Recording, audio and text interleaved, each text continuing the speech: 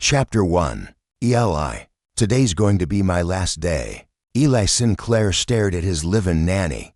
He had just walked in the door. He hadn't even put down his briefcase yet, and she was hitting him with this. "What are you talking about?" he asked. "I can't do this anymore," Katie said. "I can't take it. The long hours. The never knowing when I'm going to be done for the day. This wasn't what we discussed. When you hired me, we talked about you living in and caring for Charlie when I was at work," Eli said. "We agreed that your time would be your own whenever I was at home. But I never know when that's going to be," Katie said. "You told me you worked 8 to 6 most days." "I do. Look at the clock," she said. Eli glanced at the clock over the kitchen stove. It was 10:45 at night. He sighed. "I'm sorry," he said. "Things have been so busy lately." "It's not lately. It's been every night for 6 weeks, and I haven't had a day off in over a month. I have no life of my own at this point," Katie said. "I haven't seen my boyfriend in weeks. I haven't been out with my friends in ages. By the time you get home, it's too late for me to do anything for myself, especially because I know you're going to be leaving early in the morning to go back to work, so I can't ever sleep in. Because you work such long hours, I'm forced to work long hours too, and I can't do it anymore. So you're leaving just like that? You're not even going to give me a week's notice?" "I can't," Katie said. "I can't do this anymore. I'm sorry. I know this leaves you and Charlie in a bind. That's not my intent. But I'm burnt out, Eli. I can't keep living like this. Have you thought about what it's going to do to Charlie to lose you? He adores you, you know. Please don't make this harder than it has to be." Katie sighed. "I adore Charlie too. He's such a sweet kid. But Eli, I'm not the one he needs. You're his father, and you're never home. In 10 years, do you think he's going to feel the lack of the nanny he knew for 6 months? Or do you think he's going to wonder why his dad was never around?" Eli simmered. The fact that she had the nerve to criticize his parenting while she was in the middle of quitting her job and leaving them high and dry was maddening. "Don't worry about my relationship with Charlie," he said. "If you really are leaving us, that's no longer your concern." Katie nodded. "You're right," she said. "I just couldn't leave in good conscience without saying it." "Well, I'm certainly glad you cleared your conscience." He rubbed a hand across his face. "Look, Katie, don't do this to us right now. We need you. We both need you. If it's about the money, we can talk. Do you feel like you're not being fairly compensated? I can increase your pay. Hell, he'd double her pay if it would make her stay." He hadn't realized until this moment just how much he depended on her, and how dire things were going to get for him and for Charlie if she was gone. But Katie shook her head. "It's not the money," she said. "The problem is the schedule. If you could tell me and make me believe that things would change on that front, I'd reconsider. But the truth is, even if you promised me right now that you'd be home at 5 p.m. on the dot every evening, I don't think I would believe it. I don't think you're capable of limiting your work hours, and you have to make your own choices for yourself and your family. That's your business. But I can't keep going like this. I have to prioritize the life I want to have, and working for you makes it impossible to have any work-life balance. I can't take it anymore. So you're just going to leave. You won't even finish out the week." "My boyfriend came by earlier and picked up most of my things," Katie said. "I'm already moved out. He'll be back in an hour for me. I just wanted to make sure I took the time to have this conversation with you before I left." "Oh, well, that was considerate of you." Katie ignored his sarcasm. "I already said goodbye to Charlie," she said quietly.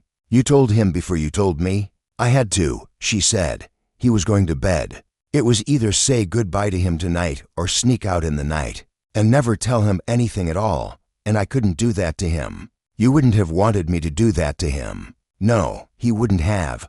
Eli could admit that.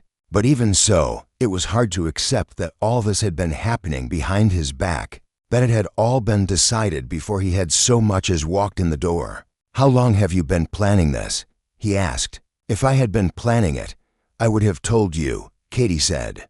"I didn't mean to catch you by surprise, honestly. I just woke up this morning and realized that I couldn't take it anymore. I don't know how to explain it exactly. The way I felt this morning, realizing that I was getting up to work another 16-hour day, that I had no way of knowing when I was going to get any time to myself, if ever. I mean, I can't keep doing it, Eli. I love Charlie. You know I do. I hate to do this, and it'll make me sad to leave him. But I have to do the right thing for myself." Outside, Eli heard the sound of a car pulling up. Katie turned toward the door. "That'll be Evan," she said. "Your boyfriend?" "Yeah. I really am sorry about this." She hesitated. "You know, if Charlie wants to see me again sometime." "I don't think that would be such a good idea," Eli said. "I think that would be confusing for him. If you're leaving now, that's going to have to be the end of your relationship with one another." "All right," Katie said. "I understand. You can walk away from him that easily?" Katie gave him a look. "Nothing about this is easy," she said. "I care about that kid. But he's not my child. If you want to judge someone for being away from him, take a look in the mirror." Eli was about to object to her saying that, but she held up a hand. "Don't bother," she said. "I don't work for you anymore. And you're right, it's not my concern anymore. But you should at least try to hear it. If that's all you have to say to me, I think you should go." "I think I should," Katie said. She picked up a backpack that Eli hadn't noticed at first and slung it over her shoulder. "Thanks, Eli," she said. It was good while it lasted. He wanted to call after her, to tell her that she shouldn't depend on a good recommendation from him if she wanted a reference for her next job, but he couldn't lie. She had been good at what she did. That was why she would be so sorely missed. He might not like the way things were ending for them. He hated the way things were ending, as a matter of fact, but that didn't erase 6 months of great childcare, or the relationship she had had with Charlie. Speaking of whom, Dad. Eli turned and saw his 6-year-old son standing in the doorway to the kitchen. Charlie was the spitting image of his mother, blonde, blue-eyed, with dimples when he smiled, which he wasn't doing now. "Is Katie gone?" he asked. "Yeah, Bud, she's gone." "Oh, are you okay?" "I thought she might change her mind," Charlie said. "She told me she still liked me." "Of course she still likes you," Eli assured his son. "You know that's not why she left, don't you? She said she couldn't work here anymore, and that she was sad about it." "Yeah, that's about right. Did you fire her?" No, I didn't fire her."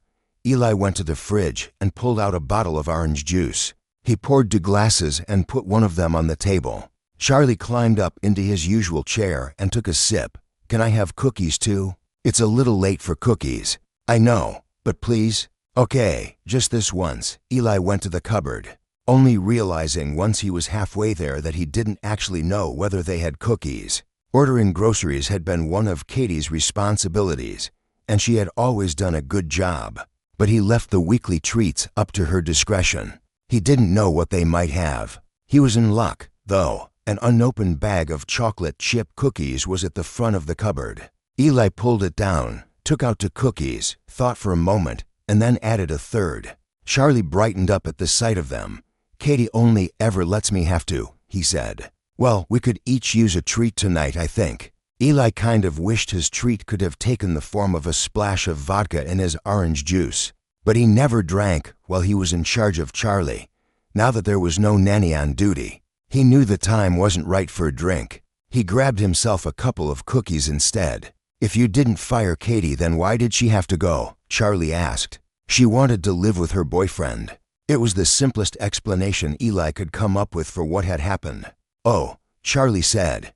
"Why couldn't her boyfriend come and live with us here?" "I don't think they really wanted to do that," Eli said. "And we didn't really want to do that either. We didn't want to invite him to live here." "Is he a bad guy?" "No, I'm sure he's fine. It's just that this is our house, not a home for Katie and everyone she wants to live with. We had her here as long as she was working for us. But she's ready to move on and do other things now, and that's okay." "Is she going to marry her boyfriend?" "I don't know," Eli said. "She didn't tell me. Maybe she will. And maybe she'll have kids.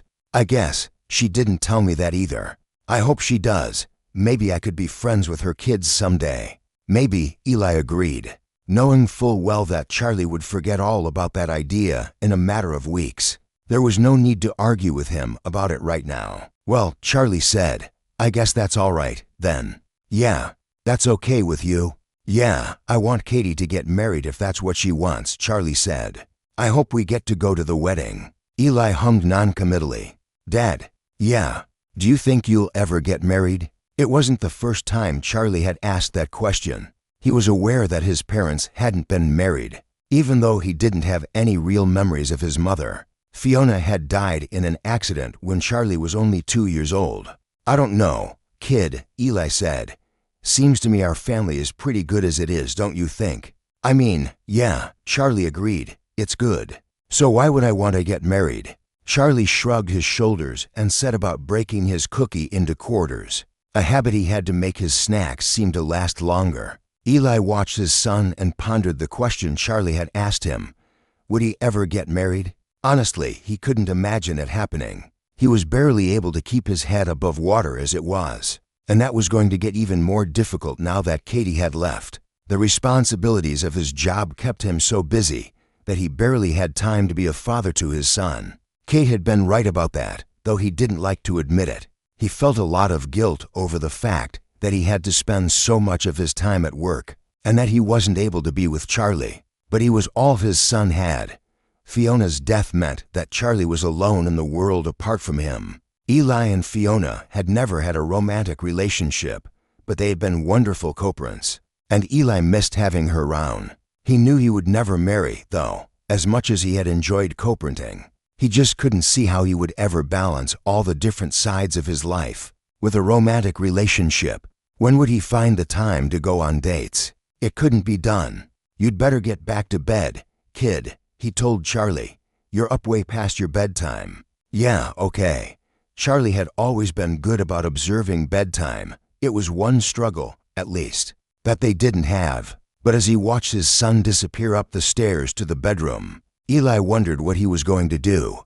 Without childcare, he was going to have to stay home from work tomorrow, and probably the next day as well. Arrangements were going to have to be made for a new nanny as quickly as possible. Chapter 2. Maddie, I have amazing news, Tess said happily as Maddie came in the door of the small house the two of them shared. "You look excited," Maddie observed. "I am," Tess agreed, bouncing up and down on her toes. "Can I take a shower first?" Maddie laughed. She'd just come from the beach and was still in her lifeguard suit. It was getting cold underneath the tracksuit she always wore over it when her shift was over, and she had been thinking of a nice hot shower ever since she'd left work. "This won't take long," Tess promised. "I've been anxious to tell you all day." Okay, Maddie agreed with a smile. Tess's energy was infectious. "What's the big news?" "Damien wants us to live together."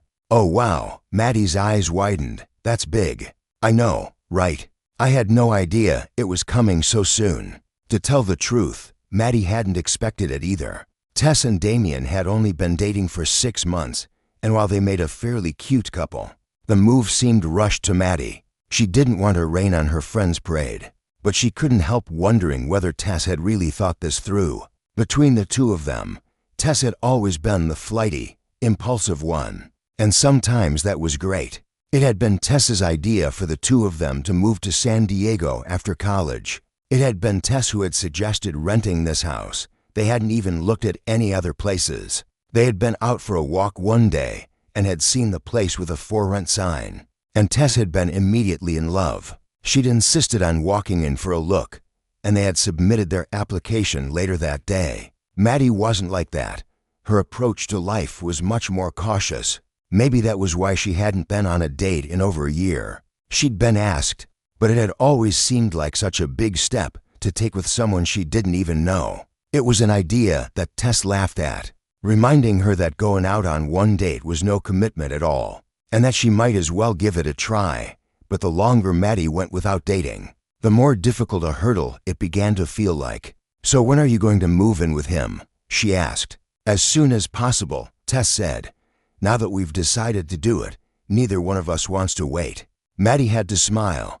"That was classic, Tess. I think this calls for some champagne," she said. "Do we still have that bottle?" "I think so." Tess went to the fridge and pulled it out. "I knew there would be a good occasion to open this soon. I had a sixth sense about it." "You and your sixth senses," Maddie laughed, getting down a couple of glasses. "I'm going to miss having you as a roommate, Tess. We've been living together since we were teenagers." The two of them had been assigned to one another freshman year, and they had never looked back. "I know," Tess groaned.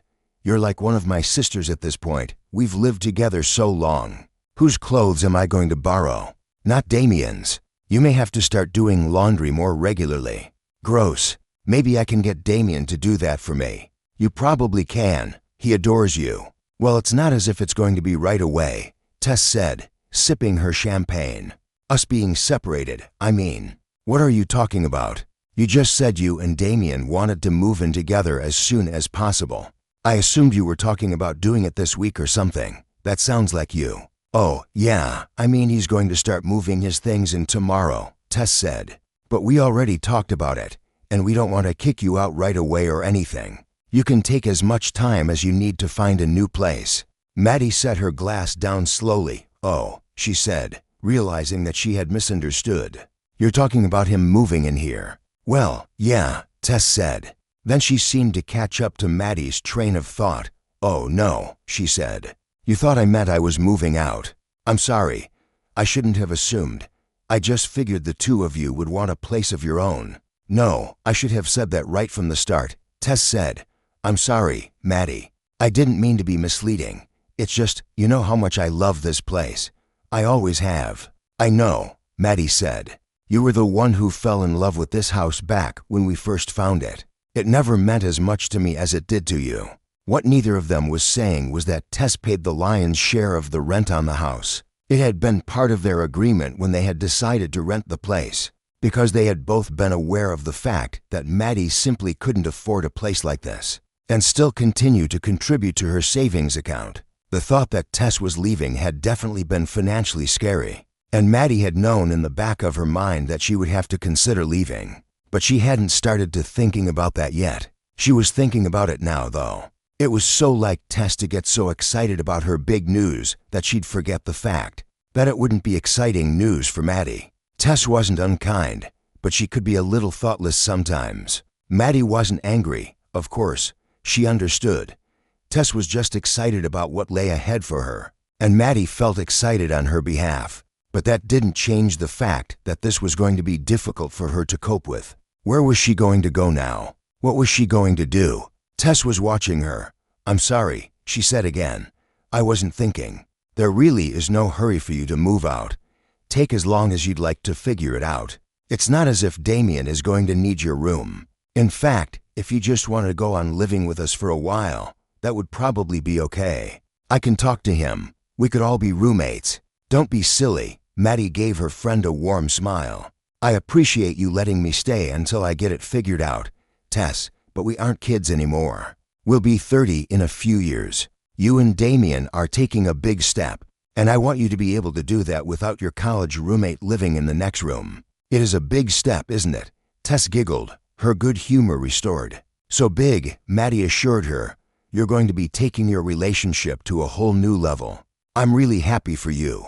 Are you sure? I know this is a lot to ask of you. I probably should have talked to you about it first. Or differently, I don't know. Stop, Maddie said, picking up her glass of champagne again.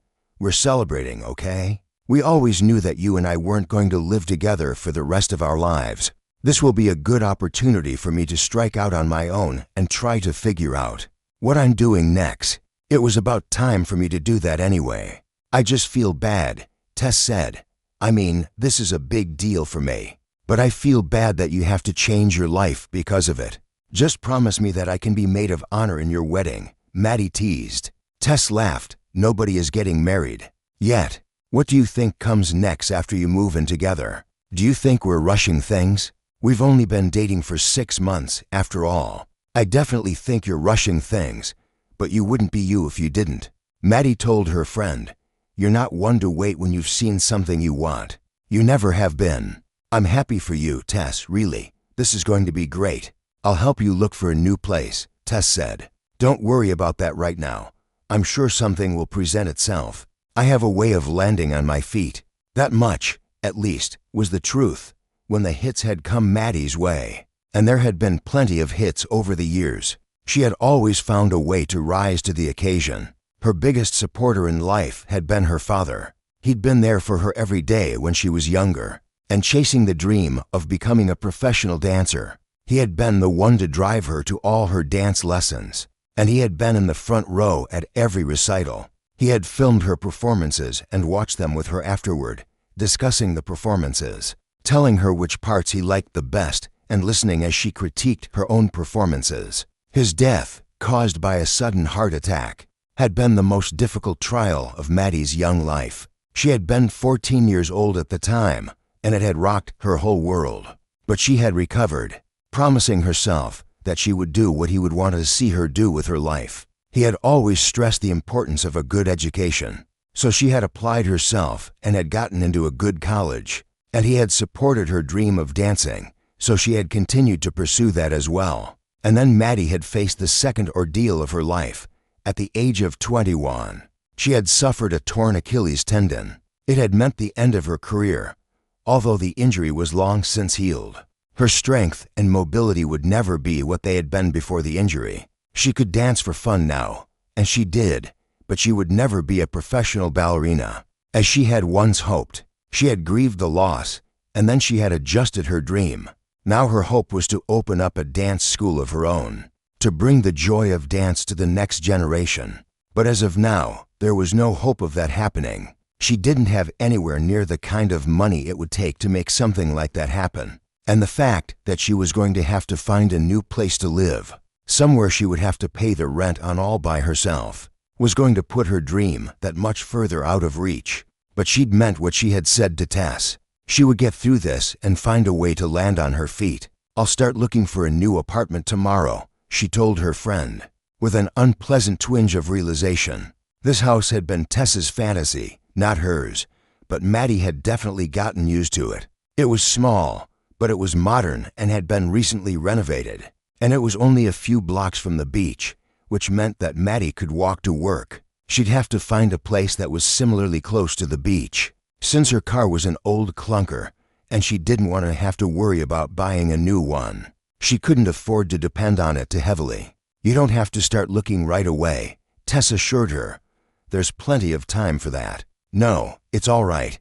Maddie wanted to begin the search, if she was honest. Now that she knew what lay ahead, there was no sense in putting it off. It would be awful to linger around this house, watching Tess move on with her life, and knowing that she herself hadn't done so yet. Maddie had felt as if she was lagging behind her friend for years. When they had left college, they had been in the same place in their lives, looking for jobs, going out on casual dates on Friday and Saturday nights. They had both worked as bartenders for a few years, and it had felt like their lives were on the same track. But then, all of a sudden, Tess had landed a job as an office manager at a law firm and had started pulling down a much larger salary, one that had allowed her to pay the rent on this house. Maddie had considered getting an office job, but after a few of her applications had yielded no results, she had given up. She didn't want to work in an office anyway, and to do so would have felt like giving up on her dream of opening a ballet studio. But that didn't make it any easier to see Tess doing so much better than she was, moving forward in her life, while Maddie felt as if she was stuck in place and might never move forward. Leaving the house she had shared with Tess would be a change. She wasn't sure if she was ready for it, but maybe it was a step she needed to take. Chapter 3. Eli. "I want to go to the beach," Charlie whined. "I have to work, Charlie," Eli said. "You know that." He hadn't been able to go into the office thanks to the fact that Katie had quit, leaving him with no childcare to speak of, but work still had to get done. Unfortunately, neither Eli nor Charlie were used to this configuration. Eli had a home office, but he rarely used it, and he had never bothered to establish rules about it for Charlie. As a result, Charlie seemed to feel that it was fine to come into the office at any time and to interrupt his father's work with requests to go to the beach. "Katie was going to take me to the beach today," Charlie said. "She promised." "When did she promise that? I know she didn't say anything about the beach to you yesterday." There was no way Katie would have done that while she was in the process of quitting. It had been inconsiderate of her to leave so quickly the way she had, but she wasn't that inconsiderate.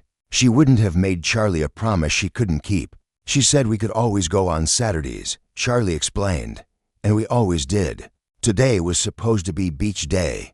I didn't know you knew it was Saturday. When did you learn the days of the week?" "I'm 6, Dad," Charlie said, "and there's a calendar in my room. Plus, It says the day of the week on my tablet. Okay. It was moments like this that left Eli feeling a little ashamed of himself. He should be more aware of what his son knew and didn't know. These were the things you missed out on when you were away from home as much as he was. But it couldn't be helped. Work was important. It wasn't just that Eli loved his job.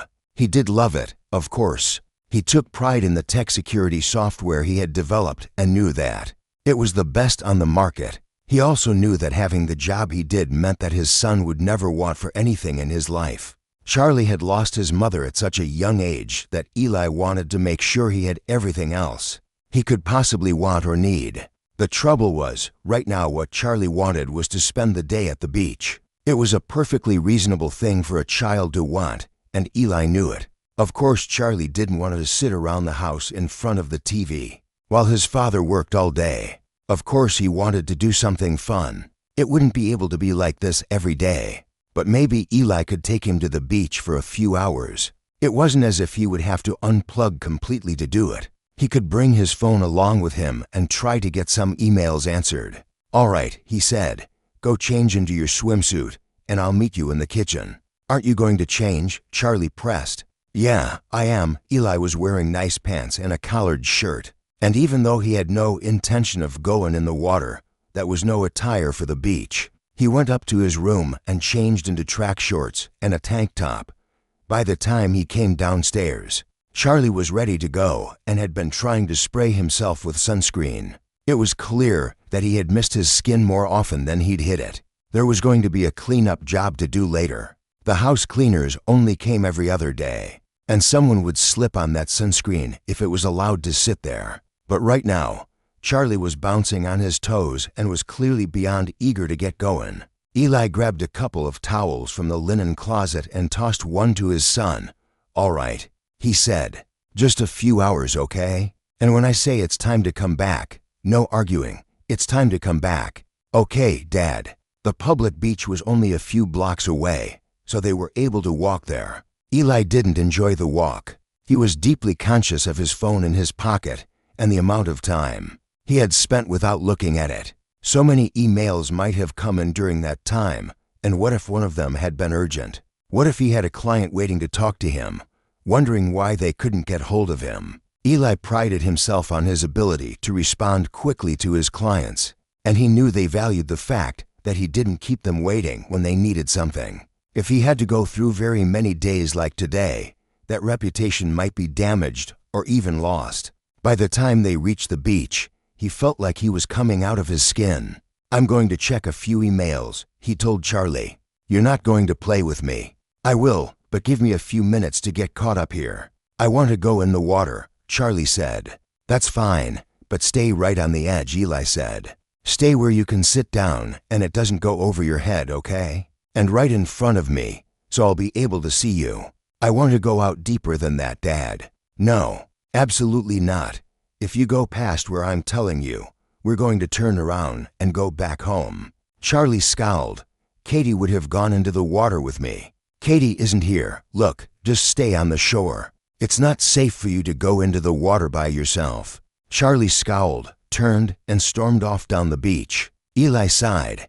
Even though he had gone out of his way to try to do something special for his son, it already seemed to be backfiring on him. Now he was going to struggle to get his work done, and he wouldn't even get the benefit of Charlie being happy with him for it. It was deeply frustrating. "This is why I need to have a nanny."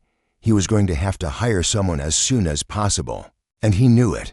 But he didn't want to cut corners and hire someone subpar because he was in a hurry. He had to make sure that whoever he found was competent to take care of Charlie. Eli knew that he wasn't the most involved parent in the world, but that didn't mean he neglected his responsibility to his son. Charlie would always have the best. He opened his email inbox, and it was as he'd feared. Emails from clients had come pouring in. Just in the few minutes he'd been distracted. Most of the emails were things that could wait.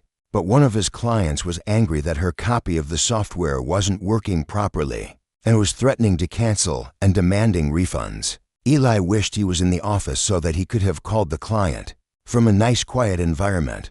He couldn't do it here. He knew. Waves were crashing. Children were shouting. It would be completely unprofessional. He drafted a quick email offering to come in and personally take a look at the software. He knew he was going to have to bring Charlie with him, most likely. But that was something that could be dealt with, and maybe if he gave himself a few days to prepare, he might be able to find a babysitter. It was possible. He read the email over, decided it was as good as it was going to get, and hit send. He watched his phone for a moment, wondering if he was going to get a reply. But he knew how unlikely an instant response was. It would make him feel better to hear something back right away. But that didn't mean he could expect it. Maybe he ought to walk down to the water and spend a little time with Charlie. It seemed like the least he could do. He tucked his phone into his pocket and got to his feet and frowned. Charlie wasn't in front of him. He was nowhere to be seen. Panic leapt up into Ellie's throat, and he tried his best to control it. He shouldn't overreact.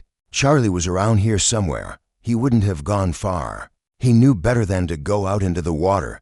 He had probably wandered down the beach, that was all. But he had been talking about wanting to go out into deeper water. No, he wouldn't have. Eli started jogging down the beach, turning this way, and that as he went, aware that he might be running in the wrong direction and moving farther away from his son. "Charlie," he yelled. Several people looked at him, but there was no sign of Charlie. Starting to panic in earnest now, Eli ran to a lifeguard tower. The guard wasn't there, so he started to climb it, hoping to get a better look at the beach. Maybe he would catch sight of Charlie that way.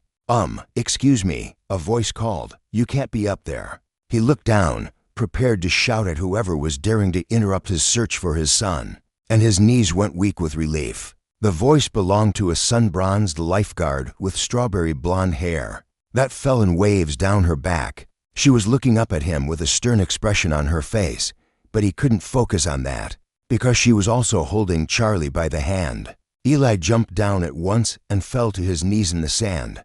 "Charlie, where the hell were you?" "Swear jar, Dad. I told you to stay right in front of me. Where did you go?" "I was looking for sand dollars." Charlie held up his hand so his father could observe the one he had found. "Look, it's perfect. Not even chipped. You were supposed to stay right in front of me. What were you thinking, wandering off like that?" The lifeguard cleared her throat. "Sir, I don't mean to interrupt, but we do require that kids of his age be supervised by a parent or guardian, if they're going to be on the beach." "I know," Eli said. "I only took my eyes off him for a second. He knows better than to wander off like that." He looked Charlie up and down.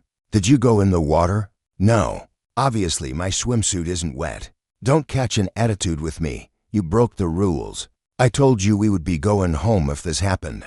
"Dad, don't dad me." He looked up at the lifeguard. "Thank you for finding him," he said, honestly. "Anything could have happened." She nodded. "Don't worry. These things happen to the best of us. You're just lucky it wasn't any worse." "I know I was." He knew all too well. He had read horror stories in the news about what happened when little kids got caught in riptides. Eli took a breath. Now that he was feeling slightly less panicked, he was beginning to really appreciate what this woman had done for him.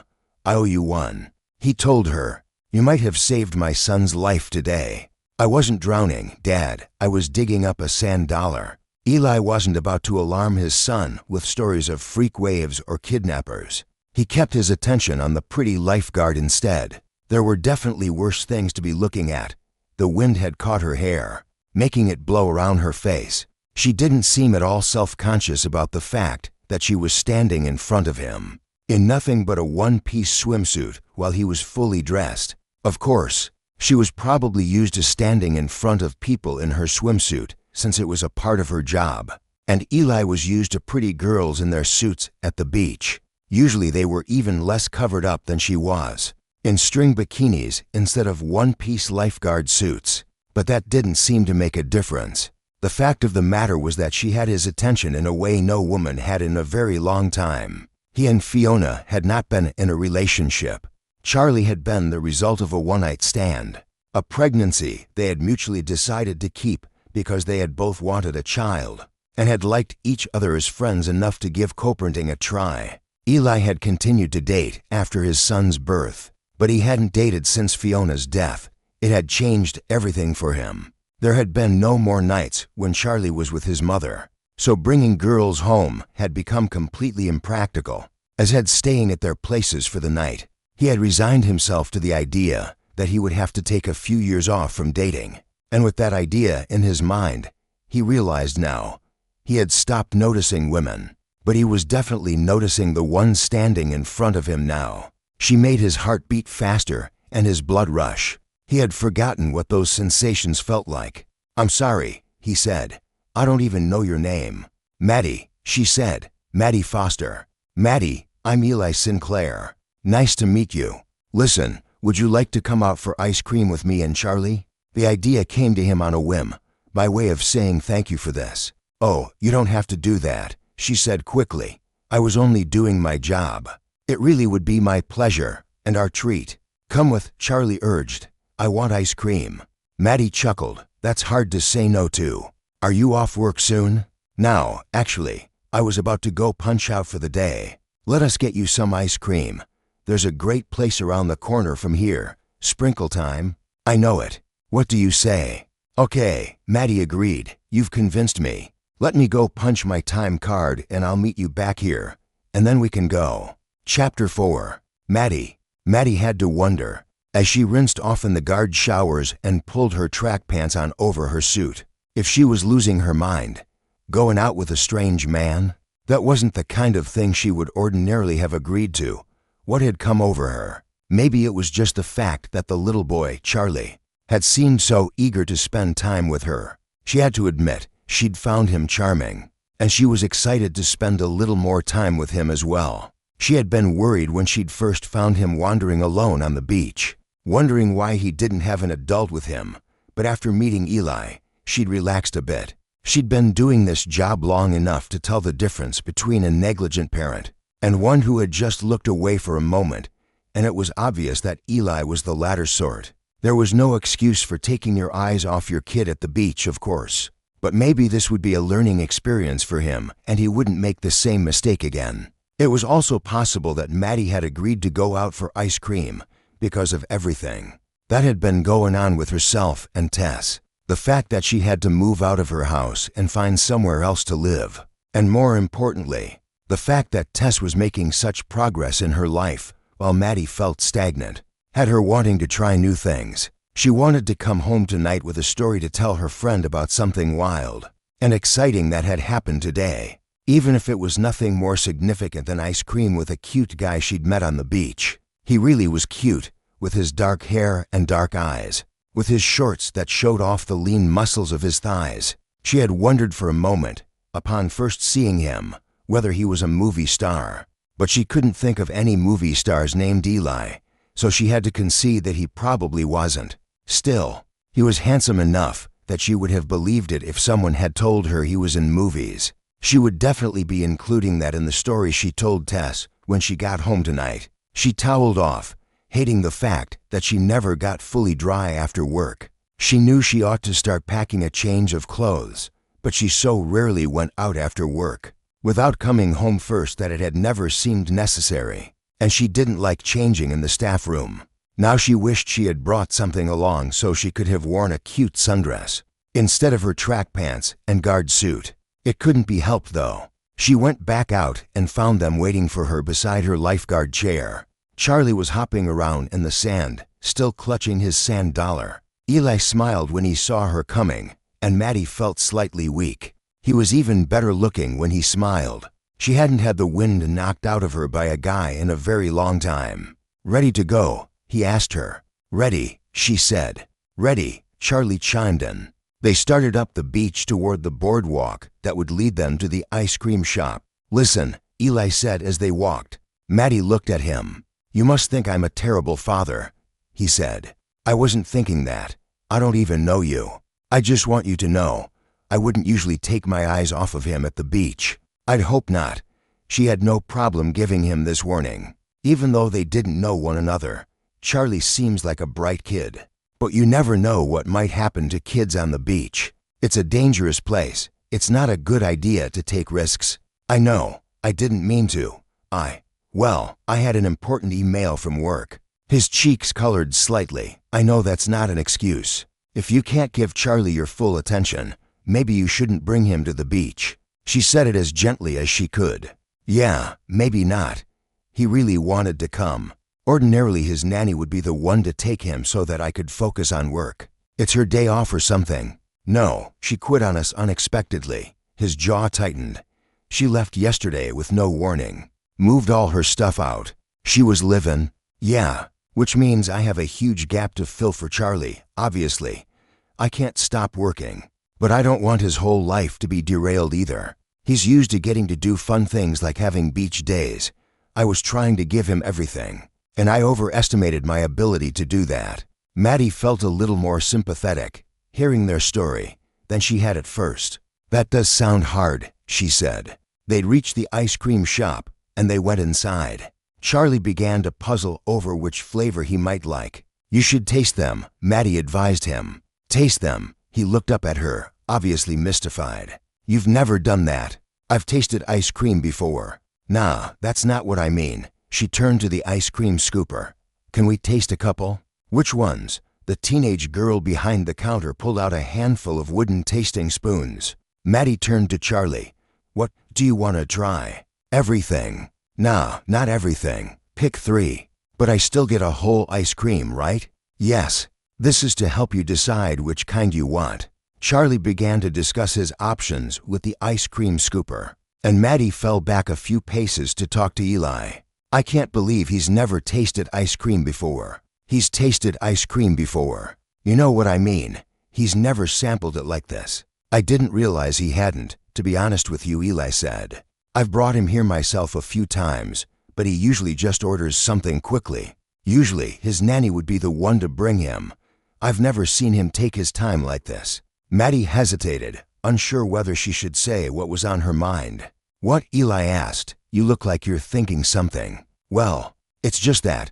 I wonder whether he's been quick about placing his orders in the past because he's sensed that you're in a hurry, Maddie said. You seem like a guy who doesn't take a lot of time to enjoy the small things in life. If you brought him to get ice cream, maybe he felt like he needed to order quickly so you could get back to whatever you were doing. She held her breath, wondering if she had overstepped. You see a lot, Eli said. I'm sorry, maybe I shouldn't have said anything. No, you've got a point, he said.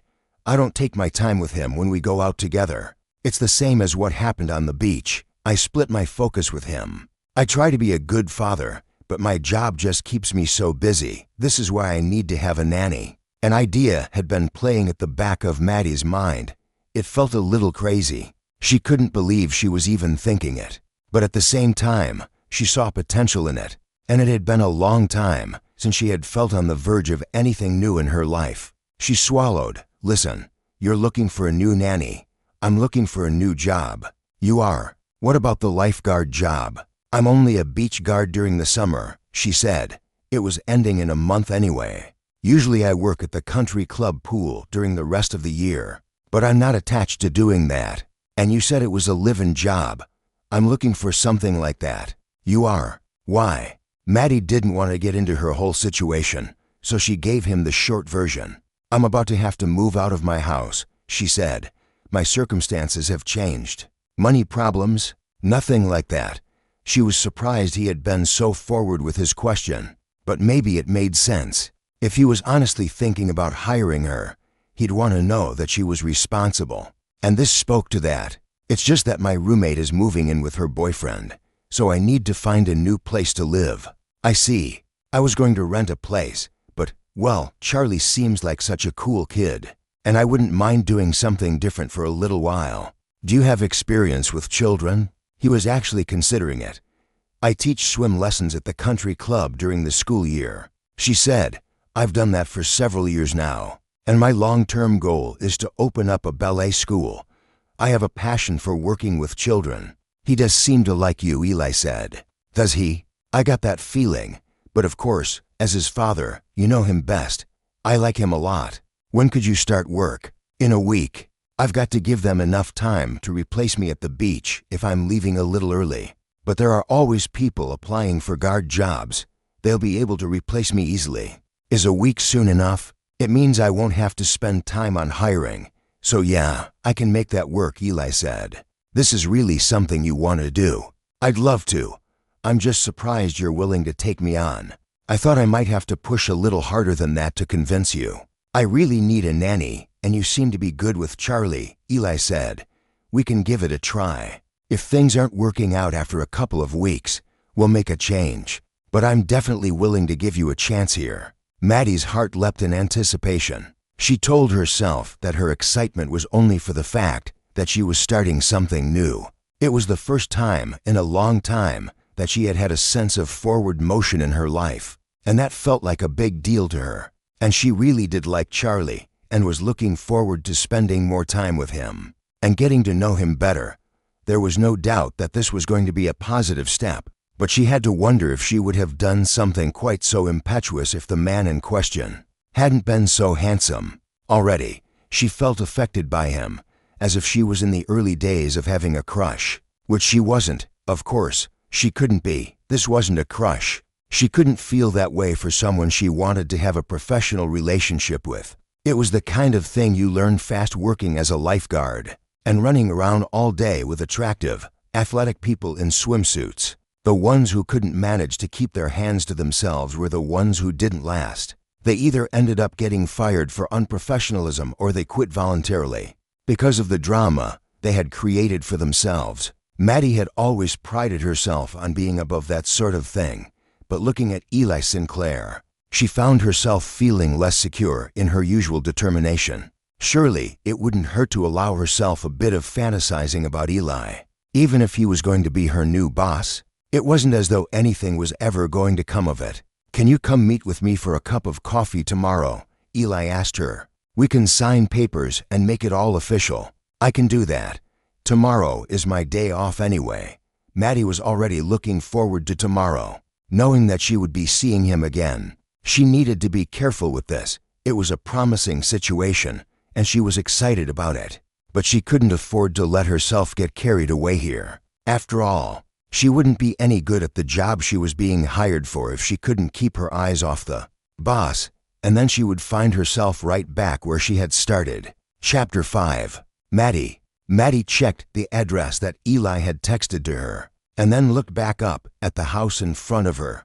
No way, she murmured. She had known the Sinclairs were probably well off, of course. Nobody had a live-in nanny who didn't also have a pretty hefty disposable income. And when she had turned into this neighborhood, her suspicions had been confirmed. She had been embarrassed to drive her beater car through the streets of a ritzy place like this, afraid that the residents were peering out at her through their bespoke curtains and clutching their expensive phones in case they decided she looked like she was coming to rob one of these houses and they needed to call the police on her. She was grateful not to have been stopped yet. It felt like a small miracle. But now she was standing on the driveway, looking up at the house that matched the address Eli had given her, and she couldn't quite believe what she was seeing. Even calling this a driveway seemed a bit ridiculous. It was the size of a small parking lot, but it was much too glamorous to be called that either. It ran in a wide horseshoe shape from the street up to the double front doors, with immaculate shrubbery and flowers on either side. Obviously, Eli wasn't handling the groundskeeping himself if he couldn't even find time to relax over ice cream with his son. He must have someone on staff to do that too. How many people work here? Who is this guy? She was beginning to wish that she had insisted on having the job interview at his house instead of a coffee shop. It wouldn't have changed anything for her. She was already feeling a stir of anticipation at the thought that she was actually going to be living in this insane house, but it would have helped to be a little more prepared for what she was walking into. Had Eli thought about that? Had he kept this a secret from her on purpose for some reason? Or was he just so used to this kind of luxury that hadn't occurred to him that she might need to be warned? It was the biggest house on the block. It was the biggest house in the whole neighborhood. Maddie glanced back at her car and felt even more embarrassed at having needed to drive that thing, packed full of all her stuff, to get here. This was not a place she was ever going to fit in, and she knew it. Even so, she'd made a commitment, and besides, she had already moved out of Tessa's house. It was time to see this through. She walked up the wide, shallow steps that led to the front door. Eli had the door open before she got there. I see you found the place. I could probably have found this place from orbit, Maddie blurted. Then she felt her cheeks go hot. Oh my God. I can't believe I said that. Inside thought, Maddie. But Eli was laughing. It's all right, he said. You're right. It's a big house. Too big for the two of us, really. But I like to take care of my staff too. You'll have your own suite, so there will be plenty of privacy. My own suite. Maddie hadn't expected that. When she had told Tess she was taking a job as a live-in nanny, the two of them had joked about how she would probably be sleeping on a twin-size bed, in a small room and sharing a bathroom with Charlie. It was what Maddie had expected with a job like this one, and she hadn't even minded. It had seemed like an adventure. But her own suite? Would you like to see it? Eli asked. Maybe get settled in a bit? I'd love to, Maddie said. Let me grab my duffel, and I'll come back for the rest of my things. No, there's no need, Eli said. Oh God, don't tell me. You've got a butler or something who's going to bring my stuff in. Eli burst out laughing. No, I don't have a butler, he said. But I do like to be courteous. I'll bring your things up for you. I can't let you do that. Yes, you can. Let me take you up and you can start to get settled. And I'll start bringing things up and putting them in the hall so I won't disturb you while you're getting the lay of the land. All right, Maddie said. That did sound pretty good. But I will bring my duffel with me. It had been in the passenger seat of the car, and she pulled it out and slung the strap over her shoulder. The bag had all the most important things she owned, the things that would make her new room, her new suite, feel like her own once they were arranged within it. It was quiet inside the house. They walked into what felt to Maddie like a massive foyer. The ceiling must have been 3 stories up. She looked around. Is Charlie here? He's having a play date with a friend of his, Eli said. I thought it would be better if he was out when you arrived, so he wouldn't be all over you. Maddie nodded. That had been thoughtful, but actually, she thought she would have preferred it if Charlie had been here. A child's presence would have made all of this feel a little more relaxed. But maybe Eli had a point. It would be nice to unpack her things and settle in without feeling like she was on the job.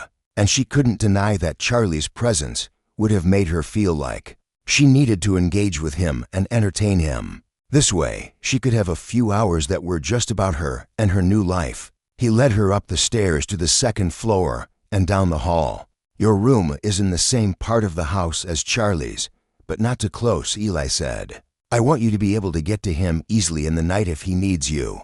But I don't want him bothering you at all hours. My intention is that your room should be a place for you to go when you want to be alone, when you're off duty, and Charlie won't be allowed to bother you here unless it's an emergency. I know living in can be hard, and I do want you to feel as if you have your own private space while you're here. I appreciate that, Maddie said honestly.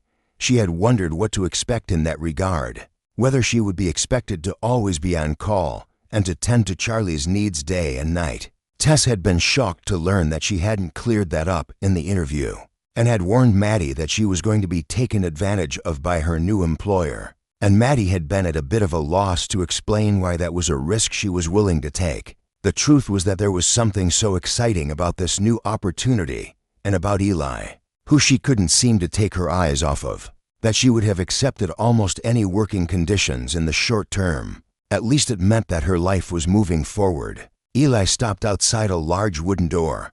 All right, he said. This is yours. Should I? Yeah, go on in. Maddie opened the door and stepped inside. She was immediately stunned by what she saw. The room she'd walked into wasn't a bedroom. It was more like a living room or a sitting room. A tan couch, deep and soft-looking, positioned in front of a widescreen TV. There was a little mini refrigerator in the corner of the room. She went over and opened it and saw that it was stocked with a variety of drinks. Those are still the drinks my last nanny ordered, Eli explained. But give me a list of what you like and we'll have it ordered for you. A few small snacks can go in there too, and non-refrigerated snacks can be kept in that cupboard. You're always welcome to anything in the kitchen. But if you want to have access to something in the middle of the night, it's easier to have it here. All I ask is that you don't drink alcohol when you're going to have Charlie. Oh God, of course not. Maddie wouldn't have even thought of doing that. Eli nodded. If you need help figuring out the TV, let me know, but I think it's pretty standard. I should be able to handle it. It was the same brand that Tess had owned, though a nicer model. "The bedroom is through there, and the bathroom opens off of it," Eli said. "I'll let you start settling in and go bring up the rest of your things." "Thank you," Maddie said. "This is amazing. I really appreciate all of it." "No, you're the one who is doing me a huge favor here," Eli said. "You have no idea how good it is to have this nanny problem solved, and to know that it's going to be someone my son actually likes. He's really excited about this." "So am I," Maddie assured Eli. Eli grinned at her. Maddie caught her breath. That expression on his face was enough to make her feel weak in the knees. It was an entirely different experience from noticing how handsome he was, because it felt as though he was trying to charm her, as if he wanted her to notice him. But that couldn't be true, of course. She was reading into things, seeing what she wanted to see. She was indulging her own fantasies. He was smiling at her because that was a polite way to act toward a person. That was as far as it went. He turned and left the room. Maddie was glad, and she was also glad that he had promised to put her things out in the hall, instead of bringing them in. She closed the door behind him and, after a moment to ponder whether what she was doing was allowed, decided it was okay to lock it. She didn't have childcare responsibilities right now, after all. It was okay to be on her own. She took her laptop out of her duffel bag, plugged it in, and checked the charge on her phone. There was enough, so she placed a video call to Tess. Tess answered in one ring. "You all moved in?" "Tess, you wouldn't believe this place. It's insane." "Show me," Tess urged. Maddie flipped the camera on her phone and began to walk around the room. "I haven't even seen the bedroom yet," she said. "This is just I don't know what to call this. The living room, I guess." Tess let out a low whistle. "That's this guy's living room." "No, this is my living room. Part of my private suite." She walked down the hall toward the bedroom. "This whole space is mine." "Oh, you're kidding," Tess said enviously. "Maybe we should swap places. You come back here and live with Damien, and I'll live in the rich guy's house." Maddie laughed. "You'd have to be a nanny," she reminded her friend.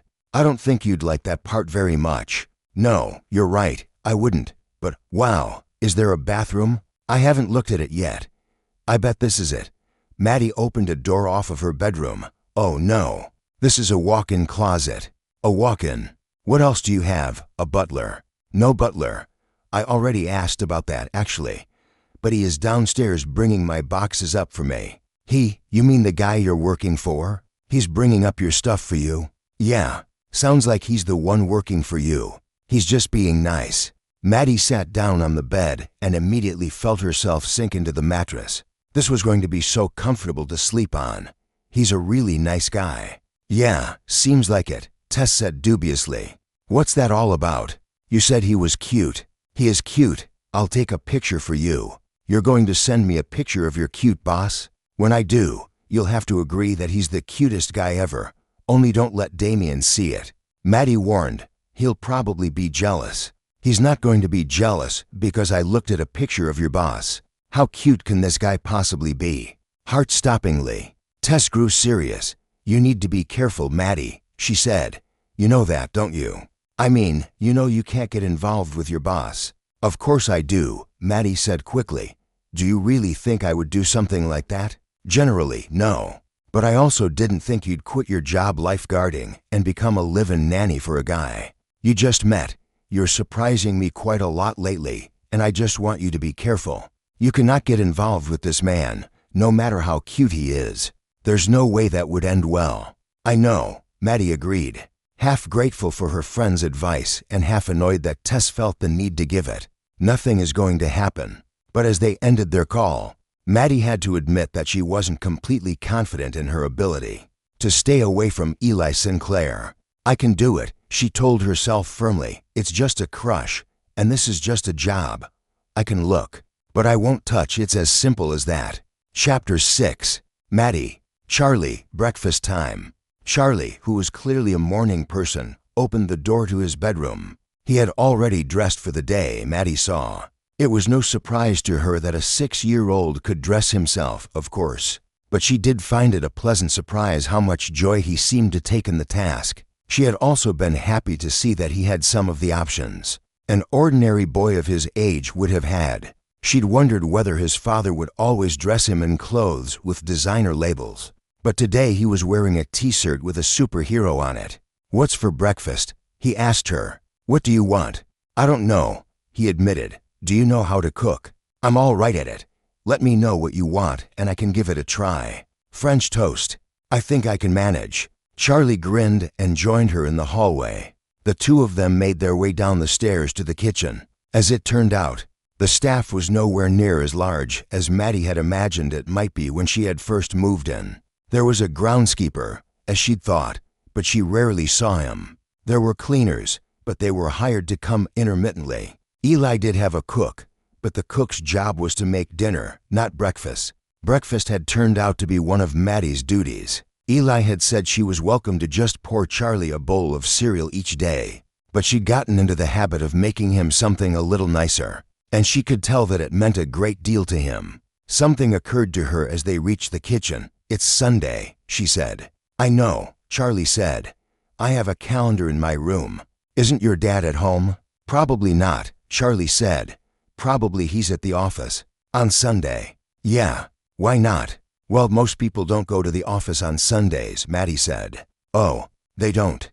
"I don't know about everybody, but a lot of people take Sundays off and stay at home. Some people do that on Saturdays too." "Well, not Dad," Charlie said.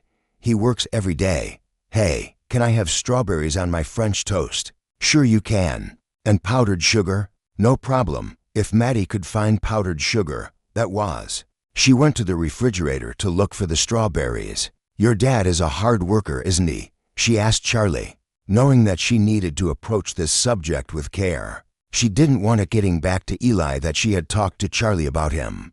For that matter, she didn't want to question Charlie's father to him. He shouldn't have to wonder whether his father cared more about work than he did about family. He was only 6 years old, after all. She started the French toast. Charlie climbed up on a bar stool at the kitchen island to watch her work. "Yeah," he said. "Dad works hard." "He has to." "Does he?" "He has a really important job," Charlie said. "Do you know about Dad's job?" "Why don't you tell me about it?" She knew that Eli did something in tech, but she wasn't sure exactly what it was. She also wasn't confident that Charlie was going to be able to explain it. But maybe she would be able to figure it out based on what he could tell her. "He works on computers," Charlie said. "Do you mean he uses a computer?" "That could be almost anything." "I mean he fixes other people's computers," Charlie said. "Or something. He says he makes them safe to use." "I don't know why computers wouldn't be safe to use." "Got it. It had to be some sort of data protection." In Ellie's defense, Maddie could see why that work was important, and why his clients might need him to be available all the time. "That sounds like an important job," she said. "Yeah, it is," Charlie agreed rather importantly, as if he was the one with the job to be proud of.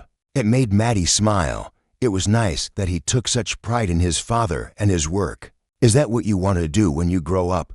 she asked. "Work with computers like your dad does?" "No, not really," Charlie said. "I know it's an important job, but it seems boring. And he has to work all the time." "That's what he told me. He has to work all the time because of how important his job is. So maybe I want to have a less important job." "Oh yeah. And that way, if I have kids someday, I'll be able to play with them." He said it matter-of-factly, but it still made Maddie's heart break a little. It was clear to her that he was aware of the fact that he was missing something in his relationship with his father, and that was immensely sad. Charlie didn't seem to be sad about it, though. He went to the fridge and took out the carton of orange juice. Over the past week, Maddie had come to realize that he was capable of pouring it for himself. So she didn't try to help him. She focused on the toast she was making instead. So she said, "What kind of job might be less important than what your dad does?" "I don't know," Charlie said. "Maybe a doctor or something." Maddie choked back a giggle. "I think you could be a great doctor," she told him sincerely. "You do?" "I do, but you have to go to school for a long time to become a doctor." "Do you like school?" "Sometimes," he said. "I liked my teacher last year, but everyone says one of the first-grade teachers is mean. So I'm not sure if I'm going to like that or not." "Maybe the teacher won't be as bad as they say," she suggested. "Maybe," he agreed. And anyway, it's only for 1 year. 1 year is a long time, he informed her. She supposed that was true when you were 6. Well, you have a lot of time to figure out what you want to be when you grow up, she told him. I know. Maybe I'll be a lifeguard like you were. Is that fun? Very fun, Maddie said. Do you have to go to school for a long time? Not as long as doctors. You need to be a good swimmer, though, so you'll have to practice that. I'm already a good swimmer. Great.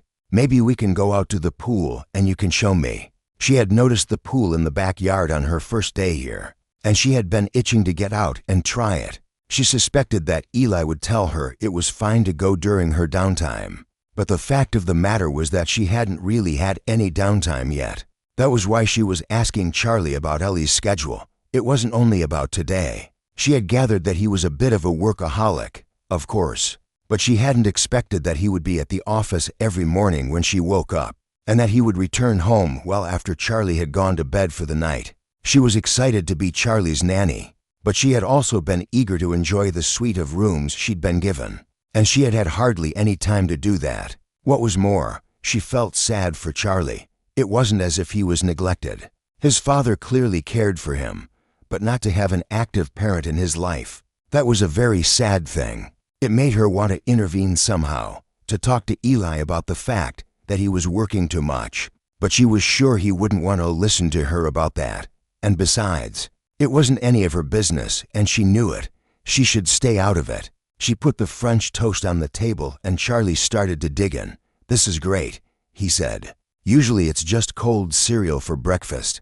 That's what your old nanny used to make for you. Katie said she wasn't hired to cook, Charlie said. We'd have cereal for breakfast and sandwiches for lunch. I think it's cool that you make real food. I like cooking, Maddie told him. I don't think I'm great at it or anything, but it can be a lot of fun. Maybe you can teach me how to cook something, Charlie said. Hey, that's a job, right? Being a cook, that's a job. You have a cook who works here in your house. So maybe I can do that when I grow up. Do you have to go to a lot of school to cook? You have to go to special cooking school, Maddie said. But that's probably a lot of fun, because I bet you get to eat everything you make. Oh, that would be fun. Charlie giggled. Okay, I think I want to become a cook. Sounds good to me, Maddie said. If you want, we can make something together for lunch. What can we make? Anything you want. How about spaghetti and garlic bread? Do you like that? Ooh, yes. Then that's what we'll do.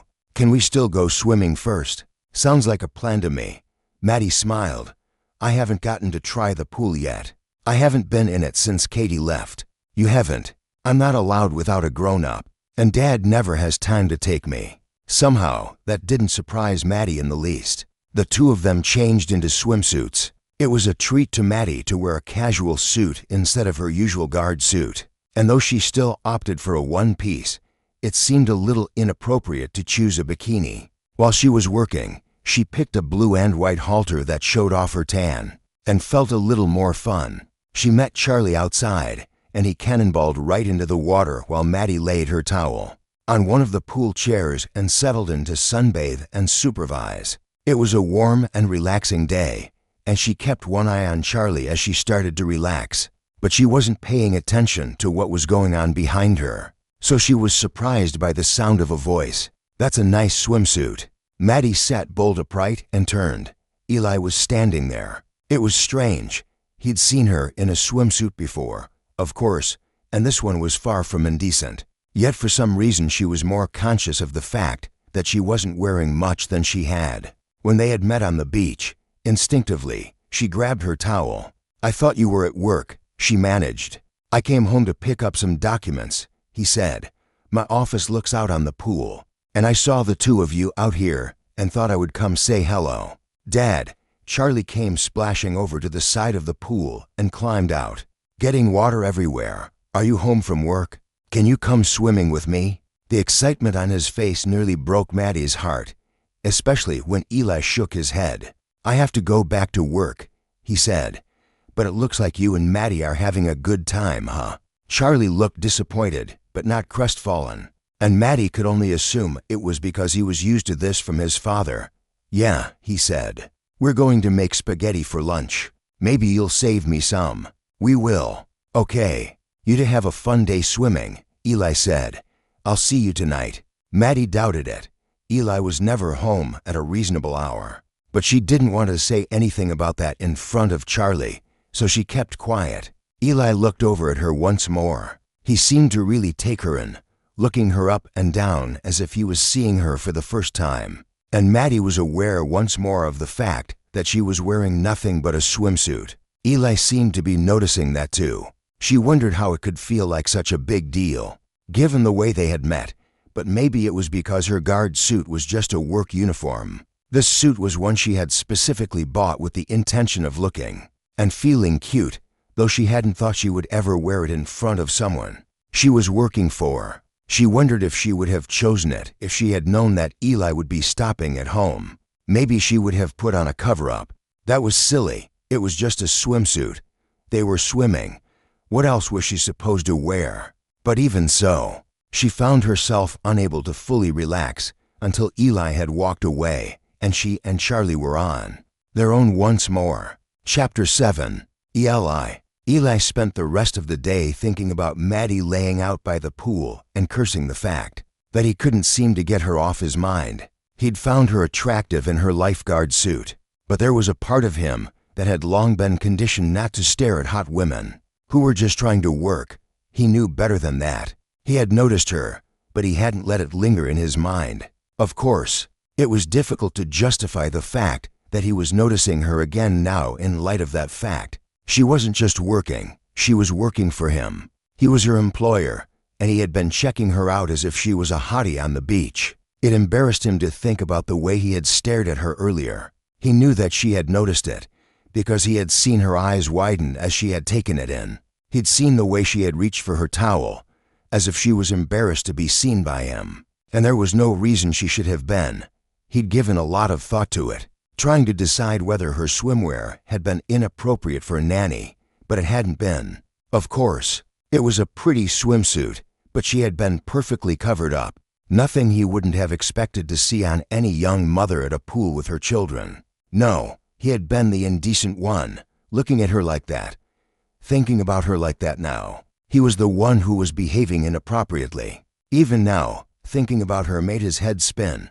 All that smooth, tan skin, those perfect curves. This had never been a problem with Katie, and it wasn't as if she'd been particularly unattractive. He simply hadn't noticed her the way he was noticing Maddie now. She'd been his son's nanny, nothing more. Thinking back about Katie now, it was almost as if he couldn't remember what she'd looked like. He could have described her, of course, skinny, brown hair, freckles, but he couldn't call an image of her to mind. Meanwhile, Maddie was burned into his thoughts, a film strip playing on repeat. He needed Maddie to be nothing more than a nanny to him. He really couldn't allow himself to think about her like this. It was entirely unprofessional. He was glad to be coming home late that night, thinking that she might already be in bed.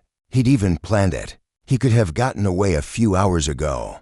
But, somewhat guilty, he had chosen to stay at the office. He had told himself that he was doing it to catch up on a backlog of emails that needed to be responded to, but that was the kind of thing he would ordinarily have done from home, and he knew it.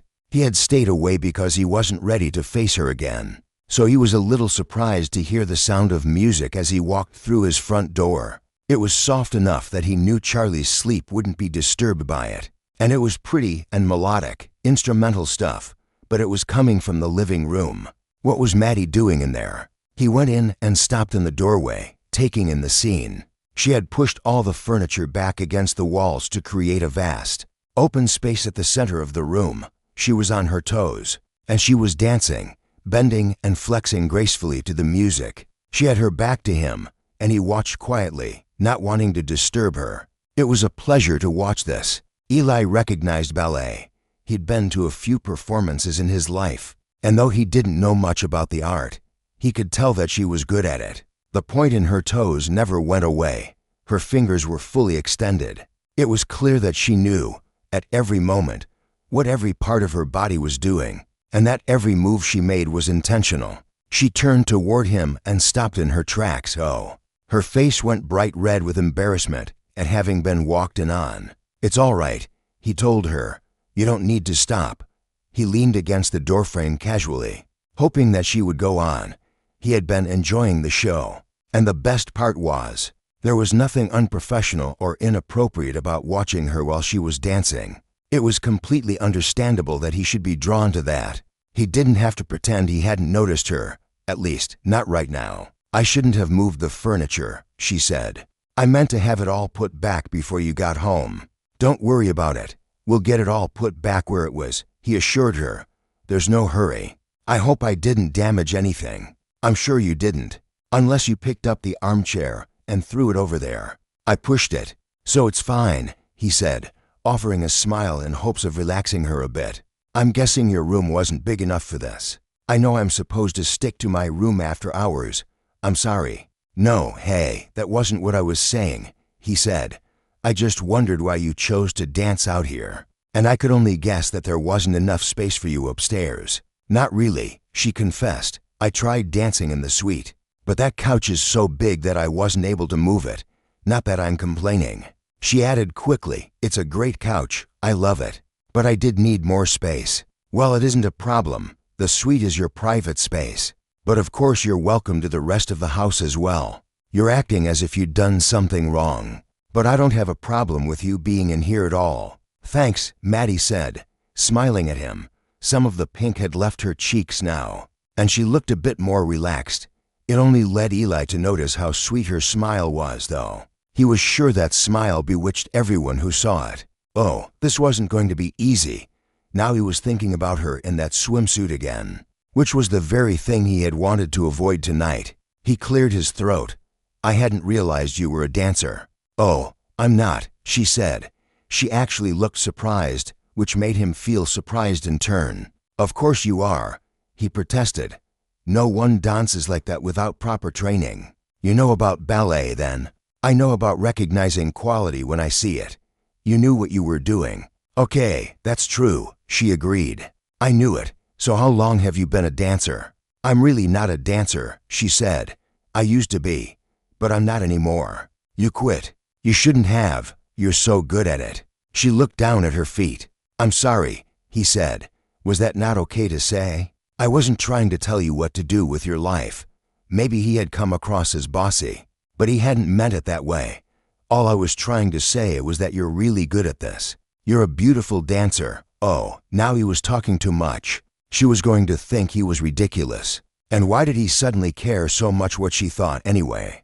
He couldn't remember the last time he had been this worried about another person's opinion. That had certainly never happened when Katie had been his nanny. "I didn't exactly quit," she said.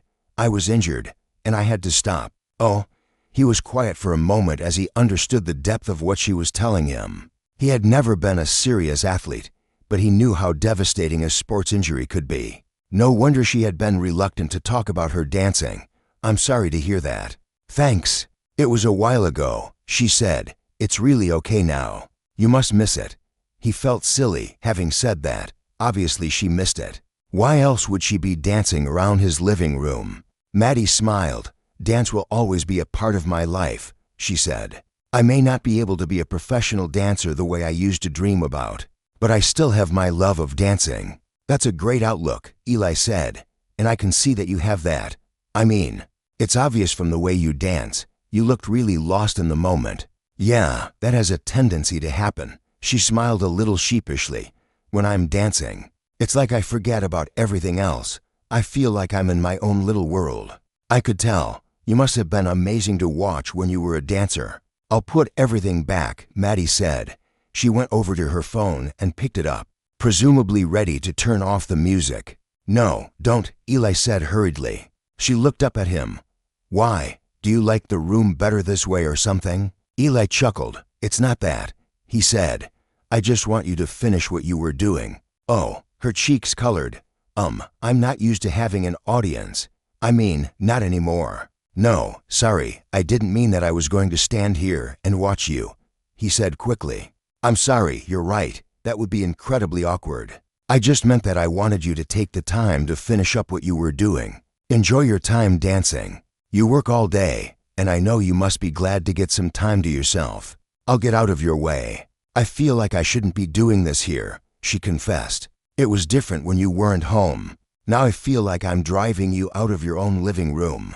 "You're not doing anything of the kind," he assured her. "I was going to go take a shower anyway. It's been a long day, and I could stand to relax a bit. You finished practicing. Are you sure?" "Completely sure. And don't worry about moving the furniture back when you're done," he added. "My house cleaner is coming tomorrow, and this will make it easier for her to vacuum in here. You've done me a favor." "Okay, but I will put everything back when the cleaning is finished," she vowed. Eli nodded, knowing that he wasn't going to let her do that either. It wouldn't be very chivalrous to allow her to move all that furniture by herself. At the very least, he would help her with it, or maybe he would leave these things where they were, if she couldn't practice dance in her suite. She ought to have a space. He could also think of clearing the boxes out of the big upstairs room. That had probably been intended by the house's builders to be used as a conservatory. Eli had never had any use for that space. He didn't play any instruments. He'd though of getting a piano and starting Charlie on lessons. But it was one of those things that had gotten lost among the everyday responsibilities of trying to balance his job and fatherhood. If Maddie needed a dance studio, though, maybe that was a space that could be converted. It was definitely an idea worth thinking about. He wondered what she would say if he were to suggest that idea. It seemed likely, based on everything he had observed from her so far, that she would try to refuse the offer, but maybe if he made the arrangements, without telling her she would like that. He doubted whether she would refuse to dance in the conservatory if he had already turned it into an appropriate space for her. He went upstairs to take his shower, his head spinning, his mind full of ideas. It seemed like something out of a fantasy, that his new nanny had turned out to be such a deeply attractive, sensual woman. But that was a fantasy Eli knew he couldn't afford to indulge. "She's the nanny," he told himself firmly. "She works here. This is her job." And he couldn't afford to risk losing her as a nanny. Not now that he had found someone who seemed to fit in so well. Someone who suited their family's needs. Someone who understood Charlie, and who Charlie liked. That wasn't something he was willing to give up, no matter how attractive she was. He was just going to have to keep these feelings under control. That was all there was to it. He turned on the shower and stepped under the spray to wash away the stress of his day, and, hopefully, all these errant thoughts about Maddie Foster. But by the time he stepped out, his thoughts were no more under control than they had been. He could still hear the sound of distant music coming from downstairs as he left the bathroom. And he knew she was still dancing. It made him want to go down and see her again. It made him want to spend time with her. The next thing he knew, he was halfway down the stairs on his way to ask his nanny, his devastatingly lovely nanny, to join him for an evening glass of wine. Chapter 8. Eli. Red or white? "Oh, whatever you're having is fine," Maddie said quickly. "I don't want you to feel like you need to open to bottles." "No, I won't," Eli said. "But you're my guest, and I'd like to give you whatever you'd enjoy most here." "Red, then." Eli nodded and uncorked the bottle. He pulled down a pair of glasses and poured a measure of wine into each of them. And then he handed one to Maddie. She took a sip. "This is really good," she said. "I'm glad you like it." It was one of his nicer bottles. And a part of Ellie's mind was aware of the fact that it was strange, unusual, for him to be opening such a nice bottle for somebody else. It was the kind of thing he would usually have saved for a holiday, or a special occasion when he'd have had the chance to show it off to a lot of guests. To open this bottle on a whim, because he had decided to have a drink with his nanny, well, there was so much about that was unprecedented. He didn't quite know where to begin to address it. "Do you know a lot about wine?" he asked her. Maybe he had sensed a fellow enthusiast. She laughed. "I know nothing about wine. My roommate Tess and I have been drinking box wine since college." "Well, it's definitely going to be better than that," he agreed, internally. He was forced to shake his head at himself. She wasn't interested in wine, at least not in the terms he'd been thinking of it. She didn't have fancy tastes. He could have given her anything at all, and she would have appreciated it. And yet, he found that he didn't regret his decision to offer up the good stuff. He was glad he had opened one of his nice bottles for Maddie. At some point, he was going to have to explore why he was feeling that way, but not right now. "Do you want anything else?" he asked her. "Something to eat? I could cut up a couple of cheese pairings, as long as he was going all out." He might as well do it right. You don't have to do all that, she said. I do have some cheeses that go well with this, he said, and it wouldn't be any trouble. You've been working out, and I don't want you to be hungry, especially late at night. It's nice of you to take the trouble, Maddie said. It really isn't necessary, though. I don't tend to feel that hungry after I've been dancing. All right, he agreed. Just let me know if you change your mind. Will do. He sipped his wine, trying not to stare at her. Even the way she held the glass was alluring, delicately, between her fingertips, as if she was holding the stem of a flower. He wanted to watch every move she made. He knew that he couldn't, though. He had to do what he could to keep the distance between the two of them. She wasn't on the clock now, but she was still his employee, and there was no getting around that fact. He had to make sure to treat her professionally at all times, and that was more important now than ever. With the two of them sitting here with an open bottle of wine, they were courting disaster. If they weren't careful, not that anything would happen between them. Eli might be feeling things he shouldn't, but there was no reason to allow himself to believe that Maddie was. She was probably in her right mind, even if he wasn't. Is Charlie still asleep? She asked. Yeah, I looked in on him when I got out of the shower, out like a light. Eli was grateful for the change of subject. At least Charlie was something they could talk about without things feeling weird between them. What was more, they should be talking about Charlie. That actually was keeping things professional. Maddie smiled. He's such a cool kid, she said. You've done an amazing job with him. I hope you know that. He is pretty great, Eli agreed, but he wasn't sure how much credit he could actually take for the way his son had turned out. He was proud of Charlie, of course, but he also knew he hadn't done as much of the work of raising him as he should have. He hadn't been around for that much of Charlie's growing up so far. The hands-on stuff had been left mostly to nannies, and every time Eli felt pride in his son, he had to wrestle with a competing feeling of shame over the fact that he couldn't take responsibility for how great Charlie was turning out. That wasn't something he needed to unpack with Maddie, though, even if it did make him feel slightly guilty to receive her praise.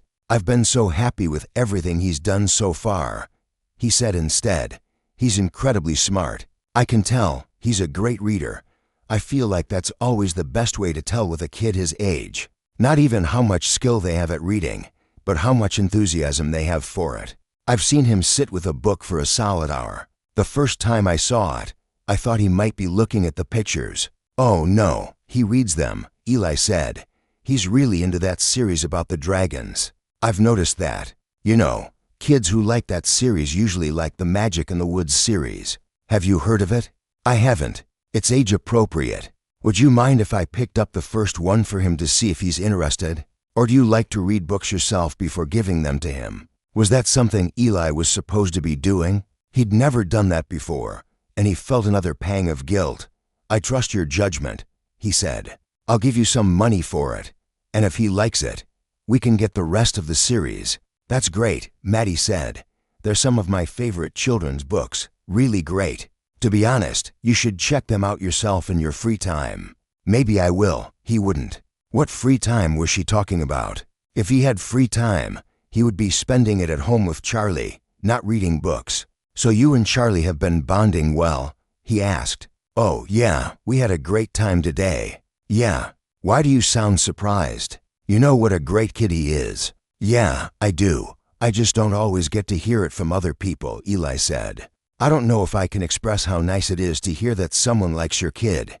Damn. She wasn't making it easy not to fall for her. Beautiful, smart, and she loved Charlie. Eli wasn't looking for love, but if he had been, that would check all the boxes. Not that he was falling for her. This thing he had been feeling lately was a passing thing. Nothing more. She was attractive and had a great personality. That was all it was. It didn't mean he was going to forget himself. It didn't mean he was going to forget the nature of their relationship, strictly business. She ran her finger around the rim of her wine glass. Just that little gesture made Eli feel like his heart had missed a beat. I'm in big trouble. He cleared his throat. Tell me what you and Charlie did today, he suggested. You mentioned that you were going to cook lunch together. Yeah, we did. We saved some for you like you asked. I can reheat it, although I'm guessing you probably don't want a big spaghetti dinner. This late at night.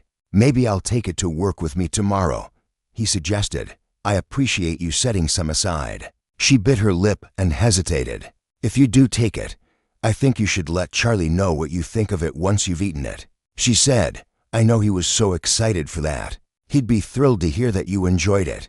He would get a real kick out of that. I'll be sure to let him know, Eli agreed. The truth was that he appreciated her saying so, because it was something he might not have thought to do on his own. It was slightly embarrassing to realize that. Of course he should compliment his son on the meal. Was this Charlie's very first time cooking something? God, he didn't even know the answer to that. You know, he thinks the world of you, Maddie said. He talks about you all the time. Only good things. He thinks you hung the moon. I'm sure all little boys feel that way about their fathers. To a degree, maybe, but you should know that he really does admire you. I hope you appreciate that, because I don't think it's something to be taken for granted. Not that I know much about what it's like to be a father. I just see the way he looks up to you, and I think if I had a child, that would mean everything to me. I don't want you to miss out on noticing that. Eli nodded. Maybe Maddie was right to question his parenting, as bad as that made him feel. She was right that the admiration she was describing wasn't something he paid a lot of attention to. He wouldn't have said he didn't notice it, but he didn't think about it, and he should. Did he have fun cooking? He asked her. She nodded. He had a great time. He's been saying he wants to become a cook when he grows up. She glanced at him quickly. What? Eli frowned. You look like you have something else to say. No, it's just, I didn't know how you were going to react to that, she said. The idea of him becoming a cook. Well, he's 6. It's not like he's going off to culinary school tomorrow. Yeah, I know. I just wasn't sure if you wanted him to.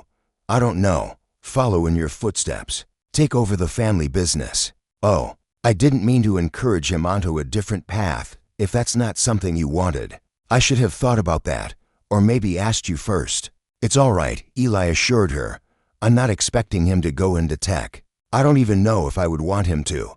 It hasn't made me that happy. You don't like your job, Maddie frowned. It's a job. I just assumed it meant a lot to you. You put so much of your time into it. I know, it's what I'm good at, and I do care about doing well in my career. I'm proud of what I've achieved and what my company does for people. But it's not as if it's something I'm so passionate about that I feel like my son needs to go into the same line of work. I'd rather he do whatever makes him happy, and if that turns out to be cooking, that's fine with me. I think that's great of you, Maddie said. It's good that he has that kind of support. Did you have that kind of support? Eli asked her. I mean, did your parents get behind your dream of being a dancer? Or did they want you to do something else? They were doubtful about it at first, Maddie said. They didn't know if I was going to be able to make a career out of it. But once they heard enough positive feedback from my instructors, they did get on board. They were proud of me, and they supported my dreams. You all must have been devastated when you were injured. What happened? I fell, Maddie said simply. I had a bad landing after a leap, and I knew immediately that something was wrong. I felt it.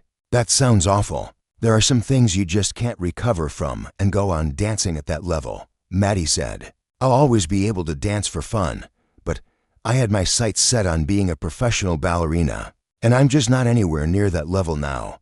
My body won't do the things it would have to do. I'm so sorry. It's all right, Maddie said. I've done my best with it, and if I'm able to open up a dance studio, that will make up for everything. You're trying to open a dance studio? That's the new dream, she said. Now that I can't be a dancer myself, I want to teach young dancers, help mold the next generation. She grinned. Maybe that's a little silly. I don't think it's silly, Eli said earnestly. I think remarkable. A lot of people who had been through what you have would probably turn their back on dance. I could never do that, Maddie said. It's the greatest passion of my life. Whatever else happens, dance will always be a part of me. I'll never be able to let that go. Chapter 9. Eli, you're home early, Maddie observed. I was able to get away. Eli set his briefcase on the end table in the foyer. It felt much later than it was. He was used to walking into the house at 10 o'clock or later, but tonight it was only 8:30. Is Charlie still up? He's not, I'm afraid, Maddie said. He's been going to bed a little early these past few days. Oh, really? How come? Active days, I think, Maddie said. He's been giving me the impression that he didn't do as much on a daily basis with his last nanny. That's probably true, Eli said. I mean, I didn't spend as much time with Katie as I have with you, and we didn't talk that much about what they were doing together. But I know they didn't cook together, and you and Charlie have made something of a routine out of that. It's true, Maddie agreed. We made a risotto today. You made a risotto? Well, not a very good one. Maddie grinned sheepishly. It's only the third time I've ever tried to make risotto. Did Charlie eat that? He did, actually. I think he liked it. I'm surprised. A kid of his age eating something like that, I mean. He's got an adventurous palate, actually. You didn't know. I guess I didn't, Eli confessed. Maddie didn't express any surprise at the fact that he hadn't known this about his son. Eli supposed she had gotten used to the fact that he didn't know Charlie as well as he should. In the beginning, a story like this one would have prompted her to give him a strange look. But now she took it in stride. Eli didn't know whether to feel better or worse about that. It was nice not to be constantly confronted with the fact that he was falling short of what she considered to be good parenting, of course. But on the other hand, it meant that Maddie had come to consider that sort of thing the norm from him. She had stopped looking for more than the bare minimum. It was strange the way he had found himself wanting to impress her. He wanted to be a good father for Charlie's sake, of course, but he also wanted Maddie to see him that way. He wanted her to look at him as a good parent and to admire his relationship with Charlie. Little things like the fact that he didn't understand his son's eating habits were a source of embarrassment to him. I guess I still thought Charlie's favorite foods were pizza and hot dogs, he said. Oh, I think those are his favorites, Maddie laughed. Yesterday we made macaroni and cheese from a box and had it with tomato soup, and he told me it was the best thing we've cooked together so far. Oh yeah, Eli would keep that in mind. Maybe we should put more of that box macaroni on the shopping list. That might be a good idea. He loves kid food like that, but he's also willing to try unfamiliar things, and that's a little more unique for a kid his age. I guess it comes with the lifestyle he's had. What do you mean? Well, you know, Maddie bit her lip and looked hesitant. It was a complicated thing. Eli didn't want her to feel hesitant to speak up, but at the same time, he was always so charmed when she made that face. It made him want to reach out to her, to reassure her that she didn't need to feel any hesitation about saying whatever was on her mind.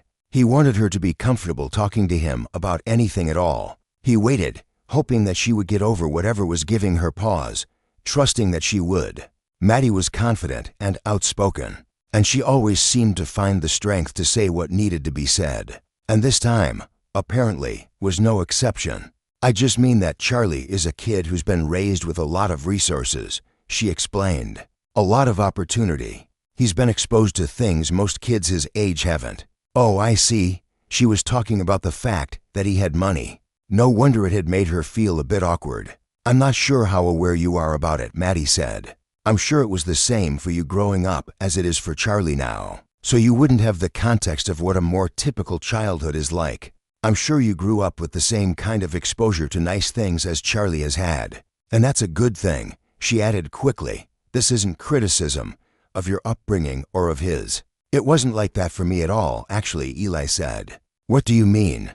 You're talking as if you're imagining that my parents had a lot of money when I was growing up. But it wasn't like that for my family. Oh, Maddie said. I'm sorry. I guess I was making an assumption. It's just a little hard to picture you as middle class. Eli shook his head. Not middle class. No. Eli took a deep breath in and released it slowly. This was something he tried hard not to think about. It was something he had fought long and hard to leave in the past. He hadn't spoken aloud about this part of his life in years. My father left when I was a baby, he explained. I was only a year old. I have no memory of him. My mother raised me on her own. She worked as a waitress night shifts so that she could be at home with me during the day. Oh, Maddie said softly. I didn't realize. I guess I thought. You thought I had always had money. Well, you seem so at home in this life. Maddie looked rather apologetic. I didn't mean to imply anything to offend you. You didn't offend me. You didn't say anything wrong. Still, I shouldn't have made the assumption that just because your life looks the way it does right now, it's always been the same. It sounds like you overcame a lot. It was hard growing up like that, Eli said. It was tough to admit it. He hadn't spoken like this to anyone in such a long time that it almost felt impossible. That he was saying these things right now. It felt like something he would have daydreamed about saying, but not something he would ever have actually said. And yet, it was happening, and he knew why. It was because of Maddie. She brought it out in him. She made him feel secure and confident enough that it was suddenly easy to open up about things. That had happened a long time ago. Things that he had done his best to make himself forget. Maddie was watching him, as though she intuited that he had more he wanted to say. And Eli realized he did. It had been so long since he had spoken about any of this, and he didn't want to waste the moment now that it was here. The truth is, he said, it wasn't always that bad. My mom and I were very close. I could feel, every day, how hard she was working for both of us. I grew up with such an appreciation for all her hard work. She's always been my hero. But I also knew just how exhausting it was for her to be in that position. I can remember waking up in the morning on days when she hadn't made it home from work yet. I would pour myself a bowl of cereal, and she'd come in while I was eating it. She'd be dead on her feet. I have such a vivid memory of her collapsing into a kitchen chair at the end of her workday. I would get up and pour her a bowl of cereal. And even though I can imagine that's probably the last thing she wanted after a whole day of work, she would always sit and eat it and talk to me. She'd tell me stories about her customers, and she would ask me what I was looking forward to from the day ahead. I'm sure all she wanted was to collapse into bed, but she always made sure to take that time with me. She sounds like a very special woman. I don't think one woman in 1,000 could equal her, Eli said. Are you still close? She died a few years ago. Oh, I'm sorry to hear it. Thank you. I'm most sad about it when I think about the fact that she won't get to see Charlie grow up. She loved him so much, and he won't have many memories of her, though we have lots of pictures. Of course, he sighed. Charlie has had a lot of loss in his life. It always makes me so sad to see that he's without his mother, Maddie agreed. He's such a sweet kid. That must have been a very difficult thing for him to adjust to. It's been hard, Eli agreed. And it's something else I feel bad about when I look at him. It's hard that he's away from me so much of the time, of course. But it's also hard to see that he's lost his mother. I just want to make sure that my son has everything in the world. And I know that, no matter how much I do, no matter how hard I work, he won't have that. I see, Maddie murmured. You do? What did she see? I just mean, this makes so much sense of the way you work so hard, she explained. With the way you grew up, of course you would do that. And especially with Charlie having suffered so many losses so early in life. I understand now. You want to make sure you provide him the best life possible, that you give him everything. Isn't that right? That's right, Eli agreed, happy that she had seen it, that she truly did seem to understand. She knew that he wasn't working so hard out of selfishness or carelessness. It was all from a desire to provide Charlie with the sort of life and opportunities that he himself had never been given.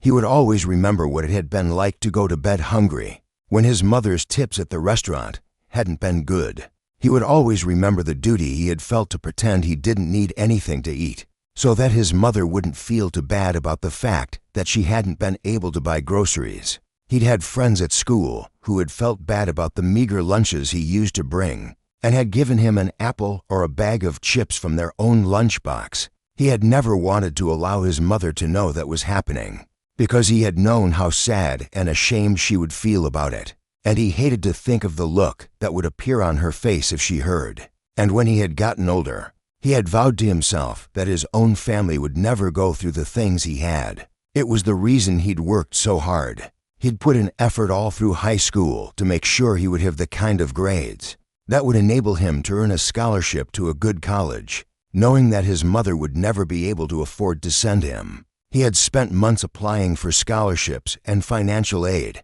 and when he had gotten to school, he had thrown himself into his studies, all to make sure that he would be able to walk away with a great career. His plan had been that he would be able to care for a wife and children someday, but things hadn't happened that way. His son had come along before he'd found a woman he had any romantic interest in. Still, it had been good to know that his hard work would pay off, and that Charlie would never want for anything.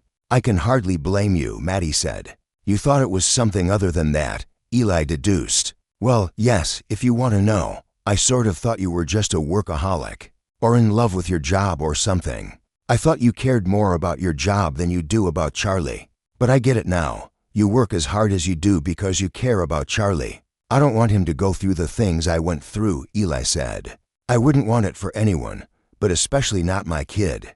I want to protect him from all the difficult and painful things in life. He should only ever experience good things. You know that isn't going to happen.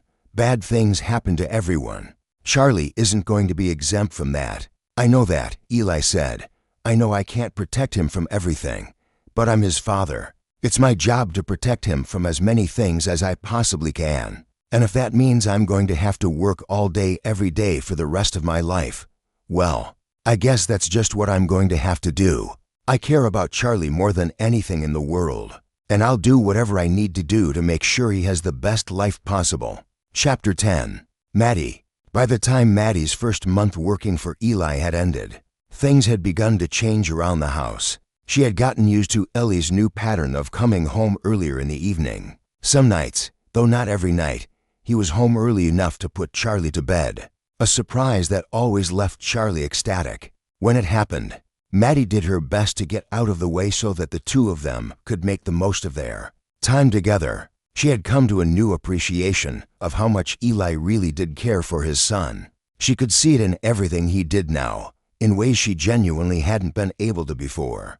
The story he had shared about his past had changed everything for her. Of course, he wanted the best for Charlie. He wasn't simply a workaholic who never spared a thought for his son.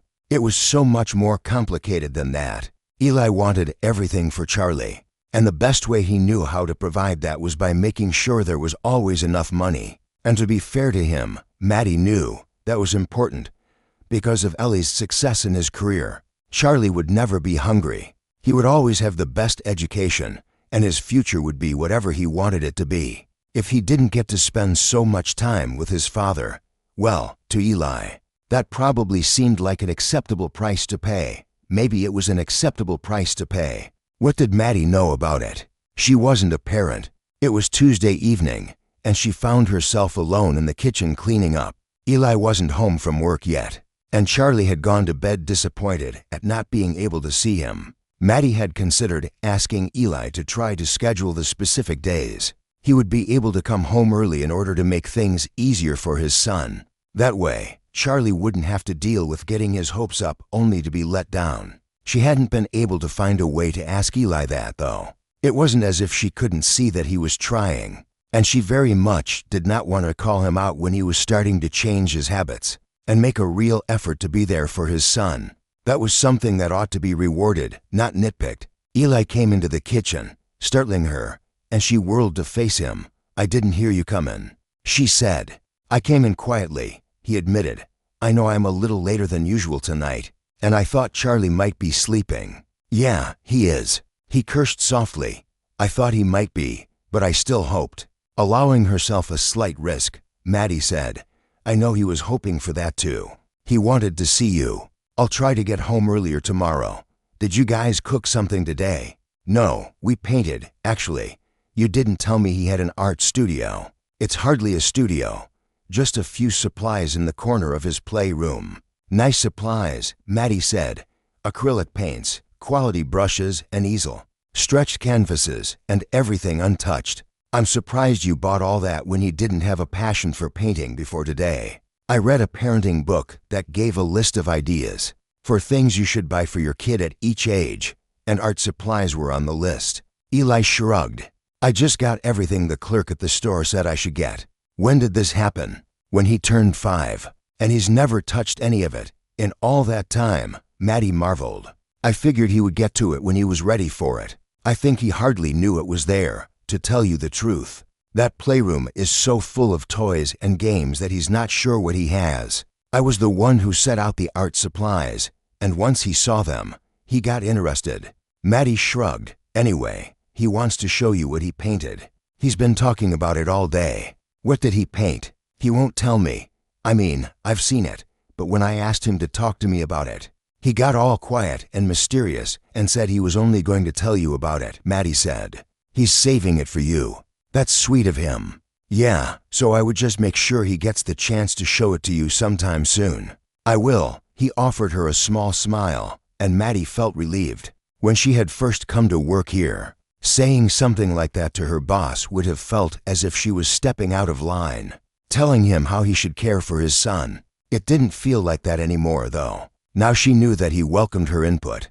He was glad for her to tell him the things she noticed about Charlie, about what he needed, and how Eli could be more active in his role as father. His desire to be a good parent was more powerful than his ego, and that was a good thing to know about him. It didn't help her with the fact that she couldn't seem to stop daydreaming about him. It had helped a little to think of Eli as cold and uncaring, to imagine that he was the kind of man who didn't appreciate his child, because of course there was only so much she could feel for someone like that. But that barrier had been stripped away now, and she saw him for the person he was.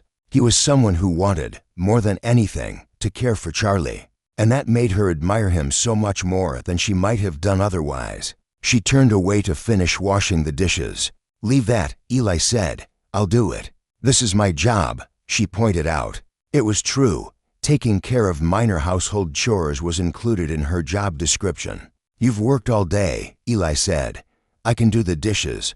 Come and have a glass of wine with me." He was doing this more and more often, offering to open a bottle of wine for her at the end of the day, or inviting her to sit down with him as he ate a late dinner. It was something Maddie had come to enjoy, but she also knew that she probably shouldn't be doing it as much as she was. She should tell him no, but she couldn't seem to bring herself to do that, because the truth was that she wanted that experience. She wanted him to come home in time to see Charlie, but at the same time, she wanted him to come home after Charlie was in bed so that the two of them could spend time together. Maddie had also noticed that Eli never worked as late as he once had these days, even on the nights when she was sure he must know he was going to miss out on seeing Charlie. He was making an effort to get home earlier. She could only think of one possible reason for that. It had to be because he wanted to spend more time with her. She took a seat at the table, feeling slightly uneasy about the choice she was making, but incapable of choosing anything else. Eli went to the fridge and pulled out a bottle that was shorter and narrower than a standard wine bottle. He noticed her looking at it. "It's a dessert wine," he explained. "I don't always like these, but as a special treat, they can be really nice. Are you supposed to have dessert with it?" "Yes, I brought home a tiramisu." "You did?" She hadn't expected that at all. Eli pointed to a bag on the counter that he must have brought in with him. It hadn't been there before, but she hadn't noticed it when he had come in. "I had my assistant pick it up and bring it to the office for me," he said. "One of the nicest in the city. Have you been to this restaurant?" She checked out the logo on the bag. It wasn't a name she was familiar with. "I haven't. I'm going to have to take you sometime," he said. Maddie didn't know quite what to say to that. Having a glass of wine at the end of the day was one thing, but was he talking about taking her out to a fancy dinner? Surely that was crossing the bounds of professionalism. If Eli was aware of it, he showed no sign of it. He cut into the tiramisu and put pieces of it onto plates. He placed one of them in front of her and gave her a fork. "I hope you like it," he said. "It's supposed to be the best around." She waited while he poured the wine. "The truth is, I don't think I would know a good tiramisu from a chocolate pudding," she admitted. "I haven't had it more than twice in my life." "Oh, you're not a fan?" "It isn't that," Maddie said. "It's just not something that we really did in my family. My mom's idea of dessert was a fruit salad with some whipped cream, which I also really enjoyed. So we didn't have decadent stuff like this." She took a bite and then sipped the wine. Eli was right. The two did pair well together. "What about your father?" Eli asked. Maddie shook her head. "He was more of a dessert guy, but he died when I was 14. "Oh, Maddie, I'm so sorry. I didn't know." "No reason you would. I never brought it up to you until now." She shrugged. "It was a long time ago. I don't think about it as much as I once did." "But you do still think about it?" "I'll always think about it, to some degree. He was my father. He meant everything to me." "You were close then?" "Very close." She hesitated. It was a difficult thing to talk about, even now. He was my biggest fan, she said, my biggest supporter. When I used to talk about my plans to become a dancer, Dad was always the one who told me I could do it. You said it took your parents a while to get on board with the idea. That was mostly my mom. Really, Dad was with me from the start. He told me I was the world's best dancer and that I could do anything I wanted to do, things that obviously weren't exactly true, of course. But when you're a little girl and your father tells you that you can do no wrong, you believe it.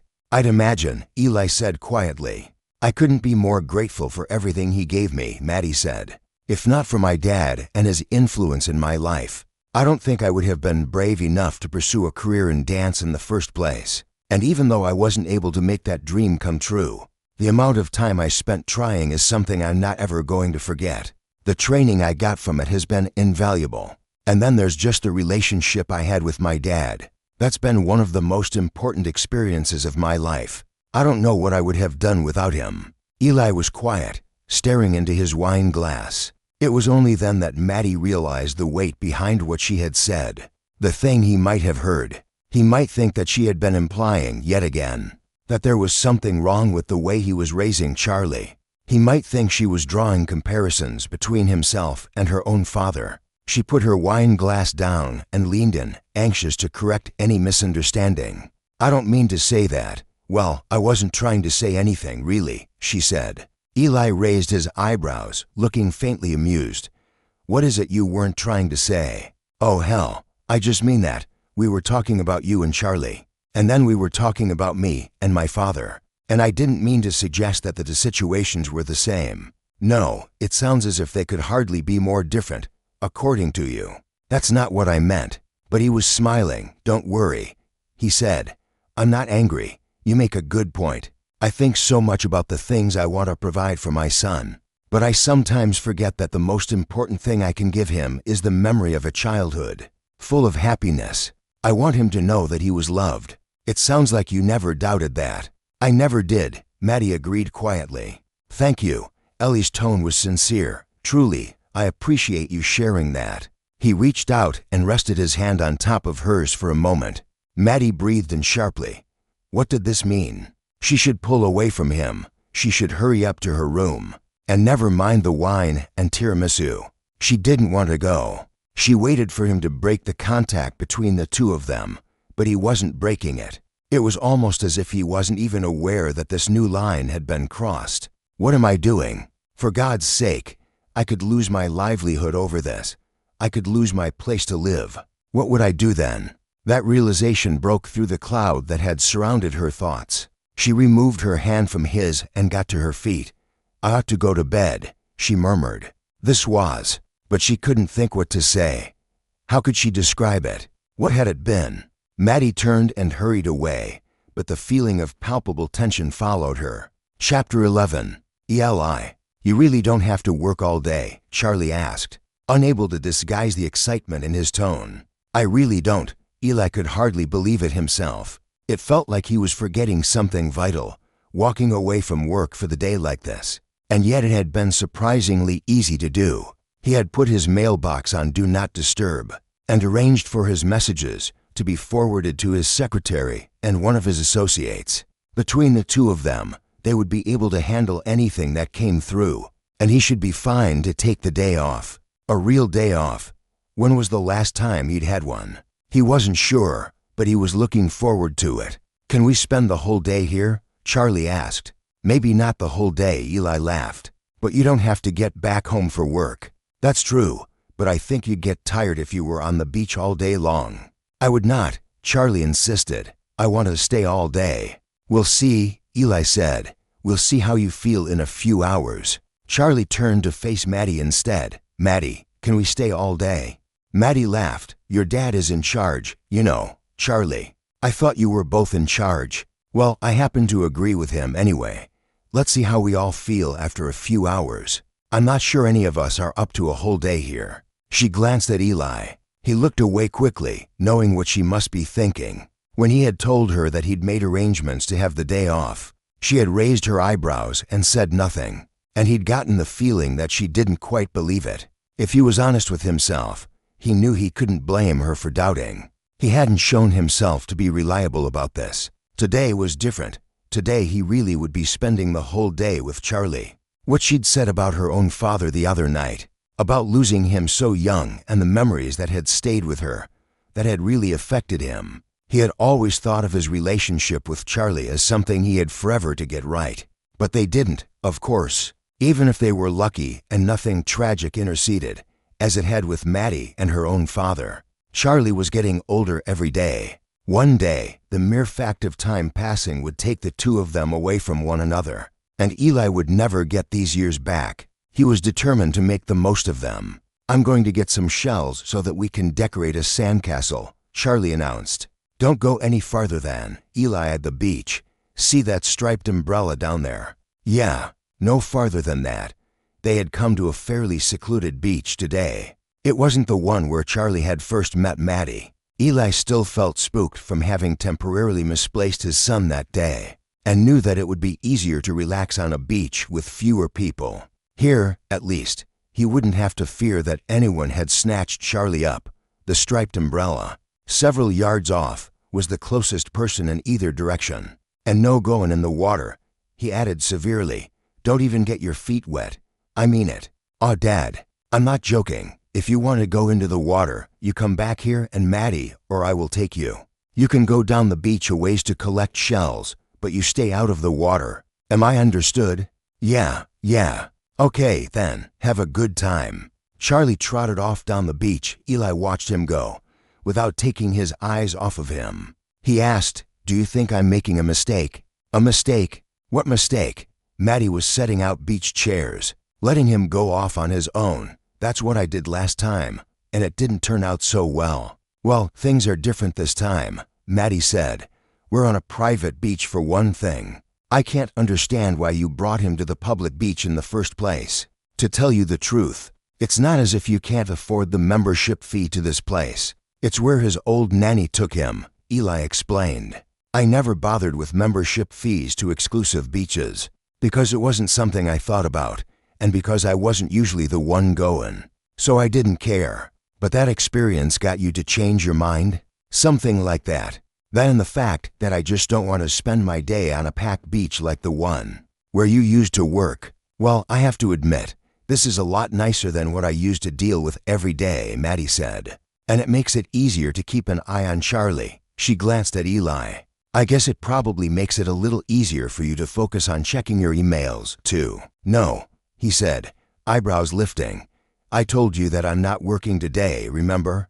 I mean, yeah, I remember that conversation. I knew you didn't believe me. Well, can you blame me? Just because I haven't done a good job at prioritizing my home life in the past doesn't mean I am incapable of it."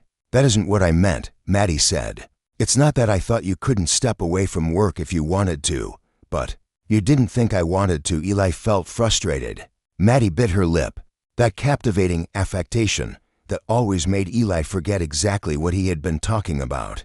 "It's just, I mean, you didn't give me the day off. You wanted a day off. You usually work Fridays, and you didn't say anything about it. But if you meant to be with Charlie all day, and to give him your full attention, you wouldn't need me," Maddie pointed out. "I assumed you had kept me working, because you planned not to be fully present." Eli felt like an idiot. Of course, she was perfectly right. It made sense that she would have thought exactly that. And for that matter, why hadn't he told her to take the day off? He didn't need a nanny today. He was planning to spend the whole day with Charlie. The answer came to him as soon as he had posed himself the question, and it made him feel tense and unhappy to have to admit it. He hadn't sent Maddie off for the day for the very simple reason that he wanted to have her round. When he had imagined this day, she had been a part of it. He didn't need her to help him care for Charlie today, but he wanted her along anyway. And he had no idea how he ought to feel about that fact. "Now are you glad we left the beach?" Maddie asked Charlie. Charlie nodded, kicking his feet against one of the benches at the skateboard park. He jumped in the air and tried to spin around before landing. Eli was impressed. He nearly managed it, but he tripped over his own feet at the end, undaunted. He sprang back up. "Can I get a skateboard, Dad? I'll think about it." Eli wasn't sure how he felt about Maddie exposing Charlie to such a dangerous sport. On one hand, Charlie clearly loved it. He'd been oohing and eyeing at the skaters since they had arrived. "I want to learn how to do tricks," Charlie pressed. "Until you have a board of your own, there are plenty of things we can work on to get you ready," Maddie told him. "There are?" Charlie asked eagerly. Eli turned to face Maddie too, interested in where this might be going. "That jump you just did," Maddie said. "I can help you learn to do it right, if you want. You know how to do that?" "Sure I do. I used to be a ballet dancer." "Skateboarding isn't ballet." "Well, it kind of is. It's all about knowing exactly where you are in the air so that you'll know exactly where you're going to be when you land. That way you don't get surprised and trip on your own feet like you just did." Maddie stood up, positioned herself carefully, then sprang into the air, spun neatly around, and landed in a reasonable impression of a skateboarder's stance. "Hey," Charlie burst into applause. "That was great. You can do that too. It's pretty easy. Show me how." "Okay, come here." Maddie led him into an open patch of grass, which Eli was thankful for. If he fell, there wouldn't be scraped knees. "Stand like this," she demonstrated. "Now, you're going to push off with this foot, and watch how I wrap my arms when I jump." She leapt gracefully into the air again, pulling my arms in like that helps me turn my body. "See? The boarders grab their boards when they spin. They're jumping off of things, so they have more time in the air than you do. When you're just jumping up from the ground like this, it's important to turn fast. Go ahead. Try it." Charlie tried. He didn't make it all the way around, but it was a much better attempt, and he stayed on his feet. "Hey," he cried. "Dad, did you see that?" "I saw it. Maybe Maddie could be my skateboard teacher." "Maybe," Eli agreed, but that wasn't what he was thinking. Instead, he was envisioning her as a ballet teacher. A horde of little kids positioned around her as she corrected their technique and helped them to get their spins and twirls just right. She would be good at it, he realized. She wasn't just a remarkable dancer. She had a gift for guiding children as well, and on the heels of that realization came another one. He wanted to help her. He wanted to assist her in realizing her dream. Whether she would let him do that was another question, but he was determined, all of a sudden, to try. After everything she had already done for him and for Charlie, it felt as if that was the very least he could do for her in return. Ellie's resolve to help Maddie open a dance studio was put to the test just hours later. As the three of them walked home, "Come check this out," Maddie said, turning down an unfamiliar street. "Home is the other way," Eli pointed. "I know," she said, "but this won't take long. We're only 2 blocks away." 2 blocks away from what? "I don't even know this part of town," he objected. "Where are we going?" "I'll show you when we get there. I want to see." Charlie took off trotting after Maddie. Eli sighed and followed. He wasn't fond of surprises. That was how they had ended up at the skate park in the first place. And though it had turned out to be a very good time, he still wasn't sure about the wisdom of encouraging Charlie to take up such a dangerous sport. But there was nothing dangerous about walking a few blocks together. This was a nice part of town, very commercial. He caught up with his son and took his hand, and Charlie beamed up at him. It occurred to Eli to wonder at what age little boys stopped liking it. When their fathers took their hands in public, he was pleased and grateful to realize that he hadn't missed out on those years completely. Maddie had stopped before what looked like an empty storefront. "Here," she said in a blissful tone that didn't match the moment at all, as far as Eli could tell. He frowned. "What exactly are we looking at?" "Yeah, what are we looking at?" Charlie chimed in. "It looks like a big empty building." "That's what it is now. That's what it's been for about a year. But I've had my eye on it. If I had my way, I'd lease it tomorrow." "For your dance studio," Eli realized. "It's perfect. The size, the location. I can even imagine how I would remodel it. The bar would go along that wall," she pointed. "What's stopping you from moving forward?" "Money, of course," she laughed. "Have you looked into the cost? I can't even afford rent on a 1-bedroom apartment. No way I could afford this," she sighed. "It's a pipe dream, unfortunately, but it's one I can't help indulging from time to time. Thanks for swinging by to look at it with me." "I like it," Charlie said loyally, and Maddie smiled at him. They started for home, and Eli couldn't help noticing that Maddie didn't look over her shoulder at the studio, or rather, the space she imagined as a studio, a single time. She had indulged in her daydream, but now she was back to living in reality. And he tore his eyes from the sway of her hips and the curve of her long neck, knowing that he needed to do the same. It was fun, no. It was blissful, to imagine what might be with Maddie if nothing stood in their way. But the fact of the matter was that she was his employee. He had a responsibility. The line between the two of them was firm, and Eli knew it could never be crossed. Chapter 12. Eli. Eli pulled the door to Charlie's room shut. That was fun, he told Maddie. That whole bedtime routine, is that what he does every night? Yeah. We get ready for bed. He washes his face and brushes his teeth, and then we each pick out a book for the other one to read aloud. Maddie smiled. It's what my parents used to do with me when I was a kid. It's nice to get the chance to continue the tradition. I like it, Eli said. Did you mean what you said about coming home earlier this week? Eli nodded. I meant it when I said I was going to try, he said. Do you think I made a mistake? Saying it in front of Charlie. Well, you do. I don't think it's a mistake if you're going to do it, Maddie said. He's really looking forward to it. You saw the way he lit up. Eli had made the promise after finishing the book he had read to Charlie, and Charlie had become so excited that for a moment Eli had worried. The boy wouldn't be able to get to sleep.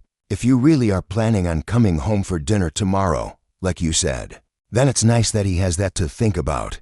But if there's even a chance that it won't work out, I don't want to see him disappointed. I'm going to do it, Eli said. Tomorrow, at least, I'm going to make it happen. We'll have to see from there, but I can do one day. I suppose you managed today, Maddie said. I couldn't quite believe it when you stayed with us all day long. I kept thinking that at some point something was sure to pull you back to work. You surprised me. I just hope it made a difference to Charlie. Oh, it did, Maddie assured him. Take it from the person who's with him every day. He's not an unhappy kid or anything, but today was the happiest I've ever seen him. He loved having the chance to spend time with you. I hope it happens more often. This coming home on time for dinner thing, if it works out, that's a big step in the right direction. Well, I have you to thank, Eli said. The two of them had reached the kitchen, and Eli moved automatically to take out the bottle of wine they hadn't finished a few nights ago. They had restoppered it after a glass each, but now Eli removed the stopper and poured some out for each of them. Maddie had taken her usual place at the kitchen island, and as Eli handed her a glass, it occurred to him that this had become a routine. He never would have believed the two of them would develop a routine together. But obviously they had, and that routine had nothing at all to do with Charlie or his care. That was a thought best left unexplored. If he pulled too hard at that thread, he would be forced to conclude that he shouldn't be here with Maddie in the first place, that they were dancing ever closer to that invisible line he had been trying not to cross since the day he had met her. Oh, but she didn't make it easy on him. Every little thing she did felt like torture, and he was half convinced she was doing it on purpose. The way she twirled a strand of hair absently around her finger, surely that couldn't be innocent. She must know that every move she made was captivating. The air conditioner kicked on, and instantly Eli was aware of her scent on the air, wafting toward him. And though he knew there was no way she was doing that on purpose, he couldn't help the way it made him feel. He wanted to lunge for her. How long had it been since he had felt this way about a woman? It wasn't as if there had been no women. He'd had his flings, but between the responsibilities of parenthood and the job, there hadn't been time for anything serious. And now here was a beautiful woman living in his home, sitting at his kitchen island and drinking his wine in jean shorts and bare feet. As if she belonged here. She did belong here. And she was smart, and she was funny, and she adored Charlie. On paper, this was a dream come true. Eli threw back his glass of wine in a single gulp. Maddie stared at him. Are you all right? I'm fine, he assured her. I think I'm going to get up to bed myself, though. It's early for you. Was it just his imagination, or did she look disappointed? I thought you'd be up a little while longer. I need to get some sleep, he said. I've got an early start tomorrow so that I can get home for dinner. Oh, okay. He hesitated a moment. I'll see you then. See you then, Maddie agreed. Dad, we made a pot roast. Eli had been hit by the scent of dinner the moment he walked through the front door of his house, so he wasn't at all surprised by his son's declaration. He allowed Charlie to take him by the hand and lead him back to the dining room, where the table had been set for two. He looked up at Maddie, who was placing a hot dish on a trivet in the middle of the table. "Only to settings? For the two of you. You're not joining us," Eli thought back over the past week. Maybe she hadn't been given enough time off. He made a mental note to review that with her and see whether a change needed to be made to her working hours. He knew they were long, and he definitely didn't want to lose another nanny the way he had with Katie. "I thought the two of you would like the chance to eat dinner together," Maddie explained. "No, sit down with us. If you're only leaving because of that, you put all this work into making dinner. You should get some while it's hot and fresh. And besides, Charlie wants you here, don't you, Charlie?" "Yeah, I do," Charlie said. "You guys can tell me all about what you did today," Eli said. "You seem calm," Maddie observed. "I do. I mean, more so than usual. Usually you seem a little tense when you get home from work. But today you're more relaxed. I'm guessing it was a good day." "It was," Eli said. "But, I think what you may be picking up on has more to do with the fact that I was expecting it not to be." "Really? Why would you expect that?" Maddie hesitated. "I guess I don't know very much about what it's like at your job. Maybe difficult days are the norm." "Well, they are, but there's also the fact that I just took a whole day off," he explained. "I thought I would be playing catch-up all day long. But as it turned out, my team did a great job keeping up with things while I was away. I didn't have to worry about it at all. Almost everything I'd have done if I had been in the office yesterday was already accomplished. So there was only a little bit of work to catch up on. And then I was able to get into today's tasks. It wasn't anywhere near as bad as I thought it would be." "You're saying the place didn't burn down without you?" Eli laughed. "I guess it didn't," he agreed. "And I guess that was the thing I always worried about. That if I stayed away from work too long, everything would fall apart in my absence. The fact that that didn't happen made it easier than I thought it would be to come home early today. I thought that was going to be a real hurdle for me, but actually, walking out of the building at 5 o'clock felt kind of nice." "You should be able to do that," Maddie encouraged. "It's your company, after all. It's not as if you have a boss you need to impress. And I'm guessing that a lot of the day-to-day stuff can be delegated to your employees." "You're right.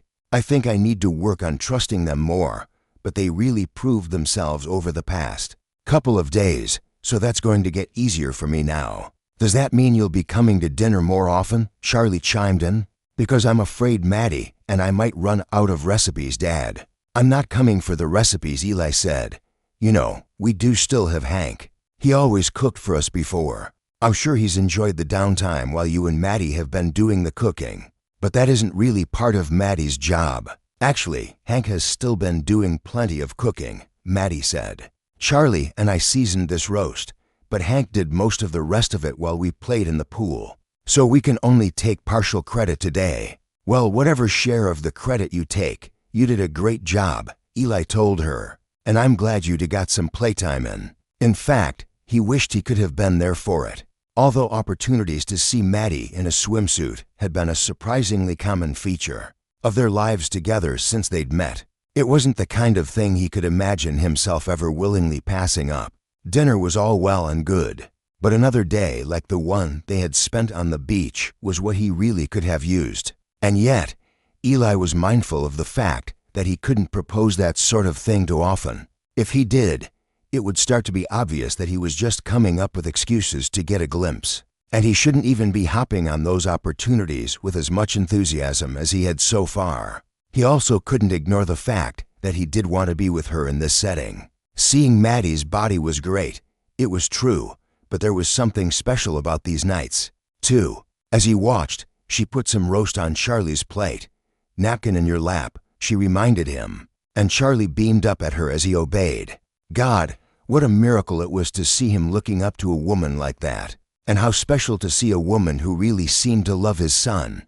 Those were two things he had never believed he would experience after Fiona had died. Things he'd never believed Charlie would experience. Sometimes he couldn't believe that his life had taken the turn it had. Sometimes it felt as though Katie walking out on her position as nanny was the luckiest thing that could possibly have happened to the two of them. But whenever that feeling struck, Eli forced himself to remember that, for Maddie, this was just a job.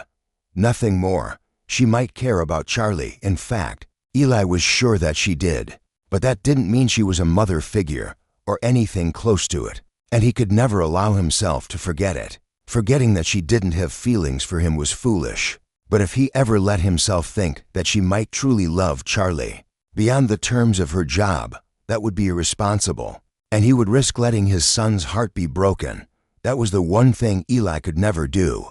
"I'm impressed," Maddie said softly, 3 nights later. "You've been home early every night this week." "It was easier than I thought it would be," Eli admitted. "It makes me feel bad for not having done it sooner. What matters is that you did it now. Hey, can you hand me that dish towel? I've told you that you don't have to do the washing up. That's not your job." Maddie reached past Eli and plucked the towel from its hook. For a moment, her lean, muscular body was pressed up against his, and he could feel the shape of her curves. It slayed him. He wanted to wrap his arms around her and hold her right where she was, stop her from moving. He knew he couldn't do that, but there was no denying the desire. He stepped back quickly instead, breaking the contact between them, which caused her to stumble. He was forced to reach out and put a hand on her arm to steady her, and somehow that was just as intoxicating, although a mere hand on her elbow really shouldn't have affected him so powerfully. Perhaps it was because he was now imagining all the places he wasn't touching her. Maddie cleared her throat, lowered her eyes, and stepped away to start drying the saucepan she had washed. Eli stood still, half of him wanting to leave the kitchen to be alone with his thoughts and to break the tension that was so thick in the air he felt as if he could nearly see it. The other half of him resisted, desperate to stay. Sometimes he felt as if he spent all day waiting for these moments, when the two of them would be alone together. Sometimes it felt as if he was living for these moments. And when thoughts like that occurred to him, he was forced to admit to himself that his feelings had already gone much too far to be called back. The most he could hope to do now was to control them, to keep them restrained, like a dog that couldn't be trusted without a leash. "Will we be seeing you for dinner next week as well?" Maddie asked him. "I suppose you'd tell me that Charlie has gotten used to that, and it wouldn't be a good idea to disappoint him?" "I would definitely say that." Maddie hesitated. "I would also be disappointed if you stopped coming home for dinner." She shot him a glance, as though nervous of what his reaction to that might be. Eli didn't know how he ought to react. She wanted him at dinner, not for Charlie's sake, but for her own. "I guess you work hard on those meals," he said at last, knowing it was a poor response, but not knowing what else to say. What could he say? Maddie seemed somehow deflated by the comment, but she recovered herself. "I do," she said. "And so does Charlie. We both want to see you enjoy them." "I do. I looked forward to them all day." The food was the least of what he looked forward to. Were they both talking in code, circumventing the thing they really meant to say? He couldn't be sure. He was usually so good at reading women, so why did he find her so difficult to interpret? She cleared her throat. "Dishes are done," she said. "I think I'll go read for a bit before bed," meaning she would pass on their customary glass of wine tonight. Eli watched her go, unsure if he was glad of the reprieve or sad to be missing out on more time with her, with Maddie. It seemed he was always asking himself that question. Chapter 13. "Maddie, I haven't seen you in forever," Tess complained as she set the lunch tray down on the table between the two of them. "That's how it feels, at least. I miss you."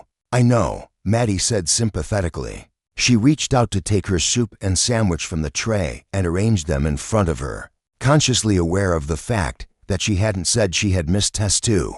The truth was that she hadn't, exactly. Not that it wasn't good to see her friend, of course. They were at their favorite cafe today, a few blocks from the beach where Maddie had once worked, and thus, by definition, close to the neighborhood where Eli and Charlie lived. She'd never realized how close this cafe was to those ritzy, upscale houses. Certainly there was nothing blue-blooded about this place, which served sandwiches to order, soup of the day, and soda that you dispensed yourself into a paper cup. Maddie and Tess loved it because the soups were so well made, but not because there was anything fancy about it. She was glad to be here, but in all actuality, she couldn't say that she had missed these outings with Tess. Even though it had been a long time since one had taken place, she had been too distracted with everything that was going on in her own life to feel much longing for this. She felt guilty about that, but at the same time, surely Tess must understand. She was preoccupied herself, living with her boyfriend for the first time. "How have things been with Damien?" she asked. Tess rolled her eyes. "Don't ask." "Oh, not good." "No, it's fine. I mean, I'm glad he moved in," Tess said. "It's just an adjustment. You and I lived together for such a long time that there were never any surprises. But with Damien, it's like something new every day." "Good surprises, I hope." "Well, some of them are. He makes me omelets in the morning and brings me coffee in bed on the weekends. You never did that." Tess grinned. "I mean, it would have been a little strange if you had, of course. But it does make for a nice change, so that part is good." "I'm glad," Maddie said. "But you sound like maybe not all of it is good." "It just takes some getting used to," Tess said. "He doesn't sort his laundry." "Is that a big deal?" "It doesn't need to be, necessarily," Tess said. "But like, the other day, for instance, he threw a bunch of my stuff into the washer with his.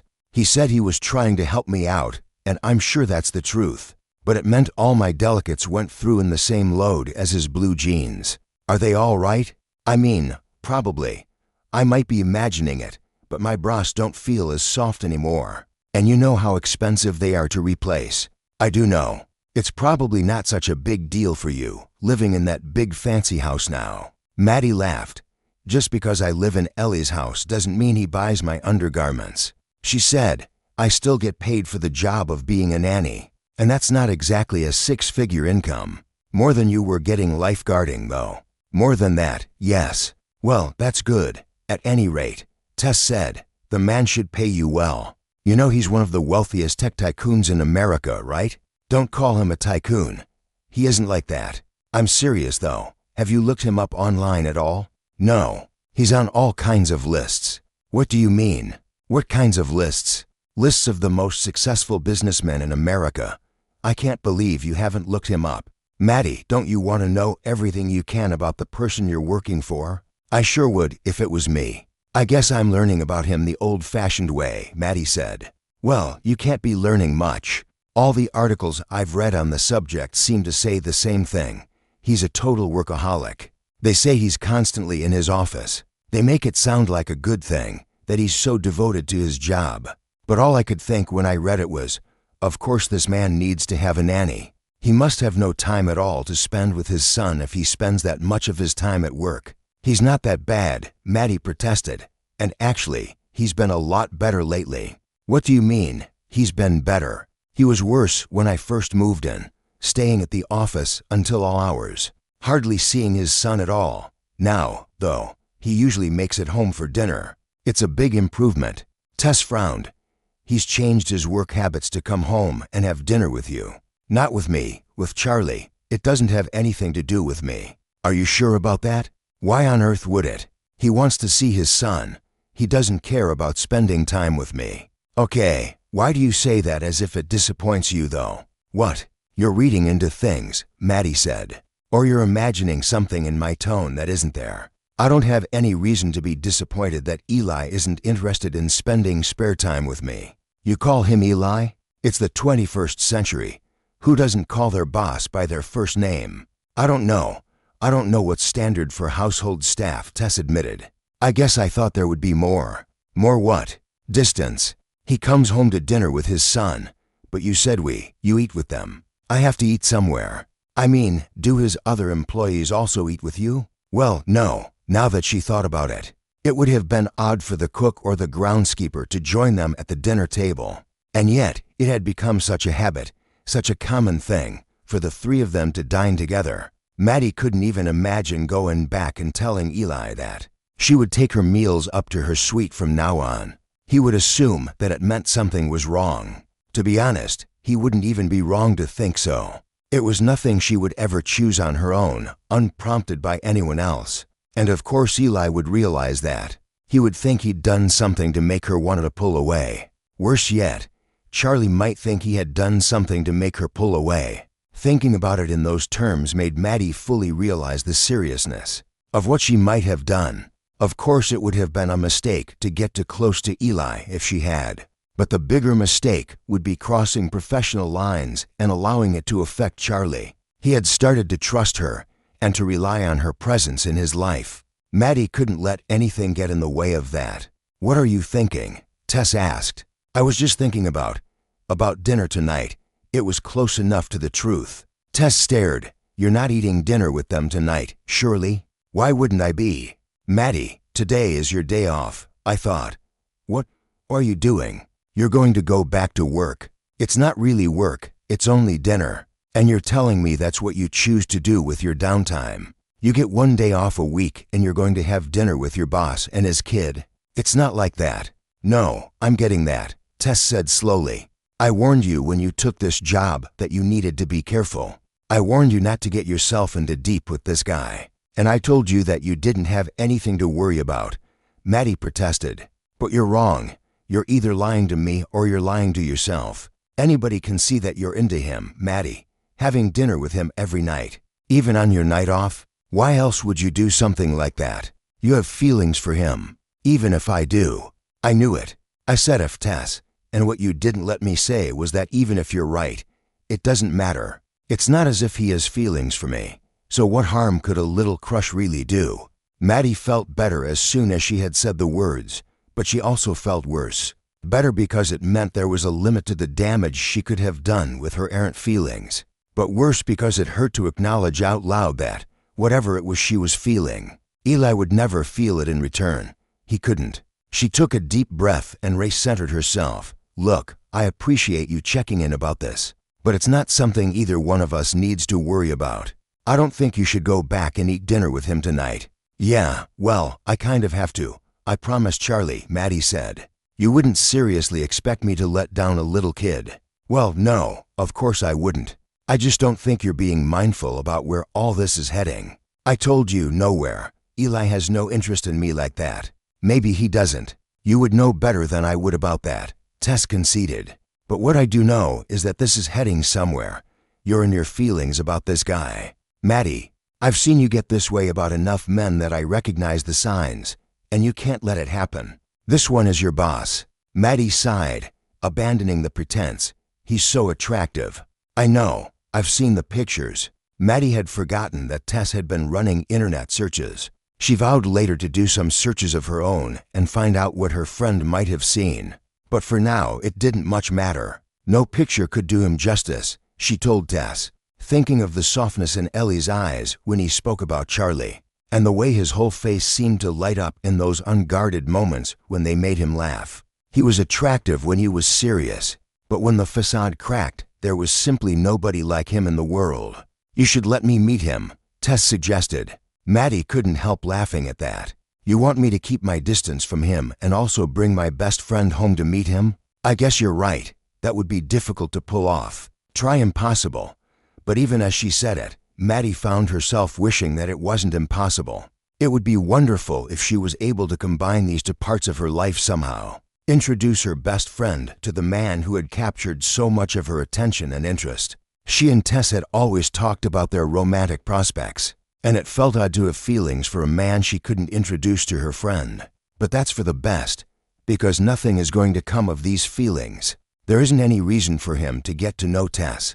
She'll never be a part of his life, and as soon as he stops needing a nanny, so will I. Not for the first time, she found herself wondering when that would be. She had never intended to nanny for Eli forever. Moving on had always been the plan. But more and more lately, she found herself dreading the day she would have to actually bite the bullet and do it. She was beginning to fear that it would just be too hard to say goodbye. Chapter 14. Eli. As the weeks went by, Eli found it increasingly difficult to get Maddie off his mind. It began to get in the way of his day-to-day life. He sat in meetings and realized halfway through them that he hadn't been paying attention to what was going on because he had been daydreaming about her instead. More and more, he relied on the notes his assistant took during those meetings because he couldn't seem to focus on anything. Instead, his mind wandered to little interactions with her, and he relived them over and over. A time she had ducked her head to laugh at a joke he had told, and her hair had fallen across her face. It had felt so good to make her laugh. He analyzed the joke, picking it apart, trying to isolate exactly what her sense of humor was and how he might make her laugh again, knowing perfectly well that something so calculated would never have the same impact as an off-the-cuff moment had. He had always been a charismatic person. He was being ridiculous, and he knew it. There was no need to plan every interaction like this. Things went well between Maddie and himself when he didn't worry about it and allowed their interactions to come naturally. But if he was truly honest with himself, that wasn't the reason he spent so much time thinking about her anyway. It wasn't that he was worried about his ability to interact with her. It was just that daydreaming about Maddie felt nice. It had become one of the most potent and enjoyable parts of his day, which is fine, totally fine. There's no harm in daydreaming about an attractive woman. It doesn't mean I would ever act on it. Of course I wouldn't. And yet, day by day, the tension grew, and Eli felt an increasing sense that something was going to have to happen. He couldn't act on the feelings of affection that welled up in him every day, but he needed to do something to communicate to Maddie just how valued she was. He needed to let her see that she had changed his life just by being a part of it. And over, he returned to the same idea of how he could do that. He took action on her day off. He hired a crew to come to the house and move everything that had been stored in the conservatory up into the attic. He had mirrors fixed to the wall along one side and a sound system installed. He even purchased a ballet bar, a freestanding thing that could be moved about the room. When he was finished, the space looked nothing like it had when he had started the day. It had been successfully converted into a ballet studio. Eli had to hand it to himself. He hadn't realized he would be able to do this so well, but it really did look great. Maddie arrived home late in the evening. Eli knew she was in the habit of going out to meet with her friend Tess on her days off, and on this occasion she'd indicated that the pair of them would be going to the movies. He and Charlie waited for her at the door, Charlie bouncing up and down on his toes, nearly overcome with the excitement of it all. "She's going to love it," he said. "Right, Dad?" "We hope so," Eli said. He had to admit that he didn't know for sure. The conservatory definitely looked good to him, but it wasn't as if he was any sort of expert on what a ballet studio should be like. Hopefully Maddie would appreciate the effort, if nothing else. She came in holding a few boxes of movie theater candy. "Hey, you're still up," she said, smiling at Charlie. "I brought you chocolate-covered peanuts. I know they're your favorite." Eli felt the familiar twinge, a mix of jealousy and guilt, that he always felt when Maddie knew something about Charlie that he himself did not. It wasn't as bad as it had once been, though. He recognized that he knew a lot more about his son than he had even a few weeks ago. What was more, Maddie was responsible for a lot of the new closeness between Eli and Charlie, and Eli was deeply grateful for that. The gratitude he felt served to mitigate his guilt and jealousy a great deal, and it was a good thing to learn something new about Charlie. He hadn't known his son loved chocolate-covered peanuts. Well, now he did know. The fact that he knew it now was more important than the fact that he hadn't known it before. He filed the information away to be used at a future date. Maybe he would bring Charlie home some candy himself sometime soon. Charlie turned to him. "Dad, can I have some candy? Henry and his mom are going to be picking you up for your sleepover night soon, remember?" "You can have it tomorrow," Eli said. "I'm sure it will keep just fine." "I'll put it in the cupboard." "Charlie," Maddie said, "maybe tomorrow we can watch that movie I was telling you about yesterday. The one where the dog gets a job on a sailboat, and we can make our movie snacks. Would that be fun?" "Ooh, yes. Do you have to work tomorrow, Dad?" "I do, unfortunately." Charlie took that in stride. "Maybe you can watch a movie with us another time. We'll make sure to set aside an evening for that."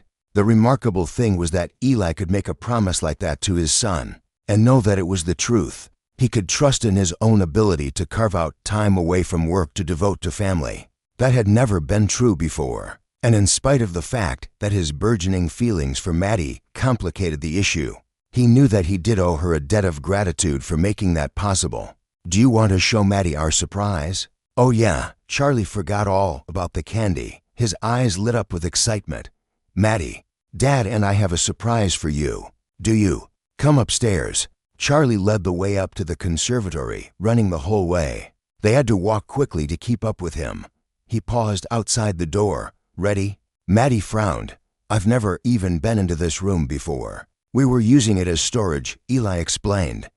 But now, well, I thought of a better use for it. Charlie flung the door open. Maddie gasped.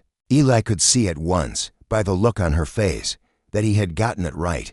The sense of satisfaction he felt was powerful. He hadn't realized until this very moment how concerned he had been. That she would walk into the room and not understand what he had been trying to create. That he would have missed the mark badly enough that she wouldn't recognize it. But she did, of course. He shouldn't have worried. It's a ballet studio, she breathed. You have a ballet studio? We built it today, Charlie enthused. A team of contractors did, Eli amended, not wanting to take too much credit. I hope it suits you. It's gorgeous. Maddie turned a slow circle, taking it all in. She walked out into the middle of the room, rose up on one toe, and did a tidy pirouette. The mirrors, they were there before? I had them installed. Eli, this is too much. You shouldn't have done all this. It's not too much at all, he said. I wasn't using this room for anything, and you're welcome to it. It should be put to some kind of use. But she hesitated. We don't know how long I'm going to be here. You shouldn't have invested in a project like this. Do you think you won't use it? I'll definitely use it. I'll use it every day. In that case, it's worth having, Eli said. And if we redecorate again in a few years, that's no problem. But for now, it will be put to good use.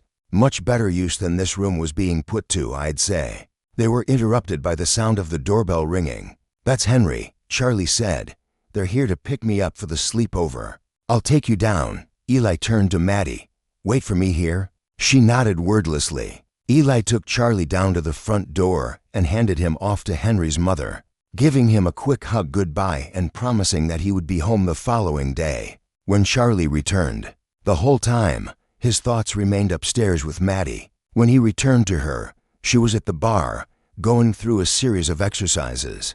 Eli stood in the doorway and watched her for a moment, noting how different it was from the way she danced in the living room. She was able to truly focus on her technique now, watching herself in the mirror, checking each of her moves and repeating them if they didn't meet with her satisfaction. She caught sight of him in the mirror. This is wonderful, she told him. You really like it? I love it, but I can't believe you did it, she said. It's such an extravagant gift. It really isn't as big a deal as you think it is. I wasn't using the space. It is a big deal, she countered. You thought of something I would want, and it's the perfect thing. No one could have come up with a better gift for me, Eli. She left the bar and turned to face him, meeting his gaze. Thank you, she said earnestly. This means everything to me. I wanted to do something to repay you, he explained. Repay me? You don't have anything to repay me for. Everything you've done for me and Charlie. I've only done my job. No, he said.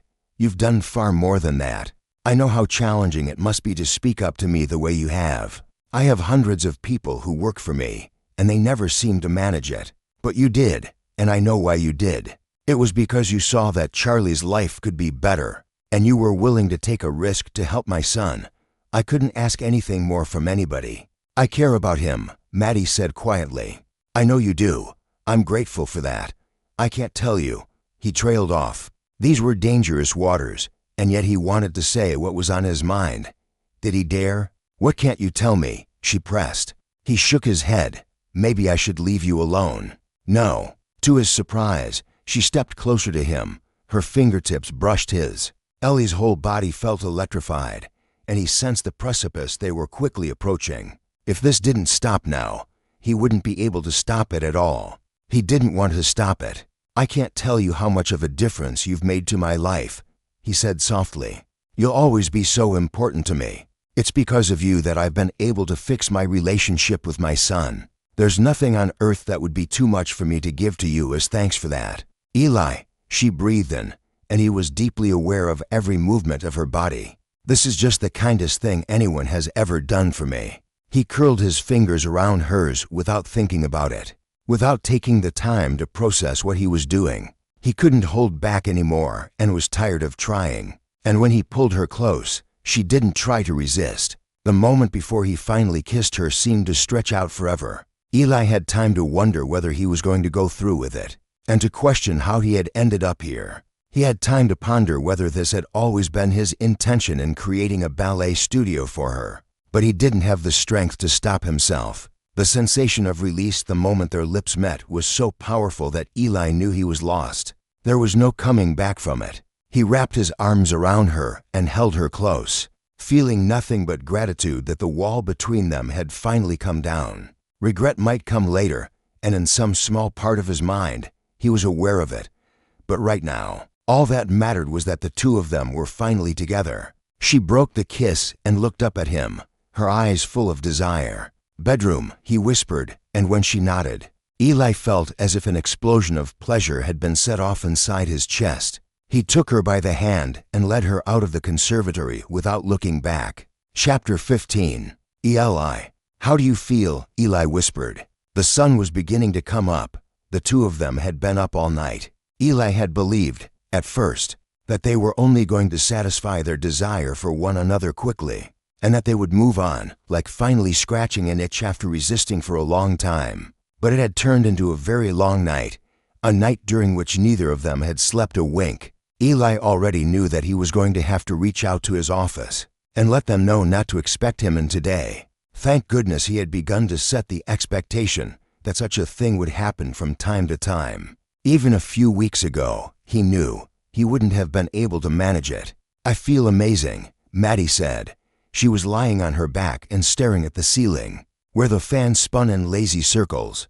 "I can't believe this happened." "I've thought about it for a long time," Eli admitted. "So have I." "Have you really?" She looked over at him, a small smile on her face. "Did you think this only happened because you made me a ballet studio?" she asked. "I love the studio, but I wouldn't have gone this far for it. I had no idea you felt the same way I did." "I've been feeling things for a long time," Maddie said, looking over at him. "I thought you knew. I thought you must be able to tell." "I couldn't. I hid it better than I thought I did." She sighed. "I told myself I had to, that nothing could ever happen between us." "I know. I've been telling myself the same thing." "So what changed?" "I couldn't hold back anymore. I got tired of trying. I think we must be restraining ourselves for the same reasons, right? Trying to protect Charlie?" Maddie nodded. "I'd never want to do anything to put his feelings at risk." "No, I wouldn't either. But you've been such an undeniable force for good in his life that it's hard for me to believe anything bad could come of this," Eli said. "Maybe I'm being too permissive with myself, but I'm ready to take the risk." "I can't believe I'm hearing you say this." Maddie shook her head. "Tess is never going to believe any of this." Eli couldn't keep a smile off his face. "You've talked to Tess about me?" "We talk about you every time we get together," she confessed. "What do you say?" "Well, she told me that if I had any sense, I would keep away from you," Maddie said. "And I told her over and over that there was nothing to worry about, that nothing would ever happen between the two of us." "I guess Tess saw the situation more clearly than either of us did." "She usually does," Maddie agreed. "When I tell her that this happened, she's going to be full of 'I told you so.' And then what? Do you think she'll disapprove? She'll want to know what happened between us next, how we followed it up in the aftermath. What will you tell her?" "I don't know, do I? That part hasn't happened yet." "Well, I'd better work on making the best impression I can." Eli got out of bed and pulled on his flannel pajama pants. "Where are you going?" Maddie asked him. "To get you breakfast, when you tell this story to Tess later. I want to make sure I come off looking really good." "Oh, you don't need to worry about that," Maddie said. Then she blushed, imagining what she must be thinking. Eli couldn't help but laugh. He sort of wanted to ask her exactly what details she would share with Tess, but he decided to leave that between the two of them. "Just tell me one thing," he said. "All right. I just want to know whether you have any regrets, whether you're wishing that we hadn't done it." She swallowed. "No," she said softly. "No regrets at all, Eli. I don't know where we go from here, and I don't know if we were wise in what we did, but I do know that I can't possibly take it back now. It was exactly what I've been wanting this whole time, and I'm happy that it happened." "Good," he murmured. "That's good. Do you feel the same way?" "We can get into how I feel when I get back with your breakfast." He flashed her a grin. "Why don't you just relax? Enjoy the sunrise." She nodded and settled back into the pillows. Eli grabbed his phone from the charger and headed into the kitchen. He started the coffee and then pulled up his email, thinking that he would fire off a quick message to his assistant to let everyone know that he wouldn't be coming in today. He froze. There were dozens of unread messages in his inbox. It didn't make sense. He had cleared it out last night before leaving work. It wasn't yet 7 in the morning. What could all these messages possibly be about? Unless something had gone seriously wrong overnight. With a sinking feeling in his stomach, he clicked one of them open. It was from his contact at Harrison Duncan, a law firm that was one of his biggest clients. Eli skimmed the email with mounting horror. Harrison Duncan was canceling all their contracts with his company. The tone of the email was one of deep dissatisfaction bordering on outrage, and Eli had no idea what to think. Everything had been fine yesterday. He looked at the clock. Was it too early for a phone call? He knew the answer to that, really, but something had to be done to mitigate this situation. He couldn't just lose such an important client. This was terrible for the business. They would survive the hit, but it was a huge setback. No, he had to call. He had to at least leave a message to show that he was taking this seriously. Jack Harrison answered the phone on the first ring. "It's about damn time," he snapped. "I've been trying to get in touch with you all night, Sinclair." "I'm glad I didn't wake you," Eli managed, though in truth this was worse. Apparently whatever had happened was so serious that Jack Harrison hadn't been to sleep yet, and that was worrisome in the extreme. "I just received all your emails." "How can you have just received them? Is your company's technology so terrible that it takes 8 hours for an email to go through?" "What I mean is that I just checked my messages," Eli said, striving for patience. "That's not what was promised when I signed my contract with you. Round-the-clock customer care. That's what I was told I would receive." "I'm sure there have been members of my staff available," Eli said. "I always have staff on hand to deal with anything that might come up, at all hours." "Didn't anyone respond to you?" "Of course they did. But I didn't want to speak to whatever random associate you left manning the desk. When something of this severity happens, I need you, Sinclair. Where were you?" Eli wasn't about to be interrogated as to his whereabouts post-work hours. "What happened?" he asked. "Whatever it is, I'm sure we'll be able to set it right." "Oh, I wouldn't count on that. The firm suffered a serious data breach yesterday," Jack Harrison said. "We're facing lawsuits from a number of our clients because their data was leaked, and we're probably going to have to settle with all of them because they're completely in the right. I thought your software was supposed to protect against this sort of thing. What went wrong?" "I have no idea, but I'm more than happy to dispatch a tech support team," Eli said. "We can manage this. It's too late for that. I've been dealing with your tech support staff all night. At least they answer their phones." Harrison paused. "Do you know why I contracted with your company? You're not the only security software out there. I had options. I chose your company because of how dedicated you seemed. You told me that you would always be available if I had any issues. Not some minimum wage desk jockey, you. No one in Ellie's company was earning minimum wage, but it didn't seem like the time to split hairs. Tell me what I can do to make this right." "There's nothing you can do. I've learned my lesson. I'll be taking my business elsewhere. I'm not going to risk putting my firm through this kind of thing again." "Just because you wanted a second chance," Harrison said. "This is over, Sinclair. Don't cancel the contract because of one bad experience. Give us the chance to correct it." "I'm not going to continue this phone call," Harrison said. "There's nothing more to say. If you had been available when the crisis first happened, we might have been able to set things right, but we've been dealing with this for hours. I already have meetings scheduled with 2 different security software companies to see what they can offer me. You'll be hearing from my legal team about the data breach.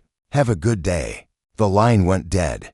Eli stood frozen in the kitchen, staring at the phone in his hand. The sound of the coffee dripping into the cup he had set up felt almost hypnotic. He couldn't believe this was happening. This couldn't be happening. Except, of course, that it could be. Because it was. And if he was perfectly honest with himself, he should have seen it coming. What had he thought would happen? That he could go on neglecting work in favor of spending time at home, and that there would be no consequences. Of course it had caught up with him in the end. And how ironic that it had happened on an evening when he hadn't been taking care of Charlie at all. Charlie hadn't even been in the house. There was no good reason he shouldn't have turned his attention back to work. There was no excuse for his having missed those emails. It was negligence, and now his company was going to pay the price. The coffee was done, but Eli had no time to sit around and drink it, no time for the blissful morning. He had hoped just 15 minutes ago that he and Maddie might be about to spend together. The thought of it seemed hopelessly naive now. How could he ever have believed that was an acceptable use of his time? He went back to the bedroom. Maddie was sitting up in bed. She'd put on a t-shirt, but it was thin and he could make out the shape of her body through the fabric. He forced himself to look away. Looking at her would do him no good. "I've got to go into the office," he told her. She frowned. "What about Charlie? You're going to have to handle that. He's going to be dropped off in a couple of hours." "Eli, it won't be a problem, will it?" "No, of course it's not a problem," she said. "That's my job. But I thought we were going to have breakfast together. What's changed?" "Something came up with a client of mine, an ex-client," he thought with a bitter pang. It was going to be a big deal, trying to cope with the loss of Harrison Duncan. They had been one of his biggest clients, representing millions of dollars in profit for the company. "We're going to need all hands on deck. I suppose you'd better go." Then Maddie agreed, and Eli could tell that she was trying to be accommodating. "Will you be back for dinner tonight?" "I wouldn't count on that, no." "All right, don't worry about it. I'll make sure everything is taken care of. And I suppose I'll just see you late tonight?" Eli nodded.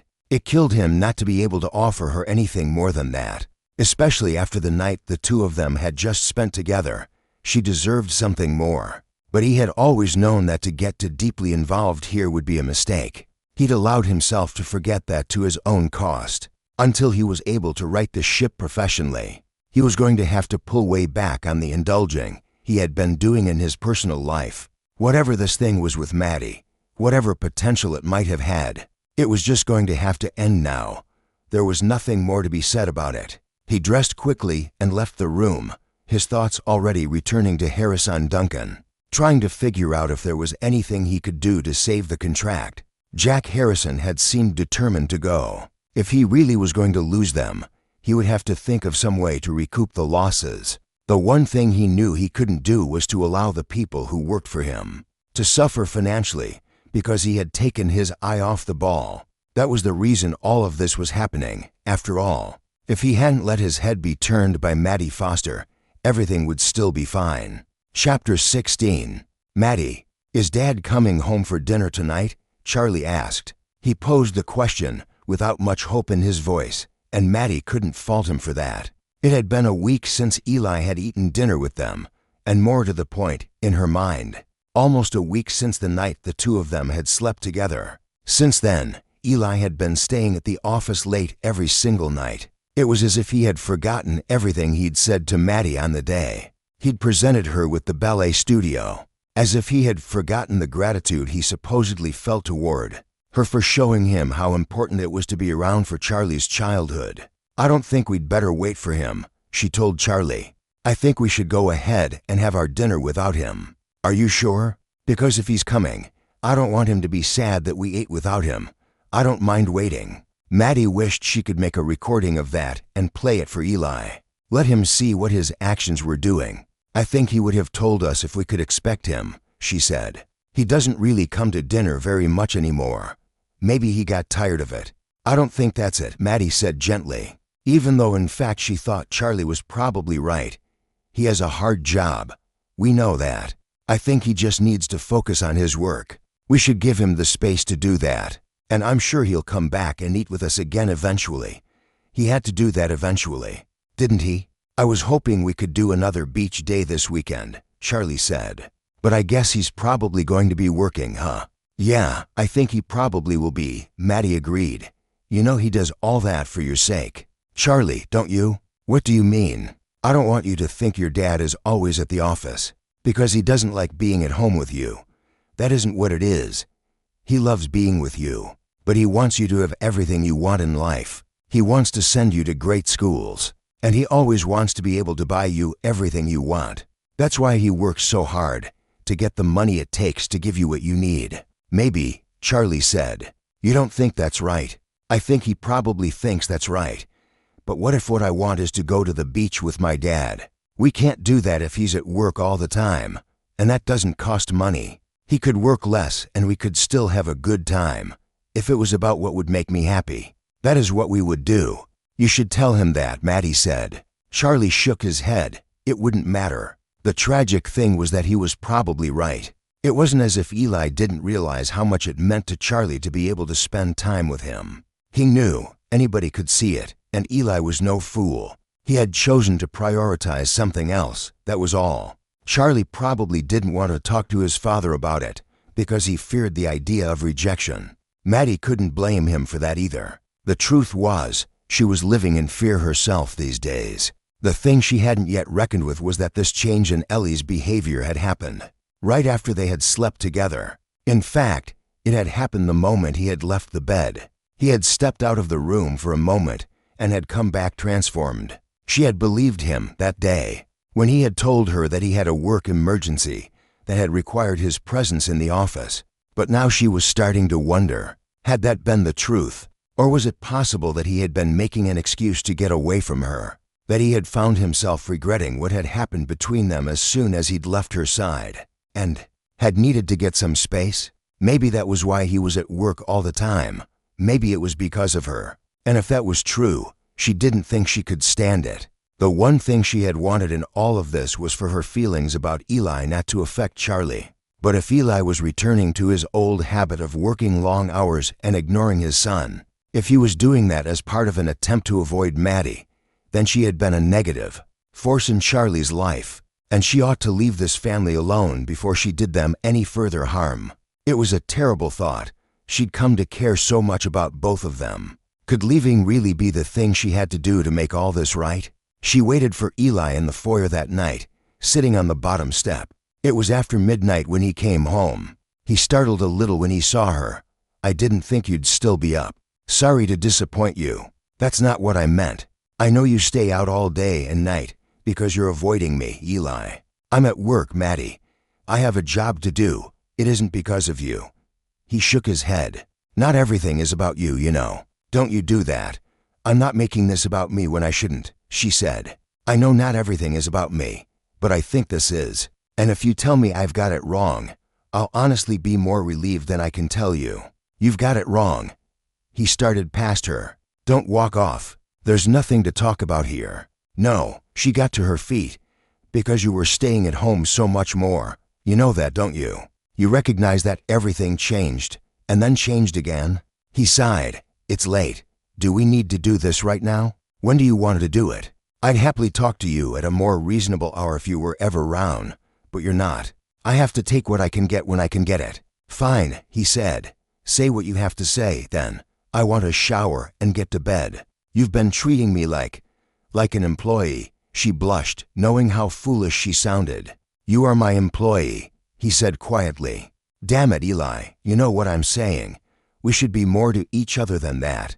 We are more to each other than that. We've become..." "What? What did you think we were?" "Well, friends, certainly. Friends. I know I work for you. I also know we transcended that the first time you poured me a glass of wine.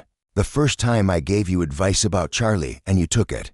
We've been more than employer and employee for a very long time, Eli. And then, a week ago, when Charlie was away, that night, I know what happened. You won't even look at me. I'm supposed to pretend that isn't the reason you're staying away now? It isn't. I don't believe you. Believe me or don't. I'm telling you the truth. Eli, I'm not stupid. I know that was the moment everything changed. You were pouring time into Charlie. You were so happy with me that you built me a ballet studio. And then that night happened, and it's like we're strangers again. It's like we're employer and employee. It always should have been like that. I know you know that every bit as well as I do. But I don't understand it. What changed? We were so close. You gave me that ballet studio. And the morning after, we were talking about how neither of us regretted what happened. And I swear, you were telling the truth. But then you left, and it's like you never came back. It's like we never finished that conversation. We shouldn't have done what we did." Maddie felt as if she'd been punched. "Do you mean that? You were so intent on making sure I had no regrets. Are you telling me that the whole time you regretted it? It's not that I regret being with you. Then what? Make me understand this. Maddie, my company lost millions of dollars that night. What? It was the last thing in the world she'd expected him to say. You knew I had a work emergency that day. You knew there was trouble at the company. I didn't realize it was that extreme. You said you needed to go into the office. You always say that. You just finished telling me how things have changed, though, Eli said. How I stopped prioritizing work. Well, you were right. And my whole company is paying the price now, because I lost a client. Eli, I'm sorry you lost a client, Maddie said gently. But that's something that happens, isn't it? Even if nothing had ever happened between you and me, sometimes clients and their contracts. You don't know anything about the business world. That was a slap in the face. You don't need to be rude. I might not be in that world myself, but I'm not an idiot. I do understand how things work. Then you should understand that clients stay or go depending on the level of service they're offered. My client ended our contract, costing me and my associates millions of dollars and jeopardizing the business because he wasn't happy with the service he was getting. What on earth was he expecting? Service in the middle of the night? You're allowed to have times when you're not on the clock, Eli. Everyone is allowed to have that. I should have had an eye on my work. I allowed myself to focus on things I shouldn't have been paying attention to, and because of it, I lost an extremely important client. I know you had a point about me needing to spend more time with Charlie. I'll have to figure out how to make that happen without things like this going wrong at work. That doesn't mean I have time to spare for anything else. For me, I have people who depend on me. My company relies on me being there.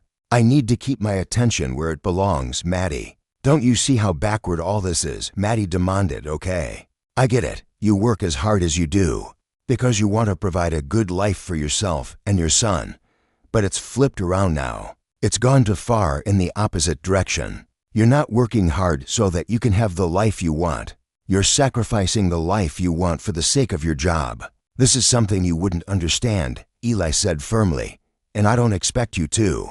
You'd be surprised what I can understand. Maybe you should try me. You're already showing me that you don't understand. You disagree with the choices I'm making here. Of course I do, but that's not because I can't comprehend your reasons for making them, Eli. Do you think I'm an idiot? I know what's going on. Okay, then tell me. You're hiding in your work, she said.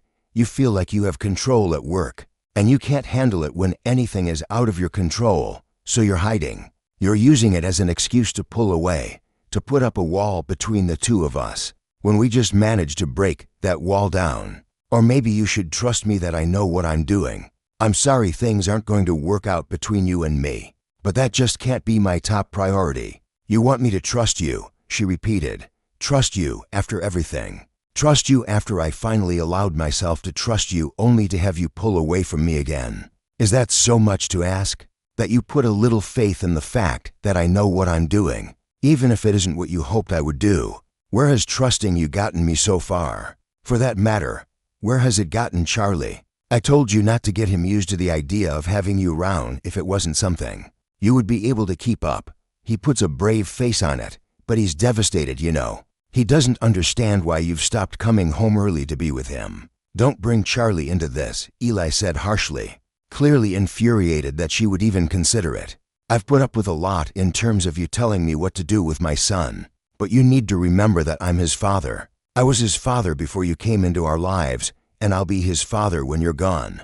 I've listened to your advice, but there was never any agreement or understanding that I would do whatever you told me to do. Not when it comes to my son. Maddie shook her head. You can do whatever you like with me, she said.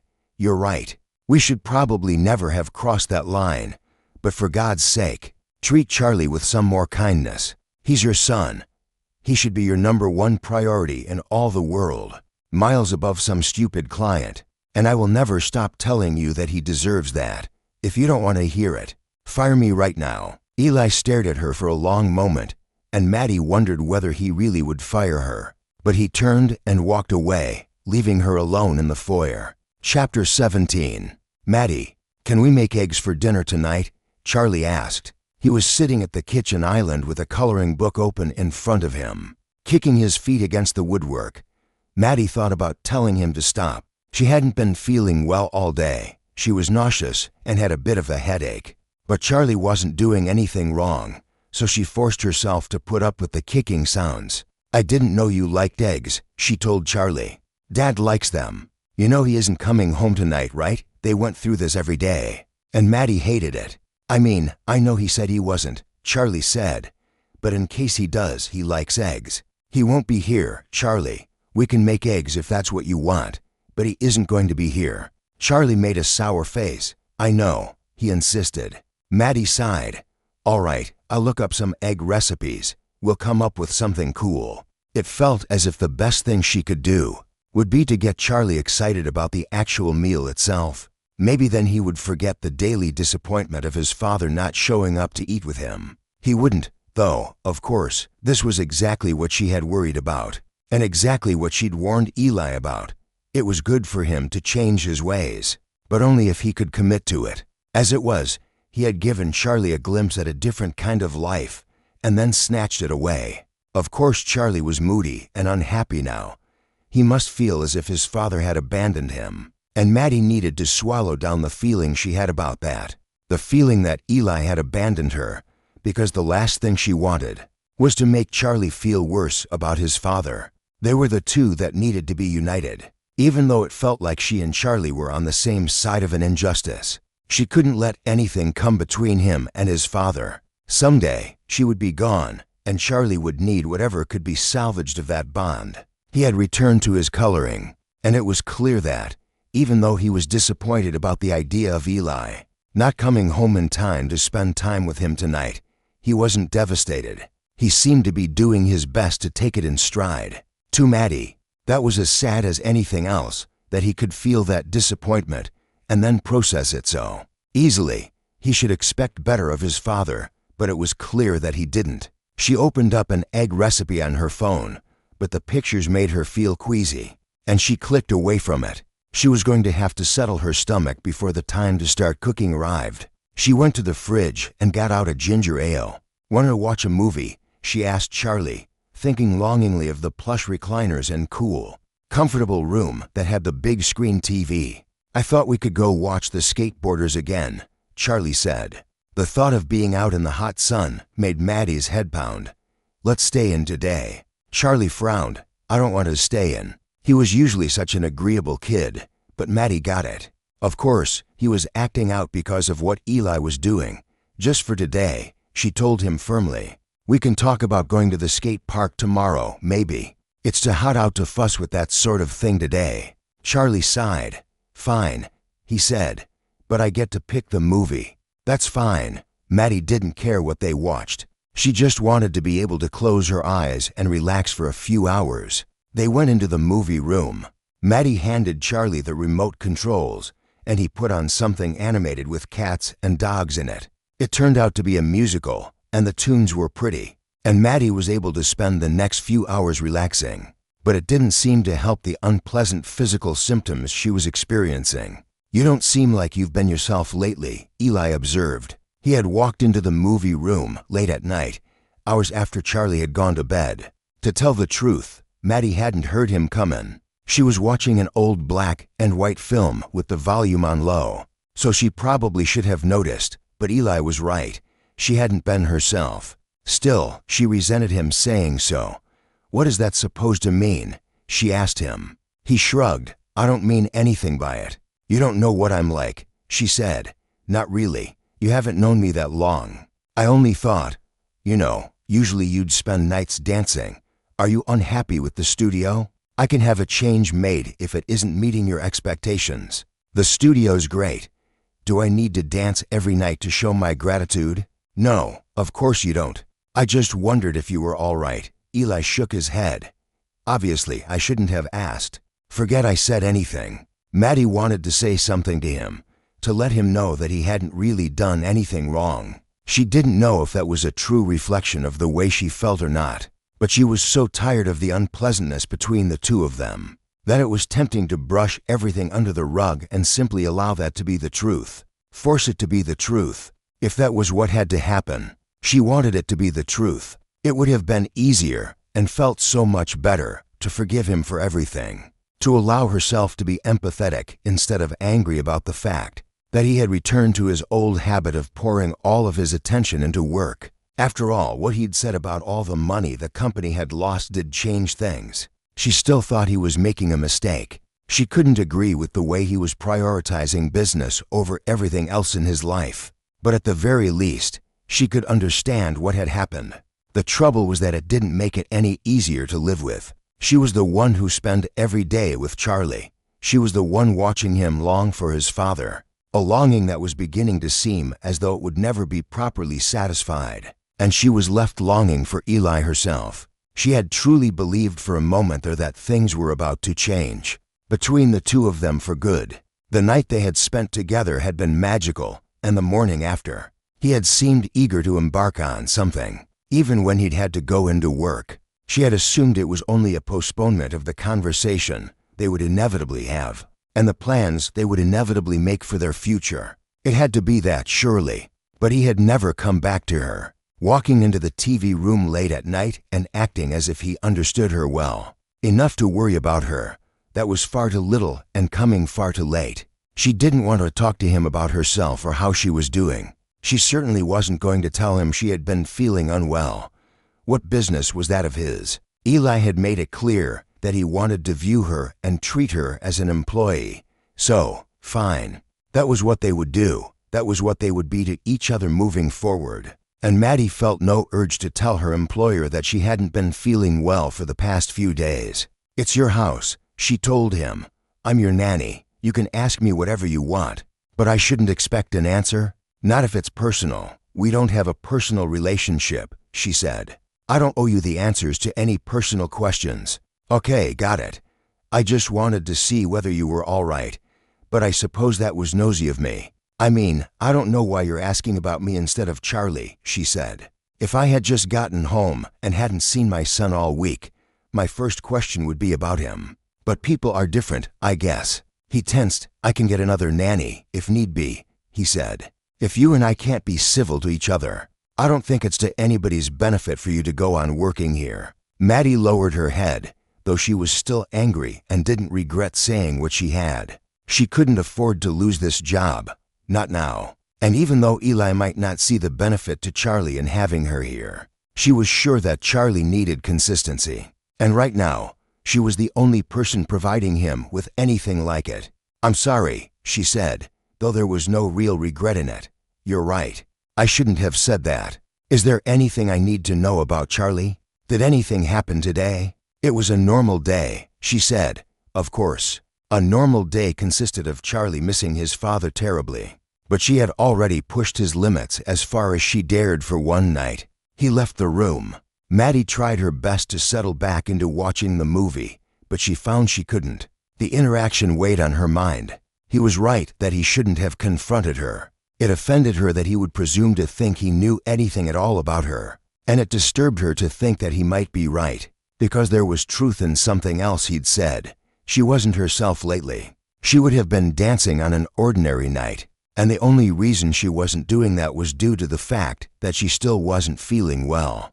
Whatever illness had gotten to her and caused her headache and nausea, she still wasn't over it. It came in waves, worse in the morning and late at night, but never fully gone. She didn't feel like dancing because the idea of spinning made her feel sick to her stomach, and she didn't know what could be done about that. The fact that it didn't seem to be going away on its own, as she had hoped it would, was starting to worry her. It wasn't until the following morning that the answer came to her, in a rush of shock and disbelief. It was so obvious once she thought of it, that she couldn't believe she hadn't thought of it before, and yet it couldn't be the right answer, because it simply couldn't be true. Eli was at work, so there was no choice but to take Charlie to the drugstore with her. Maddie gave him instructions to pick out a few candy bars, while she nipped into the neighboring aisle to get what she needed, her heart pounding the entire time. She couldn't quite believe that this was really happening, that it wasn't some sort of strange dream, and she couldn't even begin to process the implications of it. How everything would change for her, for all of them, if her suspicion was correct. Back at home, she parked Charlie in front of the TV. He didn't even complain or ask to do something else, and she had the feeling that he must have picked up on the tension of the moment. She excused herself to the restroom and took out the pregnancy test she had purchased. She had chosen the one that developed most rapidly, and the plus sign had already shown up in the window by the time she finished washing her hands. Still, she stalled there, staring at the test as if time might somehow change the answer she was being given. I'm pregnant. It seemed impossible, and yet it made perfect sense of everything. All the symptoms she had been experiencing. Of course this was what it was. What else could it possibly have been? The reality of the situation was finally starting to settle over her. This pregnancy, if she chose to keep it, would tie her to Eli for the rest of her life. Eli, whose parenting she had little but criticism for, would be the father of her child. He was not the father she would have chosen, in spite of her feelings for him. And yet, she thought of the good moments, the way he had panicked the day she'd met him, when he'd thought he had lost Charlie, the way he had taken to Charlie's bedtime routine in order to be a part of the process of putting his son to bed. Maddie couldn't help but love those things about him. If only she believed those were things her child would be able to have. Eli had made his choice clear, though, when it came to him, work came first, before family, before anything. It always would. And that left Maddie with a terrible question. What was she going to do about this baby? And for that matter, what was she going to do about Eli? Chapter 18. Maddie, I need to speak to you. Eli looked up from his computer. Now. Yes, now. Maddie had spent the last 20 minutes trying to summon the courage to come into the office and talk to him. She wasn't about to wait any longer than necessary. I thought you didn't like talking to me late at night. He looked pointedly at the clock, which read 11:45. And you also know that I would happily talk to you in the middle of the day. If you were ever round then, but you're not. It's got to be 11:45. He let out a sigh. Maddie felt awful. This wasn't at all the way she had wanted this to go. I don't want us to fight, she said. I want to have a conversation with you without it turning into a fight. Can't we do that? I don't know if we can. It hasn't seemed like it lately. Eli, please, I just want to have a conversation with you. Surely we can do that. They were in for a rough time if they couldn't, Maddie thought. This was going to be one of the most important conversations of her life. She had imagined it many times before walking in here, and she had envisioned several possible outcomes. But one thing she hadn't allowed herself to think was that the two of them might spend the whole time sniping at one another. God, wouldn't that be miserable? Sit down, Eli suggested, so we can talk like normal people. Yes, yes. She lowered herself into a seat, feeling anxious and uncertain. She wouldn't have known how to begin a conversation like this one with her most trusted friend, let alone this man she could barely stand to talk about the weather with. What's on your mind? Eli asked her. Maddie swallowed hard. Maybe the best thing to do was simply to jump into it. I have to tell you something, she said. Suddenly, she found she had his attention. He was looking right at her, an expression of concern on his face. Is this about Charlie? About Charlie? No. You seemed so serious. I just thought it must be about him. That made sense, she supposed. Everything's fine with Charlie. Then what's going on? It can't be that big a deal if things with Charlie are okay. If only that were true. If only she could simply agree that it wasn't a very big deal, get up, and walk out of here without any more damage to either one of them. If only she didn't have to tell him. But she did. It had been a surprisingly quick decision, once she'd begun to think about it. It would be wrong to keep this from him. If the shoe had been on the other foot, not that a shoe like this ever could be on the other foot, of course, but if it had been, she would consider it the ultimate betrayal if someone was having her baby and didn't bother to tell her about it. It would be far worse than anything he had ever done to her, and she wanted to give him a chance to do the right thing. She wanted to give him a chance to realize that this baby, this family, needed him to thrive, and that he needed them in order to be his best self. Maybe she would tell him what had happened, and it would change everything. She knew it was a long shot, but if it was even possible, she took a deep breath and said the words, I'm pregnant, Eli. She watched his face as understanding dawned slowly. At first, he didn't seem to quite process what she'd said. He looked confused, his eyebrows pulled together, and he frowned, as if he understood the words, but maybe not the reason she was choosing to tell him about it. She waited for it to sink in. His eyes widened, and then she knew that he had it. Her stomach churned. Waiting for his response seemed to take a lifetime. "Pregnant," he said at last. "You're pregnant. I just found out earlier today." How he shook his head, dismissing the question he had clearly been about to ask, for which Maddie was grateful. They both knew how it had happened, of course. He swallowed hard. He hadn't asked her if he was the father. She was grateful for that too, in her imaginings. The worst-case scenario had always been that might be the first thing out of his mouth. She could tell him honestly that she knew he was the father. There were no other candidates, but it felt like such an ugly conversation to need to have. She was glad he had intuited that information. He drew a deep breath. "All right," he said. Now it was Maddie's turn to try to synthesize the information at her disposal. "All right," she repeated. "You're going to need, what? An expense account, I suppose, to provide for the baby. I'll set it up. You'll be fully covered. Everything you and the baby need. That's what you have to say. You're going to start a bank account." Maddie couldn't believe what she was hearing. It wasn't the worst thing she had imagined. It was somehow even worse than that. He was throwing money at the problem. He was treating her as if she was one of his clients, as if she had some kind of business complaint. The future was suddenly abundantly clear to Maddie. This was probably the last conversation the two of them would ever have about this child. If they spoke again, it would only be about the finances. She would reach out to him when she needed money for a doctor's appointment, for school supplies or a college fund. She saw it all as if she had already lived it, and she could hardly believe she had dared to hope for anything better. Of course, this was the man he was. He had never tried to hide his character from her. He had never suggested that he might be anyone else. She got to her feet. He watched her. You're going to start a bank account," she repeated. Was there more to say? "I suppose you'll let me know when that's done so that I can start using it." He looked a little taken aback, possibly by her quick acceptance of the situation. "I'll make sure you get a bank card and all the account information." "Yes," he said. "Great. Perfect.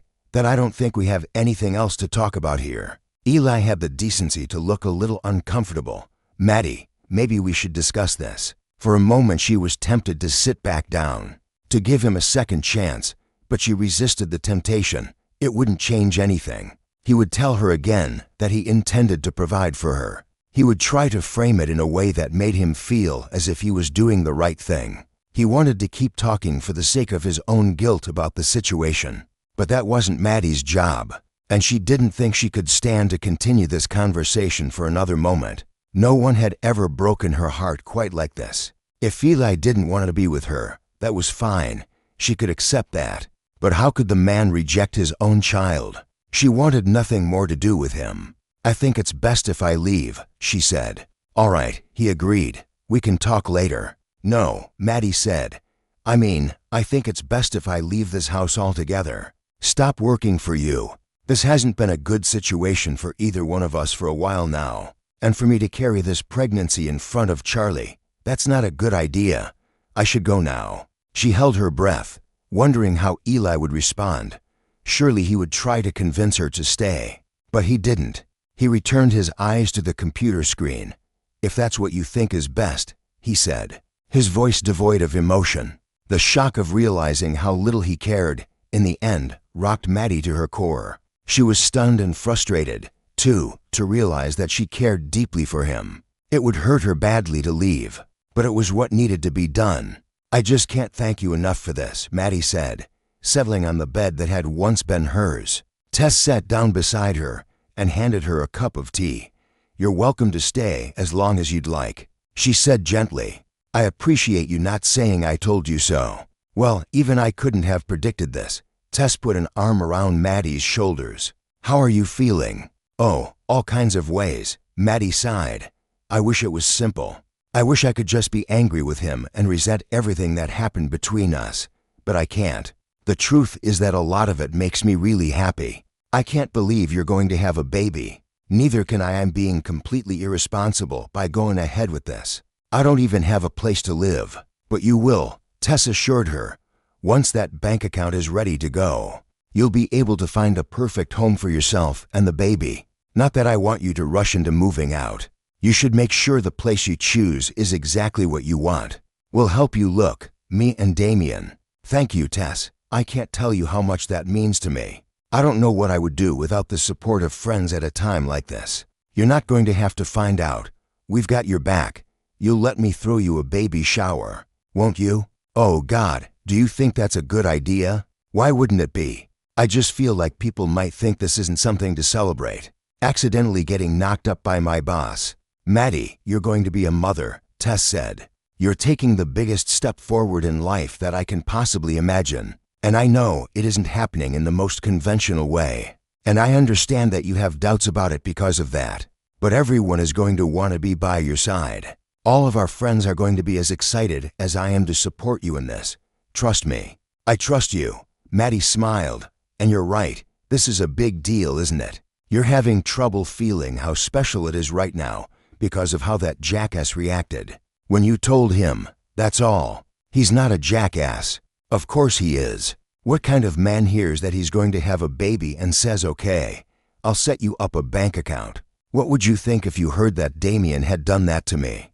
Damien would never. No, exactly, he wouldn't. And the fact that Eli would tells me everything I need to know about him. He's selfish and heartless and frankly not the kind of man anyone would want to raise a child with. I know you've never liked him, based on those articles you read about him. I would have let him prove me wrong if he had handled this situation well, Tess said. But he didn't. And you just don't get unlimited chances when it comes to my best friend. We don't need him. We can do this without him. You can do this without him. Maddie nodded sadly. You're right, she said, and it's probably for the best. At the end of the day, I don't know that I can trust him as a father. Not after seeing the way he was with Charlie. He broke that poor boy's heart, and I'd never want that to happen to my kid. I can hardly stand the idea that I left Charlie to that. It was the right thing. Like you said before, you couldn't live in that house. Have a baby that's technically going to be Charlie's sibling, and keep their relationship a secret. Charlie might be just a little kid now, but if he ever figures out what happened, it would destroy his relationship with his father. It was the kindest thing you could do for him to leave that house when you did, even though it might be hard on him in the short term. You're right, Maddie agreed. It's just that I care about him. It's tough to leave him behind. All of this is very hard. You're making all the right choices, Tess reassured her. I know it's hard to have faith in that, but you are, and I'll be beside you the whole way. You're not going to be alone. Thank you, Tess, Maddie said. You're a true friend.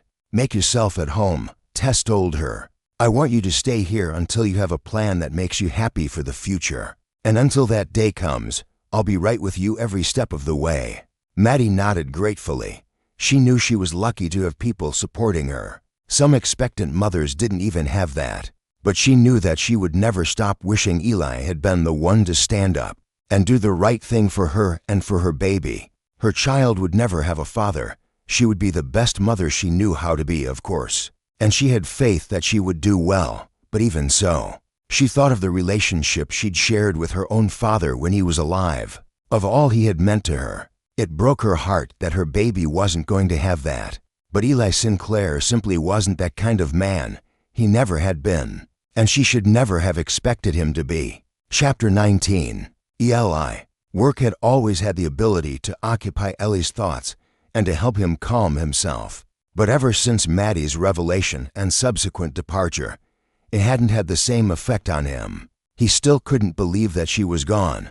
It seemed beyond belief that she had left so quickly. Didn't she care about Charlie?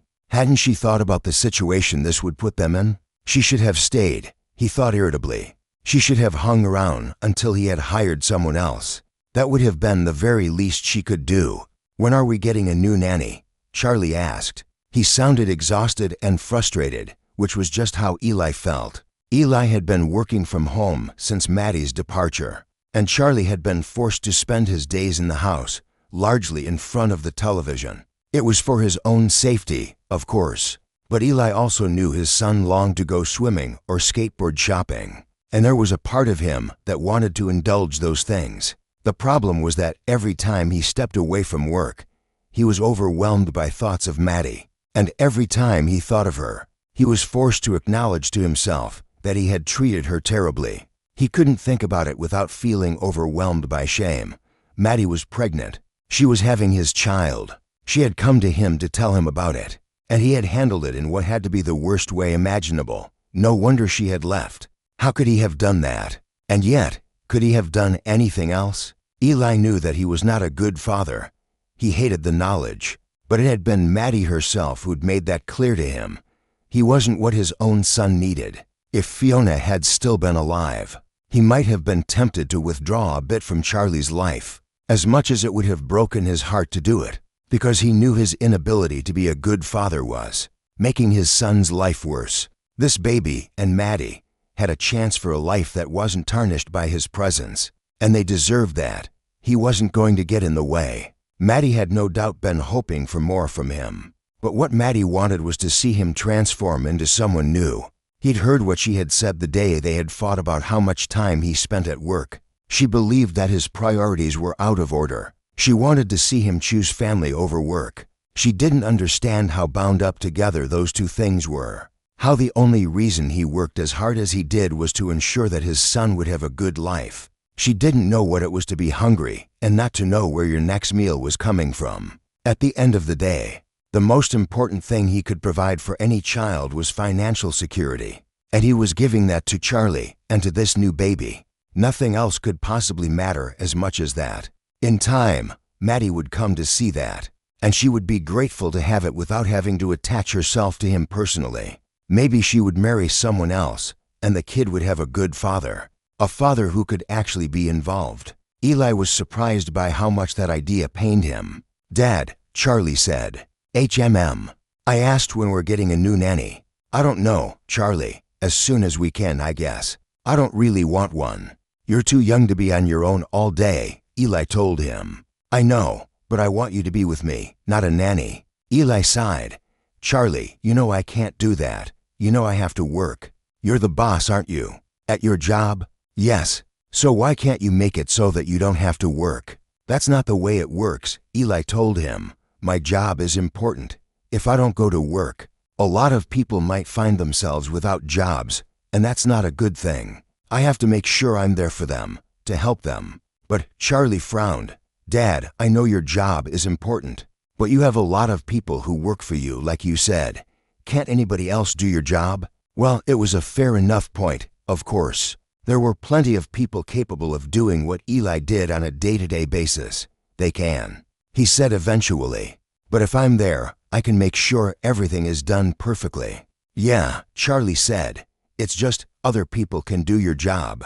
But you're the only person who can be my dad." The words rocked Eli to his core. Charlie was utterly correct, of course. It was the same thing Maddie had tried to explain to him over and over.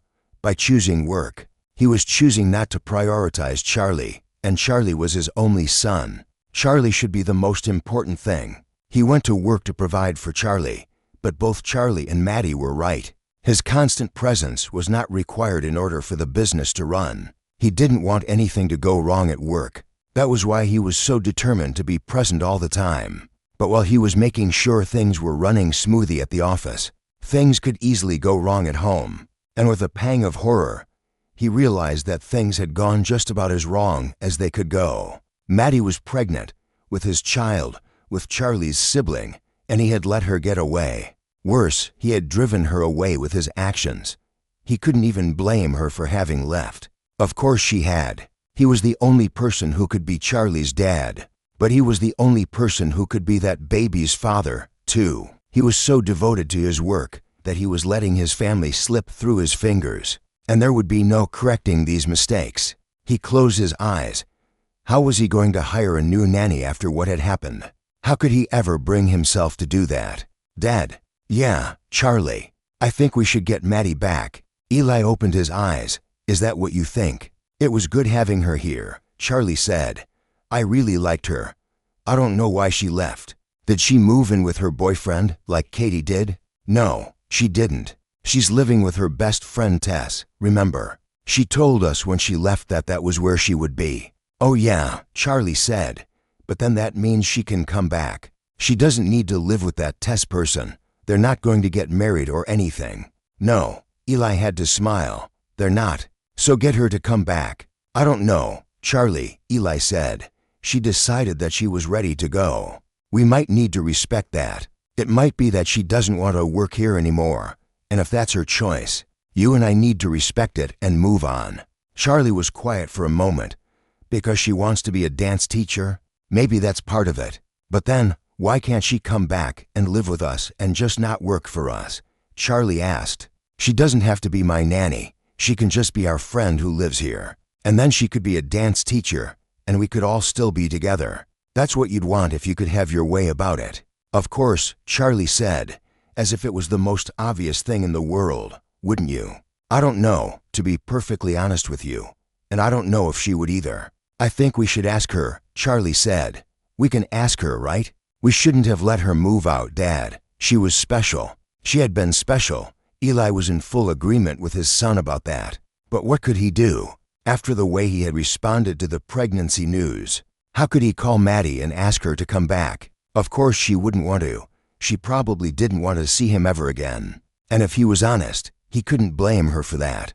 Looking at it objectively, the way he had treated her was appalling. Charlie turned his attention back to the handheld video game he was playing, signaling that, for now, at least, he was finished with the conversation. Talking to his son shouldn't be this difficult, Eli thought. And the fact that it was, that was just further evidence to add to the pile, telling him that Maddie was right. She always had been. He had focused too much on work and had let his relationship with his son pay the price. And now he was allowing his relationship with his unborn child to be taken from him too. All because he didn't trust his own ability to be a good father. It couldn't be more clear that something had to change. He had to find a way to turn this around, to become the father that Charlie and Maddie and her baby deserved. It was the most important thing he would ever do with his life, and he was messing it up. What if he hadn't had Charlie here to point this out, to tell him how important it was to bring Maddie back to the house? Would he ever have made that discovery on his own? Or would he have gone the rest of his life believing that sending her away had been the right choice? That was a terrifying thought. All he could do now was hope that it wasn't too late, that he hadn't blown his chance to have Maddie and the baby in his life. He would do whatever he could to bring them back. It had taken losing them to make him realize how much he needed them. And it wasn't a mistake he was going to make twice. It would take a lot, though, to win her back after the mistakes he had made. He didn't know if he could do it. What he did know was that he didn't want to promise his son more than he would be able to deliver. He didn't want to raise Charlie's hopes too high. That was one of the things Maddie had cautioned him about, and he knew he needed to take it seriously. Maddie was special, he agreed, but we always knew she might be with us for only a short time. Charlie, didn't we? We always knew that she might move on, and that we needed to be ready for that. That's what happens with nannies. They stay for a while, and then they have to go, just like Katie. No, Charlie said firmly. Maddie wasn't like Katie, Dad. Tell me why. Because she really loved us, Charlie said. Katie just worked here, but Maddie was my friend. If you ask her to come back, she will. I know she will. Eli sighed. The trouble was that his son was right, and yet he had no way of knowing whether Maddie really would return. I won't hire another nanny, he told Charlie. Not right now anyway. Maybe we can get by on our own. You mean you'll work less? I'll try. But you and I are going to have to work together on this, understand? I still do have to work. If I can work from home, I will. But it's not going to be like it was when you had a nanny. Trips to the ice cream shop, and the skate park, and the beach whenever you're not at school. I need you to understand that. If what's most important is having that kind of fun as much as possible, then we should hire a nanny. No, Charlie said at once. I don't need to do that stuff. I can wait until Maddie comes back. Did he understand that Maddie coming back was a long shot?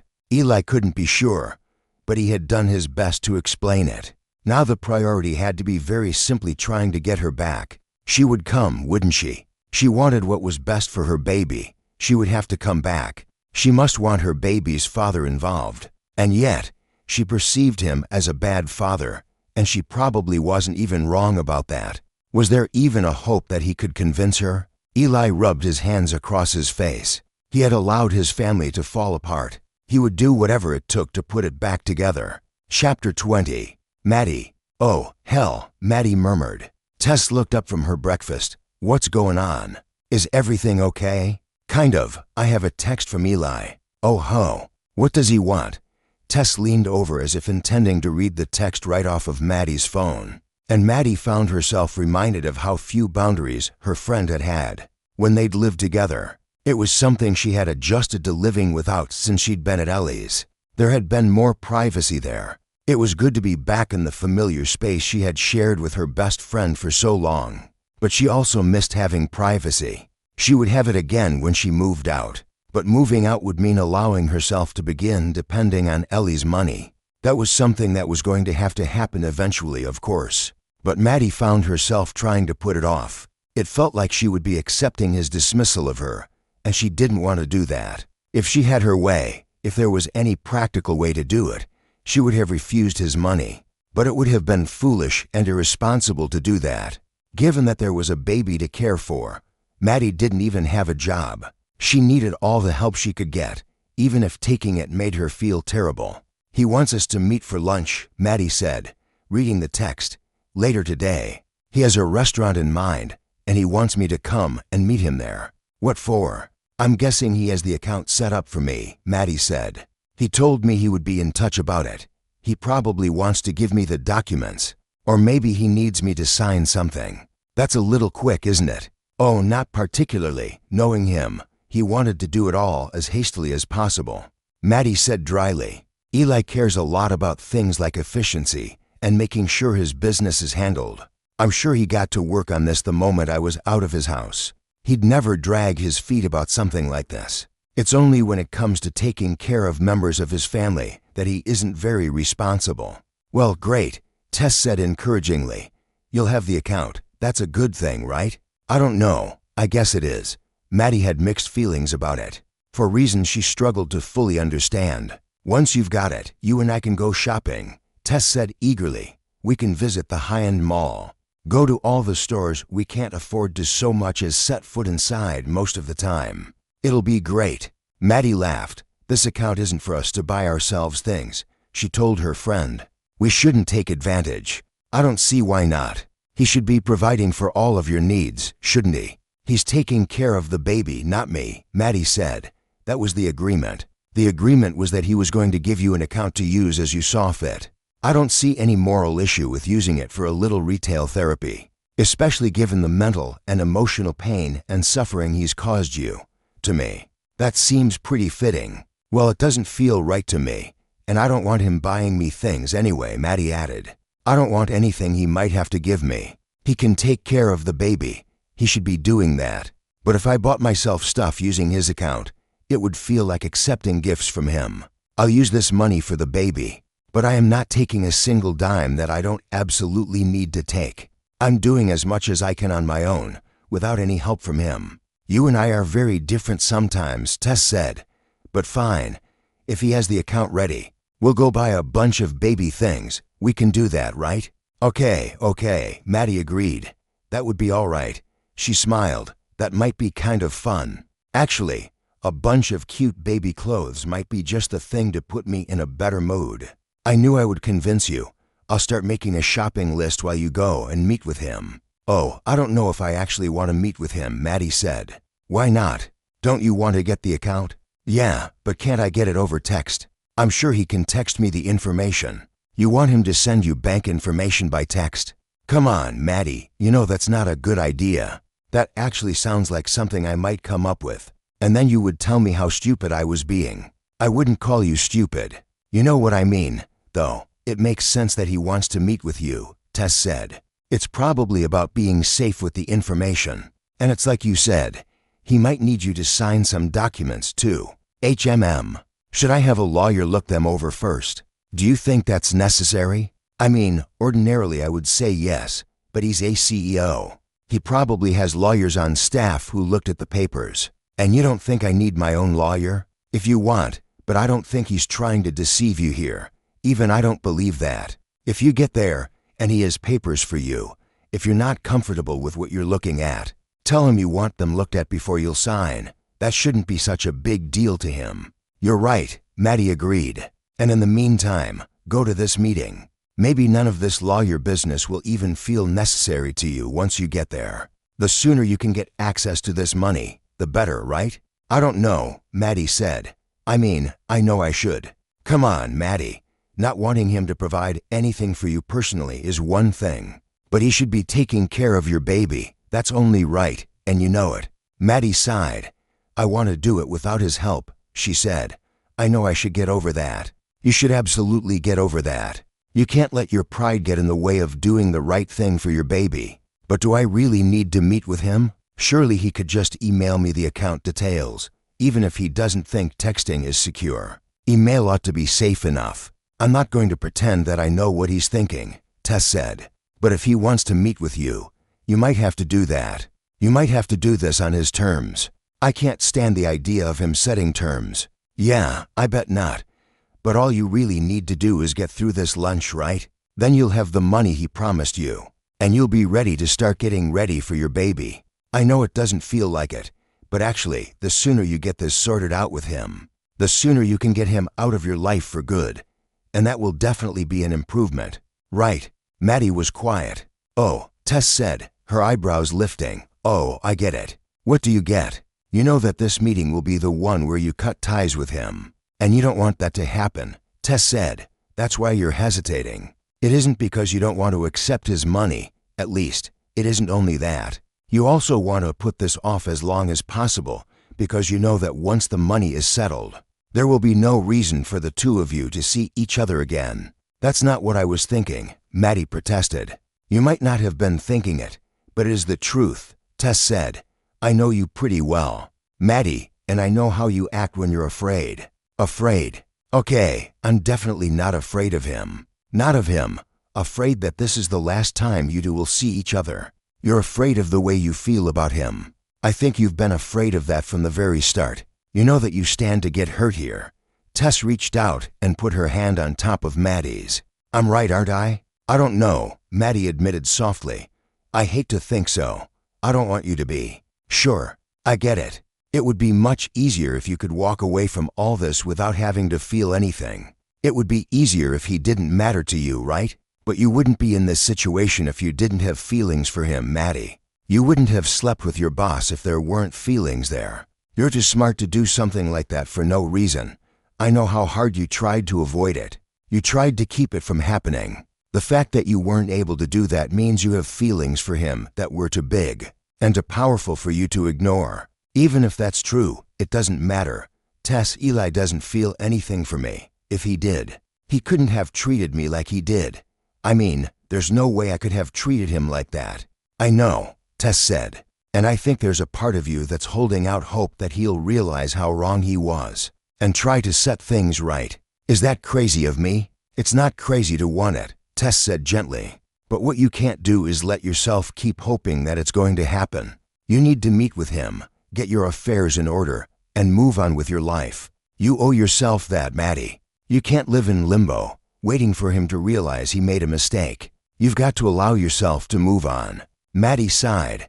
You're right, she said, but it's still hard to actually do it. You're exactly right about what I'm thinking about it, and I didn't realize it until you said it. I feel like, once we do this, it will cut all the ties between us. I feel like the baby should be this powerful bond, but it isn't. And so the only thing I have left that connects me to him is the fact that he's promised me this account. That makes sense, Tess said encouragingly. It's pathetic, though, Maddie said. It's like breaking up with a boyfriend and not giving him the chance to return your things. Because once that's done, there will be no more reason for the two of you to see each other. I'm refusing to let this end because I can't stand for it to be over, and that's embarrassing. Don't be embarrassed, Tess said. You felt something for him. You still feel something for him. He doesn't feel anything for me. Then he's the one who ought to be embarrassed, not you. He's the one who didn't realize how good he could have had it. He's the one who let you and that baby walk out of his life without a second look. And he's the one who is going to have to live with that mistake forever. Think about it, Maddie. 10 years from now, you'll know that you did everything you could. You told him about your pregnancy. You invited him to be involved. He could have been a part of this. But when he thinks back in 10 years, all he's going to be able to think about is the fact that he blew it. I don't know if I would feel better or worse about it all if I thought he was going to care about that, Maddie said. Oh, he's going to care, all right. Don't forget, he has another child. He'll never be able to stop thinking about this. When his kid graduates from college, gets married, achieves any milestone in life, Eli Sinclair will be stuck wondering about the child he doesn't know, and he will never know what happened with this one. It'll haunt him until the day he dies. Tess assured her, I don't know whether that makes you feel better or worse either, and I'm not going to try to tell you what you should feel about it, but I'm confident that it's the truth. He will always wonder, and he will never know. Maddie swallowed hard. Her friend was almost certainly right, somehow. It made her feel better and worse at the same time. She wouldn't have thought that was possible. And yet here they were. All right, she said. I'll go and meet with him. We'll get this settled once and for all. She was sure it would be the last time she ever saw Eli Sinclair. Chapter 21. Maddie. Maddie's heart raced as the rideshare pulled up in front of the address Eli had given her. She had never noticed this cafe before, oddly enough. She had certainly been in this part of town plenty of times. In fact, she noticed. The property she had always had her eye on for a dance studio was just across the street. She wondered whether Eli had considered that when he had chosen this place for their meeting, whether it had occurred to him to think about the significance it had to her. It probably hadn't, she decided. He had proven so many times that he simply wasn't thinking about things like that. He didn't consider other people's feelings. He would have chosen this location for some practical reason. It was probably the most convenient to him, nothing more. Still, she couldn't get the idea out of her head. The thought of him standing on the street and looking at the empty space she dreamed of owning. If he had done that, it would mean that he had, in some sense, envisioned her future. And there was no way for him to do that without thinking about their child. She wanted him to think about the baby, she realized. What Tess had said was right. Eli would probably always have to think about the fact that he had another child out there somewhere. A child he would never even know.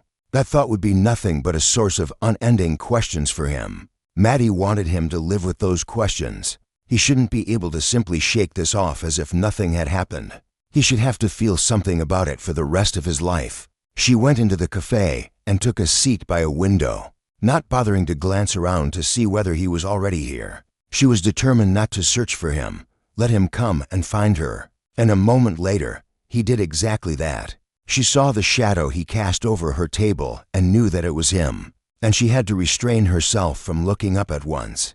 Maddie, he said quietly. Now she did look up, slowly, careful to compose her face and not betray all the things she was feeling. The anxiety at facing him again, the grief at knowing that it would be the last time, the anger at the fact that he had somehow made her feel all these things in the first place. She couldn't let him see any of that. Still, when her eyes met his, it was like a punch in the stomach. All she could think about, all of a sudden, was the way it had felt to lie in his arms and have his hands moving all over her. She couldn't wish away that moment. She couldn't wish away her baby. No matter how much it all plagued her now, she was still glad it had happened. And she held onto that fact. She would always be glad it had happened, even if it hurt. Can I sit down? Eli asked. She gestured to the chair, indicating that he might as well. He sank into it and glanced out the window. Maddie knew he was looking out and seeing the space she had longed to make her dance studio, though whether he was registering it as such was a different question. I'm guessing you have something for me to sign, she said. It wasn't that she was in a hurry for this meeting to come to an end, exactly, but she did want to feel as if she was in control of it, and sitting here waiting for him to speak first would have put the power in his hands. He looked back at her, confusion etched on his face. Something to sign? Some sort of paperwork, I'd thought, she said. What do you mean? This is about the bank account you set up for me, isn't it? She felt a sudden spark of embarrassment. Maybe it wasn't about that. Maybe she was coming across as rude or entitled for asking about that. But shouldn't she ask about it? It was no more than what he had offered her in the first place. After all, and besides, he should take care of his child. That wasn't asking some unreasonable amount. No, this was just an awkward conversation. That was all. It made sense for her to feel awkward about it. But she couldn't let that awkwardness keep her from doing what had to be done. Eli shook his head. I didn't come to talk about money, he said. Well, I think we should talk about it, Maddie said determinedly. If the arrangements haven't been made yet, I suppose that's all right. But I'm going to have doctor appointments soon. so this isn't something that can wait forever. I'm sorry, Eli said. It's not my intention to make you wait. It's just that there's something else you and I need to talk about. Maddie frowned.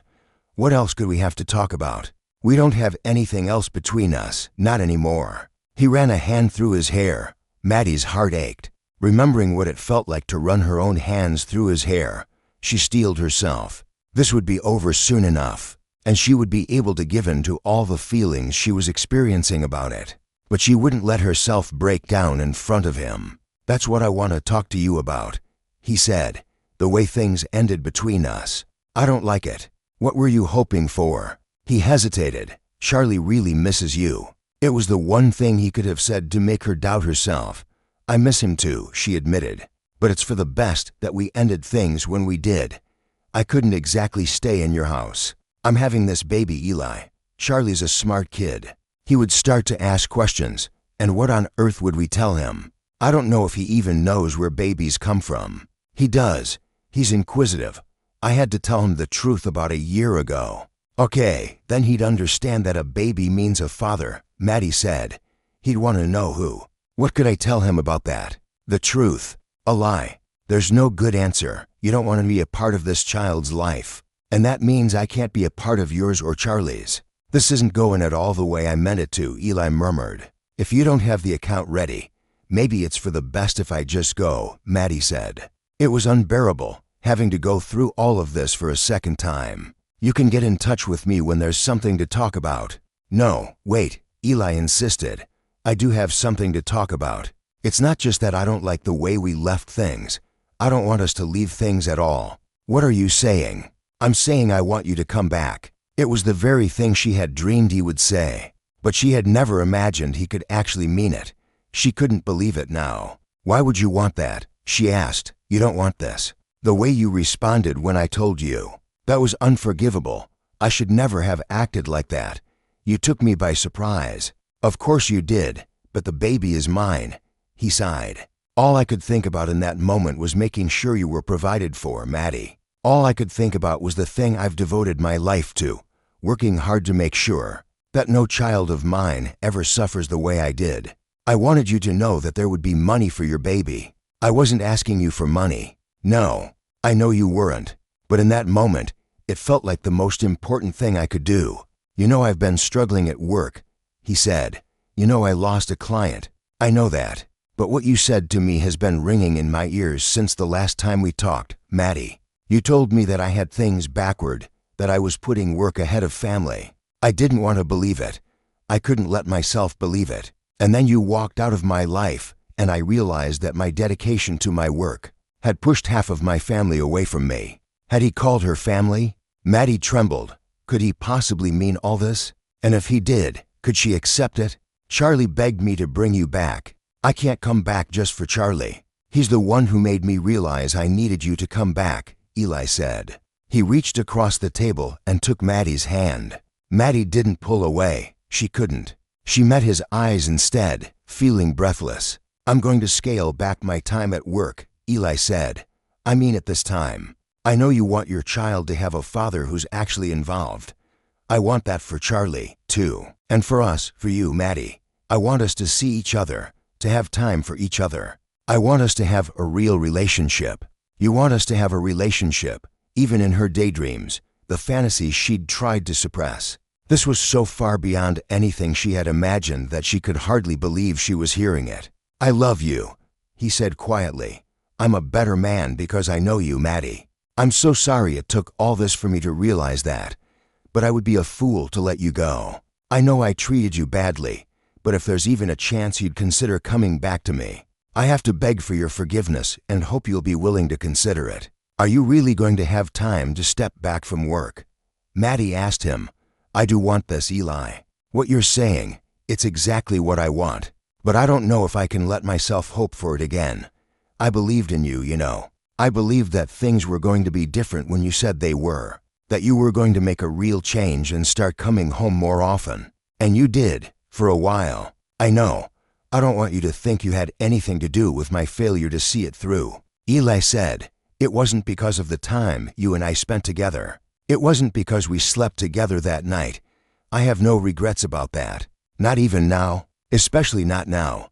This has shown me what kind of life I want to have moving forward. I'm grateful for this, he said. I'm grateful for this child, and for you, and if I've lost you through my own carelessness, I don't know how I'll ever forgive myself. Maddie shook her head. You haven't, she whispered. You haven't lost me. If you mean what you're saying now. I do, truly. Then of course I want to give this another try, she said. She was trembling all over, terrified of her own words, afraid that she would live to regret this moment. And yet, if she didn't accept what he was saying, she knew for certain that she would regret it. There would never be another chance like the one she was being given right now. A chance to make things right with the father of her child and the man she knew she loved. He got to his feet. Come with me. What? Where are we going?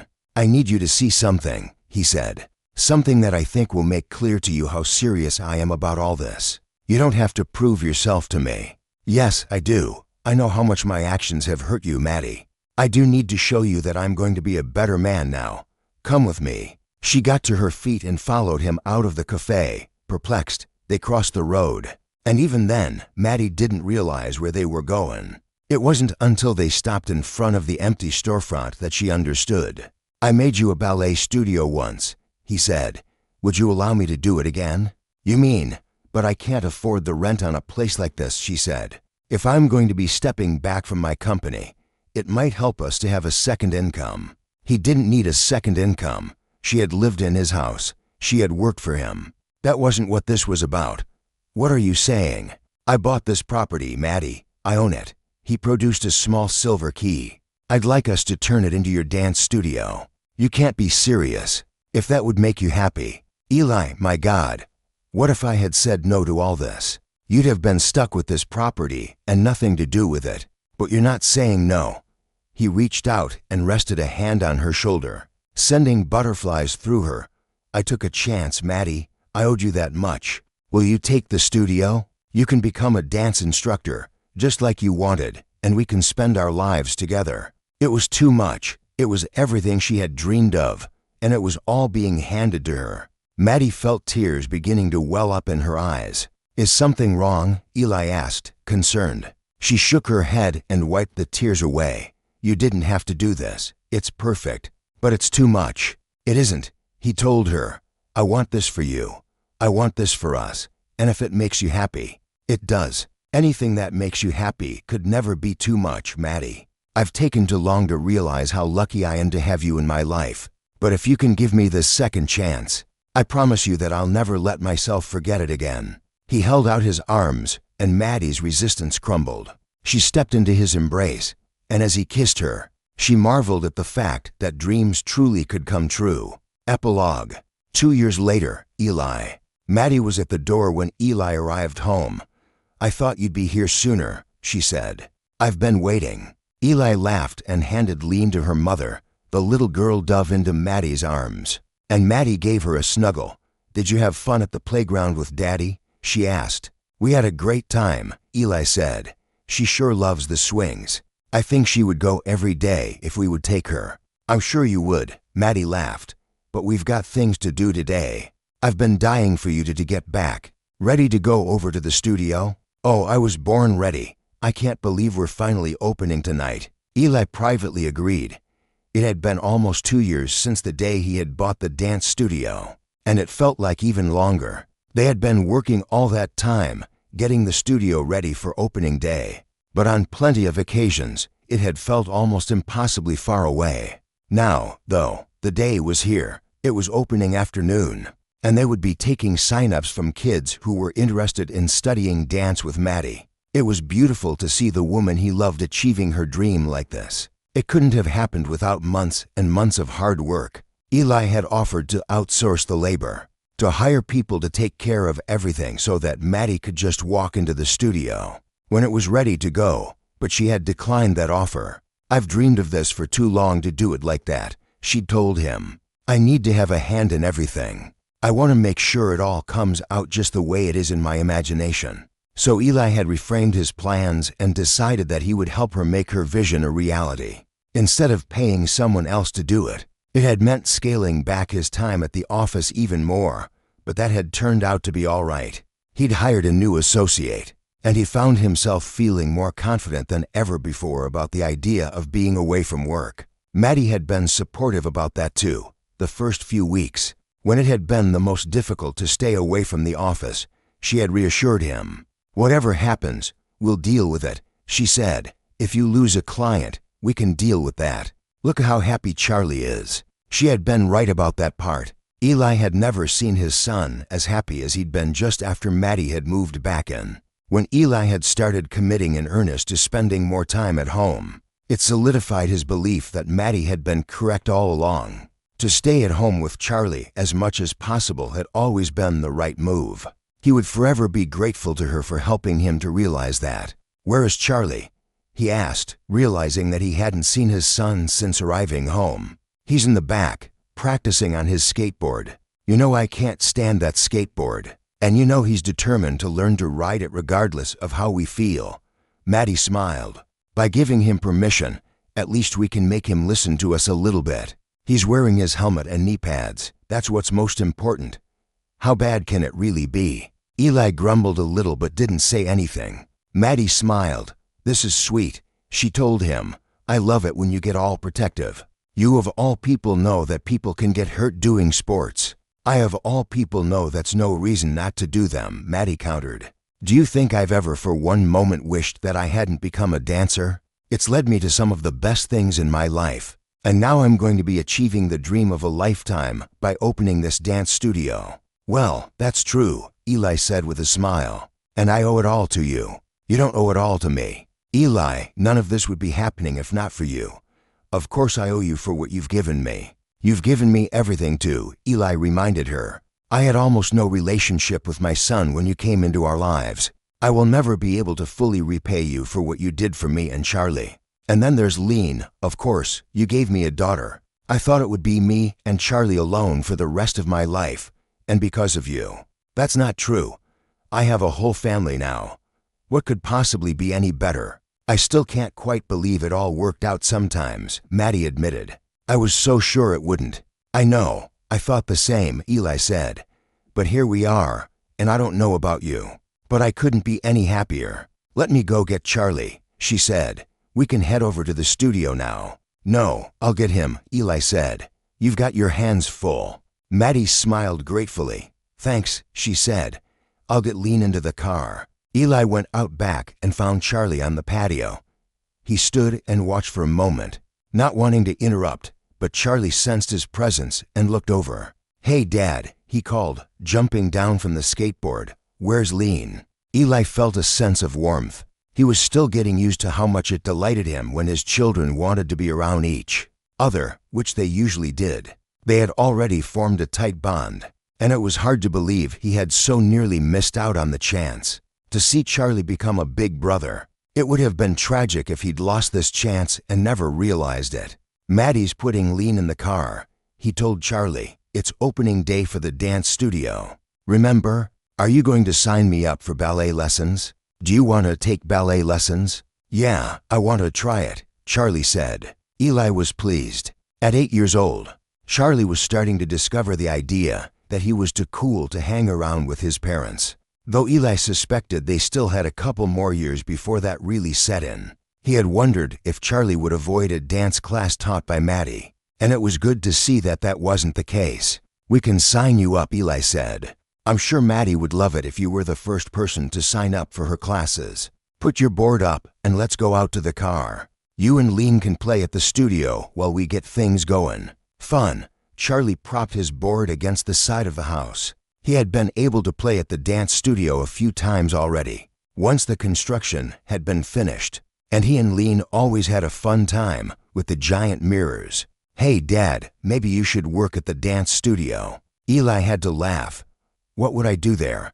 he asked. "I couldn't teach lessons. I don't know how to dance. All the students would get worse if they tried to copy my moves." He'd never thought he would see the day when Charlie suggested he take on additional work, but he had been home so often lately that his son's fear of losing him to the office seemed finally to have disappeared. "Yeah, that's true," Charlie agreed. "You're a terrible dancer." Eli chuckled. "Go get in the car," he said. "Maddie is waiting on us, and she's pretty excited. So let's not make her wait any longer than necessary." They went out to the car. Charlie got into the back seat next to Lean and began to play with her.